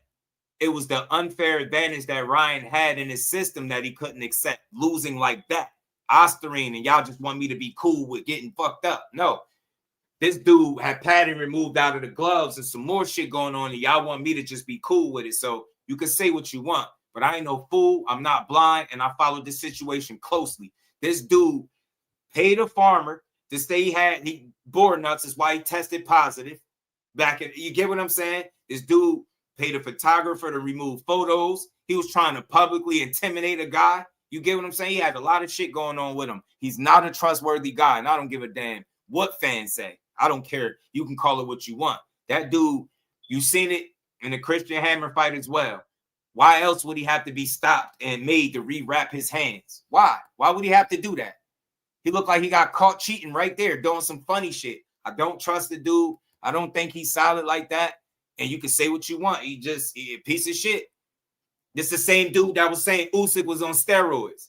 Mind you, he popped for some shit before. Usyk never had, but this is the same dude that was calling Usyk a steroided middleweight. Y'all remember? And that the pot calling the kettle black, man, mix me with that shit. He's not a solid dude the way people make it seem. And I'm going to always rock with Wilder, win, lose, or draw. I don't give a damn that he lost, but I do give a damn if he got cheated in any of this shit while he lost. Facts is sack tracer, eating boar nuts. You know you crazy when you were willing to pay somebody to say you ate boar testicles, bro. And then when you do the homework, you find out that over there in the UK, they don't even have boar over there. So where is he getting boar at in the UK? Come on, man. The light was good with it, fam. I ain't just talking no bullshit. This situation forced me to do homework. I'm telling you, do your own homework before you come to any conclusion. It's a bit of a rabbit hole. You're going to find some shit. You'll find out that it's a gym that teach that technique that he was doing, slapping with the glove. Then he was doing that same shit in sparring with Nicholas Asbury, and he caught on to it, bro. Caught him, and he called him out, and he exposed them on YouTube years ago, and people act like that shit don't exist. That's the part that pissed me off. But I'm going to play. It's a few more minutes of this. I'm going to play it, and we're going to get up out of here. There's still 90 people in the building. Hit that like button. Are you in a position where you think now that you will be the best version of... That's why he always retire, Reef. I ain't letting him off the hook. Why you think he retire all the time, Reef? When you retire, you can't be tested. When you retire, you can't be tested. That's why you think he retired conveniently all the time, you want man. the best Come on, miss me with that shit. Because This the same dude that was 300 plus pounds, suicidal and all what? The next thing you know, he in fight shape. Yeah, all right, whatever. You want to I'm beat tired the of best playing version of games with Deontay y'all. Wilder, That dude ain't trustworthy, bro. Me. A lot of signs with him that ain't solid, I don't want bro. any Deontay Wilder, but I prefer the album. This new Deontay Wilder. And Usyk beat his ass. like navel gazing. Usyk whooped his ass. Listen, this boxing. And the truth be told, yo, if he would have been counted out in the first fight and not given that long ass count, the dude went to sleep. He even said it. He went to sleep. The man was unconscious. They gave him a long ass count. It would have never been no second fight, nor no trilogy. And it take a real boxing fan to admit that shit. He got a long ass count. And even in the last fight, he got a long ass count again. All he did was get his dude breaks. He was asleep, bro. Jay Nady let this man wake up from the dead. The man was asleep, unconscious for a few seconds. The fight is supposed to be waved off, period. You don't get to go to sleep in a boxing ring and then get to wake back up because I like you. Get out of here. If that was anybody else, guarantee you, Wilder would have hit the deck like that. Eyes would have went closed. He would have been asleep. They would have waved that shit off immediately. He gave that big cheating ass dude a chance to back. Thanks, babe. Gave him a chance to bounce back, and it saved him. I don't care what nobody say. That was a long ass count, and he was asleep, straight like that. And then they had the nerve to give him another long count in the third fight. Nasty work, bro. Nasty work. As this guy Nasty right now, work. he's in the process of healing. You know, if you understand, he's been healing through this podcast, saying his problems, and that's cool. That's part of healing.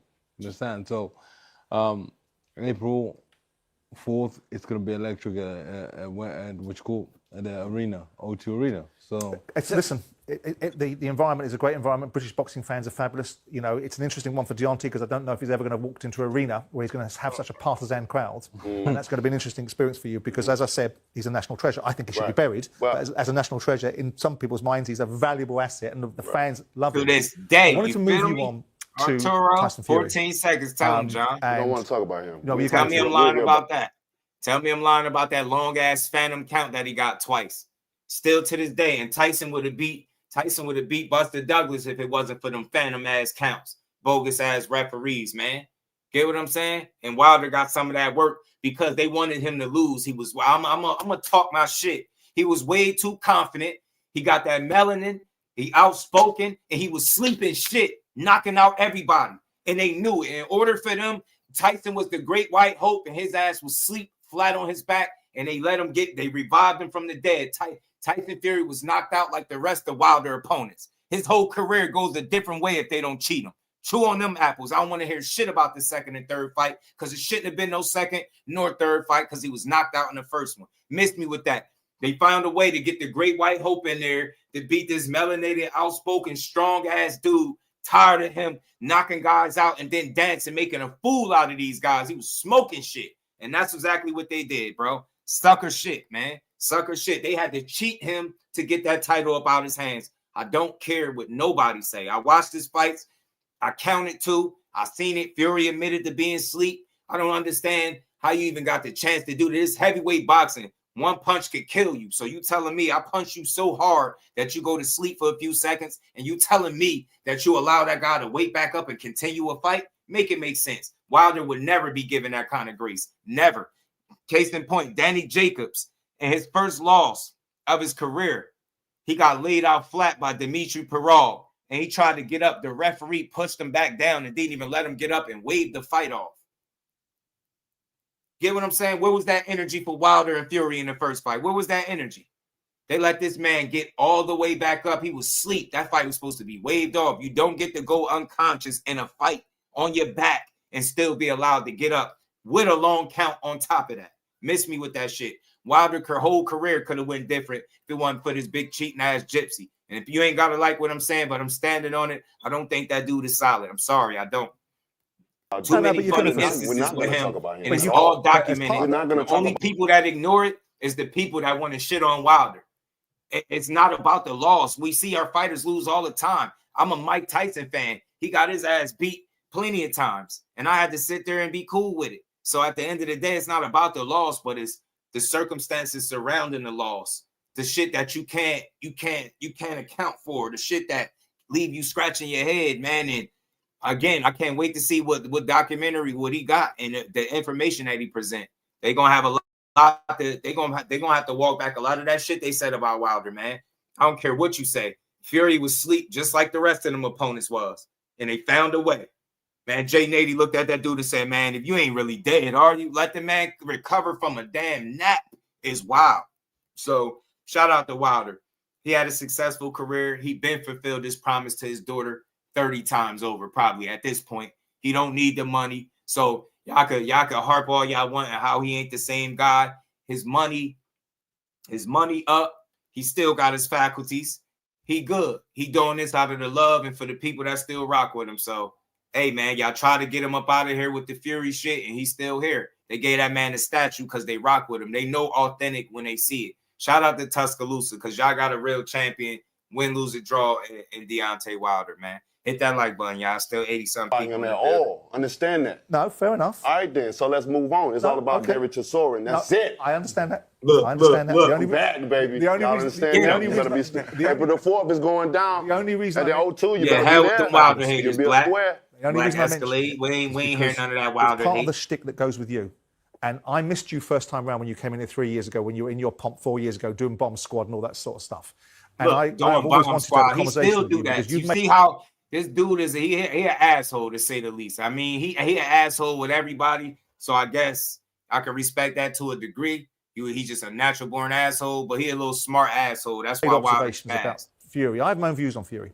And you've called him a cheat. And it leads me the biggest in boxing. Yeah, but it leads me to a conclusion. Biggest in boxing. If somebody practicing, taking their stuff out of their gloves in training, what you think they can do in the fight? Yeah, but that's all I got to say about that. I want to put something to you about you, right? And Fury just happens to be the hook for it. That's all I got to say about him. You talked about being cheated in that fight. You talked about water being spiked. You talked about your Game of Thrones outfit being too heavy for you.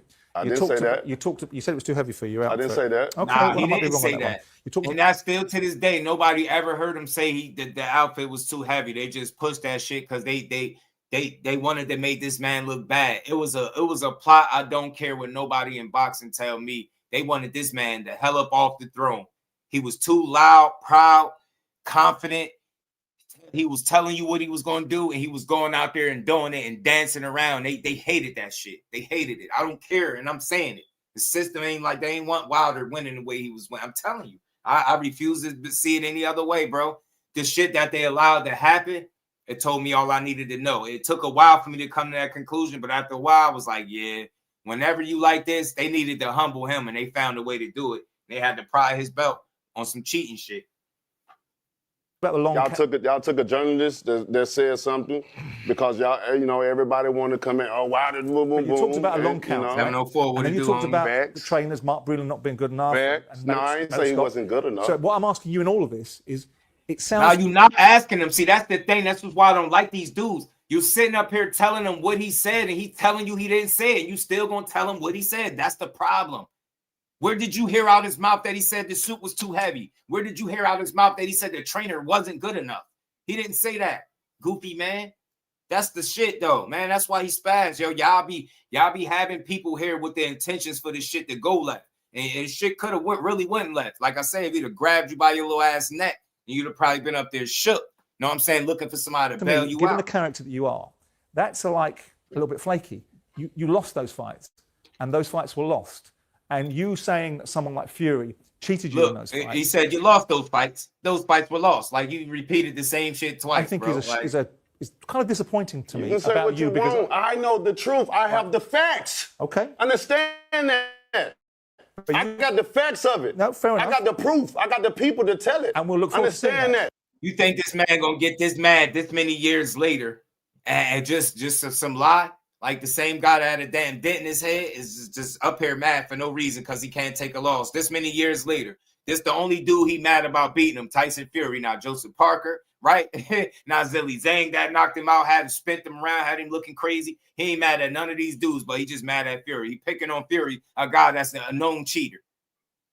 Make it make sense, bro. The evidence is there. Y'all just don't want to see it, bro. Y'all don't want to see it. That man ain't got that kind of emotion for nothing. That dude is a cheater, and he protected by the system. I don't give a what nobody. Understand That's why we're so what I glad say when in Usyk beat his boxing, I big mean, cheating ass. and it's the truth. I risk my life for you's entertainment to see. No, absolutely. So why I ain't never lied about none in this business. You can believe what? Why is it so hard to believe a black man in a white man? You know what I mean? Why is it so hard to believe a black man in a white man? Why you don't believe it? Why is it? Let me answer the question. Yeah, go on. So we gonna go there. First and foremost, it's got nothing to do with color. No, it does. This whole country got something to do with it. This whole country got something to do with it, bro. I hate when they say it don't got nothing to do with color because they be lying. Them be the main ones. You know what it is, bro. You know what it is. You know why you try to take the interview in this direction.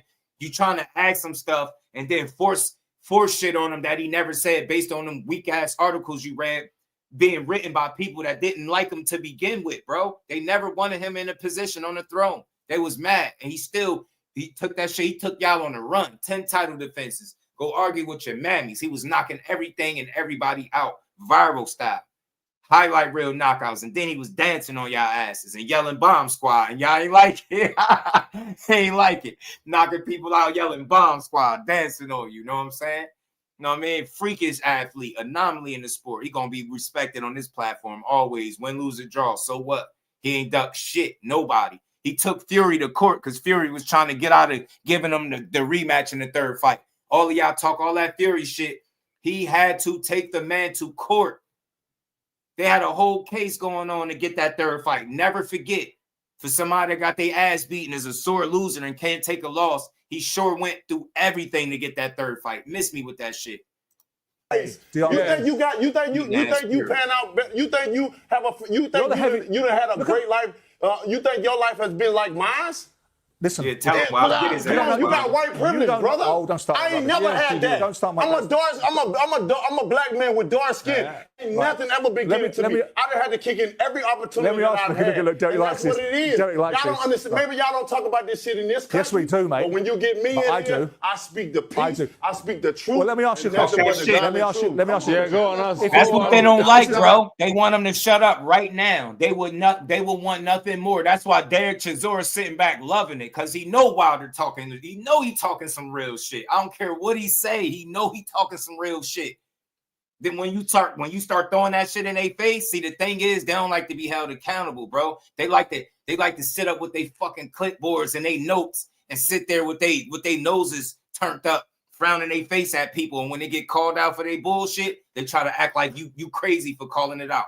Hell no. Call their ass out, Wilder. Colour. Y'all got the wrong Yeah, go on. Call Go their on. ass It's out. about Yeah, they colour. got Y'all white understand privilege. that? Call How is shit Derek out, G. Chisora then, out of curiosity, given he's a black man, a national treasure in this country then? It's not about colour. You called somebody a cheat. I asked you a question. Oh, Don't come on. like the Come on. question. You have a Thank whole you. lot of black people around this The question. chanting. Didn't like the question. Stop, Didn't like bro. the question. All right, I Yeah, moved go on. Stop from it. it. I moved on. I want to pull it back in. Stand Derek, let me back, ask you a question. I want to ask you a question Stand me about on that, fight man. week. Deontay, let me just get into Derek about fight week. Now, both calm of you down. are known to be dynamic in fight week. We just see the little taster of that Man, right now. come with on, Deontay man. Y'all Wilder. can't tell, man. So the bronze bomber, there he is. Yeah, so Come on, man. Come on, we can have a You disagreement, think can't your we? life as a little boy and I bet your view as a little boy is totally different than my view as a little Maybe. boy. Most black people, why we Can we move so on from into that? it with each other Deontay. because we have PTSD. Deontay. We done been through so much Okay. so much Say, you wanted to move on, right? Come on, man. It's hard to move on when you don't know the truth, and that's when I come in and try to give you a vision, a little insight of what we go through as black people, man. I got it. You don't get it. Well, okay. None of y'all get it. Where do you want me to go? Y'all don't get it. Got it. That's the problem. You think you get what you don't understand. Okay. Why is it so hard? And look, real quick, why he get mad, bro? Because it's like on one end, you try to ask questions that's going to lead to a certain point, and then when he tell you what it is, you trying to question him. Which one is it? Do you have questions that you want him to answer, or do you got questions just for him to answer it, for you to answer the questions on what you think? We don't care what you think. You just asked him. Why is it so hard for people to believe that Tyson Fury cheated when the evidence is out there? It's really out there. All you got to do is open your eyes. That shit is crazy to me. That's why he get that emotional, bro. I feel him. Derek Chisora sitting there smiling. He know, bro. Y'all don't know what we go through. You sitting over there with a fucking clipboard, whatever, some notes in front of your face. You know what I'm saying? Trying to judge me for telling y'all that this dude cheated. I'm telling y'all what it was. I went through it. The dude ain't solid, bro. I don't care what nobody say. If he'd do it in sparring, he'd do it in a real fight. If they'd teach it in the gym, he'd try it in a real fight, bro. Get out of here, man. Y'all act, man, man, let me I'm out there. Get up out this bitch. This is a little chaser of what we're going to get. Both of you guys are big characters. It's going to be explosive, right? I mean, I don't even have to ask this guy because I've just got a little taster of that. But come on. Man. Both of you guys are big in the fight week. Let's pull it back into the fight. Let's talk about the fight. It's hard to put it back. I'm from the South. You understand? Come on, let's pull it back into the Yeah, fight. man. Y'all don't that's understand. the thing, yo. It's like, look, when they talk about that Tyson Fury fight, it's like a certain amount of trauma that comes out with that, man. And I hear that with Wilder, bro. Something that should really strike a chord. Like, don't ask me about this cheating ass dude and then try to tell me about him. Yeah, ain't none of y'all had to fight him 3 times. He a piece of shit. I had to take him to court to get my 3rd fight. Like, they didn't cheat me the first one. Come on, man. I think people forgot about that. All that trolling and playing around. These dudes was going back and forth to court for him to get a fight that he should have gotten with no problem. But when it was his time to return the favor and offer a rematch, and he could have took his title after that first fight and went on with his career, he gave him the run back. Tyson Fury gets it and tries to get out of the 3rd fight. Never forget that, all y'all Tyson Fury fans, for that big, goofy, cheating ass dude, man. Get his ass wild. This is the last 2 minutes or so of this, y'all. I got another situation. I said I didn't want to talk about the situation. Now you got me riled up. Fair enough. Right. Wilder's back. I feel shit. You understand me? You don't mean that, man. Okay, stop man, shouting let me get the out of here, bro. I'm out of here. I'm out of here. Talking about my peoples and all that shit. It's hard to believe a black man than a white man. The cheated. Tell him to sue me so I can show the facts early. Because when the documentary and everything, the story come out, I'm going to show everything. Fantastic. I'm going to get all Look the how people scared that they is. Y'all talk all that shit. Now y'all surrounding him. You could critique the black man, but when he start bucking up, it's like y'all got to surround him now. He ain't going to do nothing to his little ass Simon Jordan. Calm down. You know what I'm saying? Look at y'all now. Y'all nervous. All the people that's in the inside, he got people cool when y'all criticize him with your nose turned up. About that. Out of here, man. I don't about it. I said we didn't want to bring him up in the first place. It ain't got shit to do with him. Fair enough. The you talking about? He say fair enough, but then keep bringing it up. This is what I don't. That's why I don't respect these idiots. Because he told you from the rip. You seen that was like opening an old wound, peeling the scab off an old wound. But you keep trying to force a Tyson Fury conversation. How the fuck are we on Tyson Fury? Last time we seen him, he was getting beat up by Usyk. Why are you asking him about Wilder? That's years ago. That shit sell. Goofy man. He fighting Chisora. Why are you asking him about Fury? We don't even care about Fury. And he told you to leave it alone. Then you're going to say fair enough and you're going to go right back to it. Goofy ass dudes. I'm glad he spazzed on you like that. Get they goofy asses off, man. They know what they be doing when they get people up here. They think it's because it's their platforms. They don't got to respect the guests, man. Respect the guests, man. You trying to criticize that man and ask some questions all in the same breath, bro. Get your ass out of here. Bet you ain't never put no gloves on. I bet you that dude ain't never put no gloves on. They start getting all uncomfortable. Now security want to surround him when he buck up. He told you to leave that shit alone. You don't want to. And the problem I got with it, why I get mad with Wilder, because this is the thing. If he, I could see, you see that it's pissing him off, but you want to ask about it and then tell him about it. You want to ask him about his truth and then try to tell him what his truth is. Which one are you doing? Are you asking the questions or answering them too? That's only an asshole to do that. Ask a question and then answer it too. You don't give your point of view. He up there to speak his truth. You don't have a truth. You didn't fight. You don't know what he talking about and where he coming from. Just let him tell his truth and move on. But that's the problem. That's why you get mad. You try to tell him what it is and what it's not. I'm like, bro, I got proof. This big cheating ass dude. So again, Tyson Fury has been caught in the past for cheating. The fact that people ignore it is disgusting to me. That goes to show you how much they don't like Wilder. That's why he be on that wave, that kind of energy that he just showed with dude. Our people, he talk like that because he sit there and they look at him with their noses turned up like he ain't who he is because he lost the fight. So you got Derek Chisora over there lost how many fights? How many fights did Derek Chisora lose? Seriously. And they love him, right? So you gonna give Wilder that same respect, goofy? That's what I'm on. So shout out to Bomb Squad. I'm gonna always be a fan. I'm gonna always support that dude. He a real one. This been a dope live, man. Appreciate all the support, everybody that tuned in to the end of the show. I appreciate every last one of y'all. Still got over 70 people here. Make sure you sub to the channel, hit that like button, turn the notifications on, hype the lives. We just had another dope build in the books. Let's see what Wilder and Chisora look like. I like Chisora win, lose, or draw because he a dog. He'll get in there and fight. He don't care. He don't care.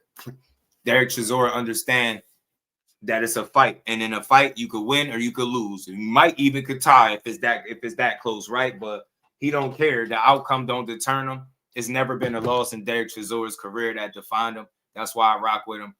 Win, lose, or draw. I can see why he a fan favorite. I'm just here to support boxing, so I rock with Wilder. The only thing about Fury that I don't like is them situations that clearly exist that people act like don't. And real quick, I'll play this quick video with the glove situation. It's one of the short versions, and if anybody got questions, we can get into the longer versions tomorrow because Deontay's Boxing Nation, shout out to him, DBN had covered this way back then. It was like, I don't know, it's been years ago. It's a lot of years since then, but you know, this stuff was well documented. This dude ain't been solid. You know what I'm saying? My thing is this. He ain't have no excuses for Joseph Parker and other losses. Why just Fury? You get what I'm saying? You ever ask yourself, why just Fury? He's just salty about Fury, right? So that's what I'll say. But last video for the live, man, and we'll be back tomorrow, 4 p.m. Hit that like button. Shout out to Hair Grease. Hit that like button.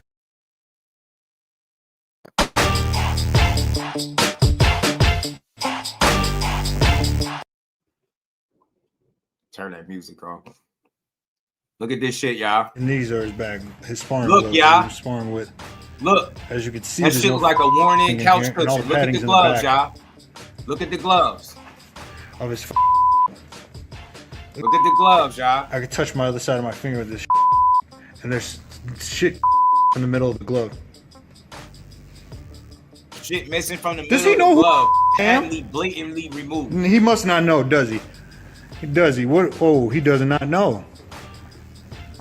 Look at this, man. And then, hold on. These are the sparring gloves they told me they got for me. These thick ass. Look at. Hold on. Let's see. Watch the squeeze. Going nowhere. Difference. So again, where all the Fury don't cheat, Wilder just making excuses. People at where they at? Watch. Where they at? Get the fuck. Yeah, Truth tearing that ass up, huh? Truth tearing you up, man. So go ahead and argue that. Now go ahead. What you gonna say? Those wasn't how can we tell that it was one with Fury? You ever ask yourself why he ain't sued? No defamation for Nicholas Asbury. That's the boxer that was in the picture, that was in the video talking about it. No lawsuit for Wilder. No defamation. No none of this. You ever ask yourself why?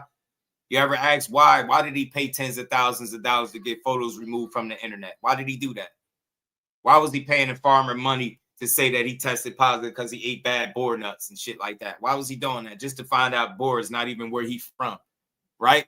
This shit goes on and on. It's a bit of a rabbit hole, but for the real ones, the like real information, it is what it is. That shit was well documented way before Wilder that he was playing around with the gloves. So tell me Wilder don't know what he's talking about. Tell me we ain't see the dude knuckles or hands and shit in the glove when he was laid out flat. That's why he was trying to get the photos removed. Tell me you wasn't seeing knuckle prints and all of that in the gloves. Miss me with that, man. That dude full of it. It is what it is, and it's all good because, you know, it all caught up to him at the end of the day. He couldn't pull that shit with Usyk. He got his ass whooped back to back, and I'm cool. Shout out to Wilder and Derek Chisora. They both fighting in their 50th fight. I wouldn't mind seeing both retire after that, but if they both continue on, Chisora said he done. Wilder said he got more. So we gonna say shout out to boxing. We just gave boxing his just due. Shout out to Toro. You already know, man. Yeah, we seen them prints, bro, and that's paid tens of thousands of dollars to get the photos removed offline so people wouldn't talk about it. You get what I'm saying? But Wilder's a liar. You get what I'm saying? The dude is guilty as hell if you just paid attention. So it is what it is. And with that, we just gave boxing his just due. We got plenty more to talk about tomorrow. Some stuff that we ain't get into, we're going to get into tomorrow. A couple videos from Tim Bradley. Some stuff. We got a boxing scene breakdown that we're going to do as well. We got some stuff. We're going to keep big. We're going to keep building, y'all. Appreciate you, Shaw, and everybody that tuned in, rocked out to the end of the show. Be over 4 hours in. Appreciate all the love, all the support. Hit the like button. Turn your notifications on. Sub to the channel. Share the live. Hype the live. And we're going to build tomorrow, man. I don't think Wilder sound crazy. I think Wilder been through some things. He only sound crazy if you're not trying to listen to him. You got to be willing to listen to him, Robert. Got to hear him out. Hear him out. And hear all this stuff. I just played the video. Rewind it live a little bit and see the video. And that's where it started with the glove shit. But again, y'all, much love to everybody. Y'all enjoy the rest of this Thursday. And I will see all of y'all tomorrow, man. Peace. Representing Brick City, Shakur. Finding those levels, too. Look at that four-punch combination. It's a masterclass right now from Shakur Stevenson. That's what you're seeing, a masterclass. And Shakur meets him with a straight left hand. Oh, and there's a knockdown score with the left hand.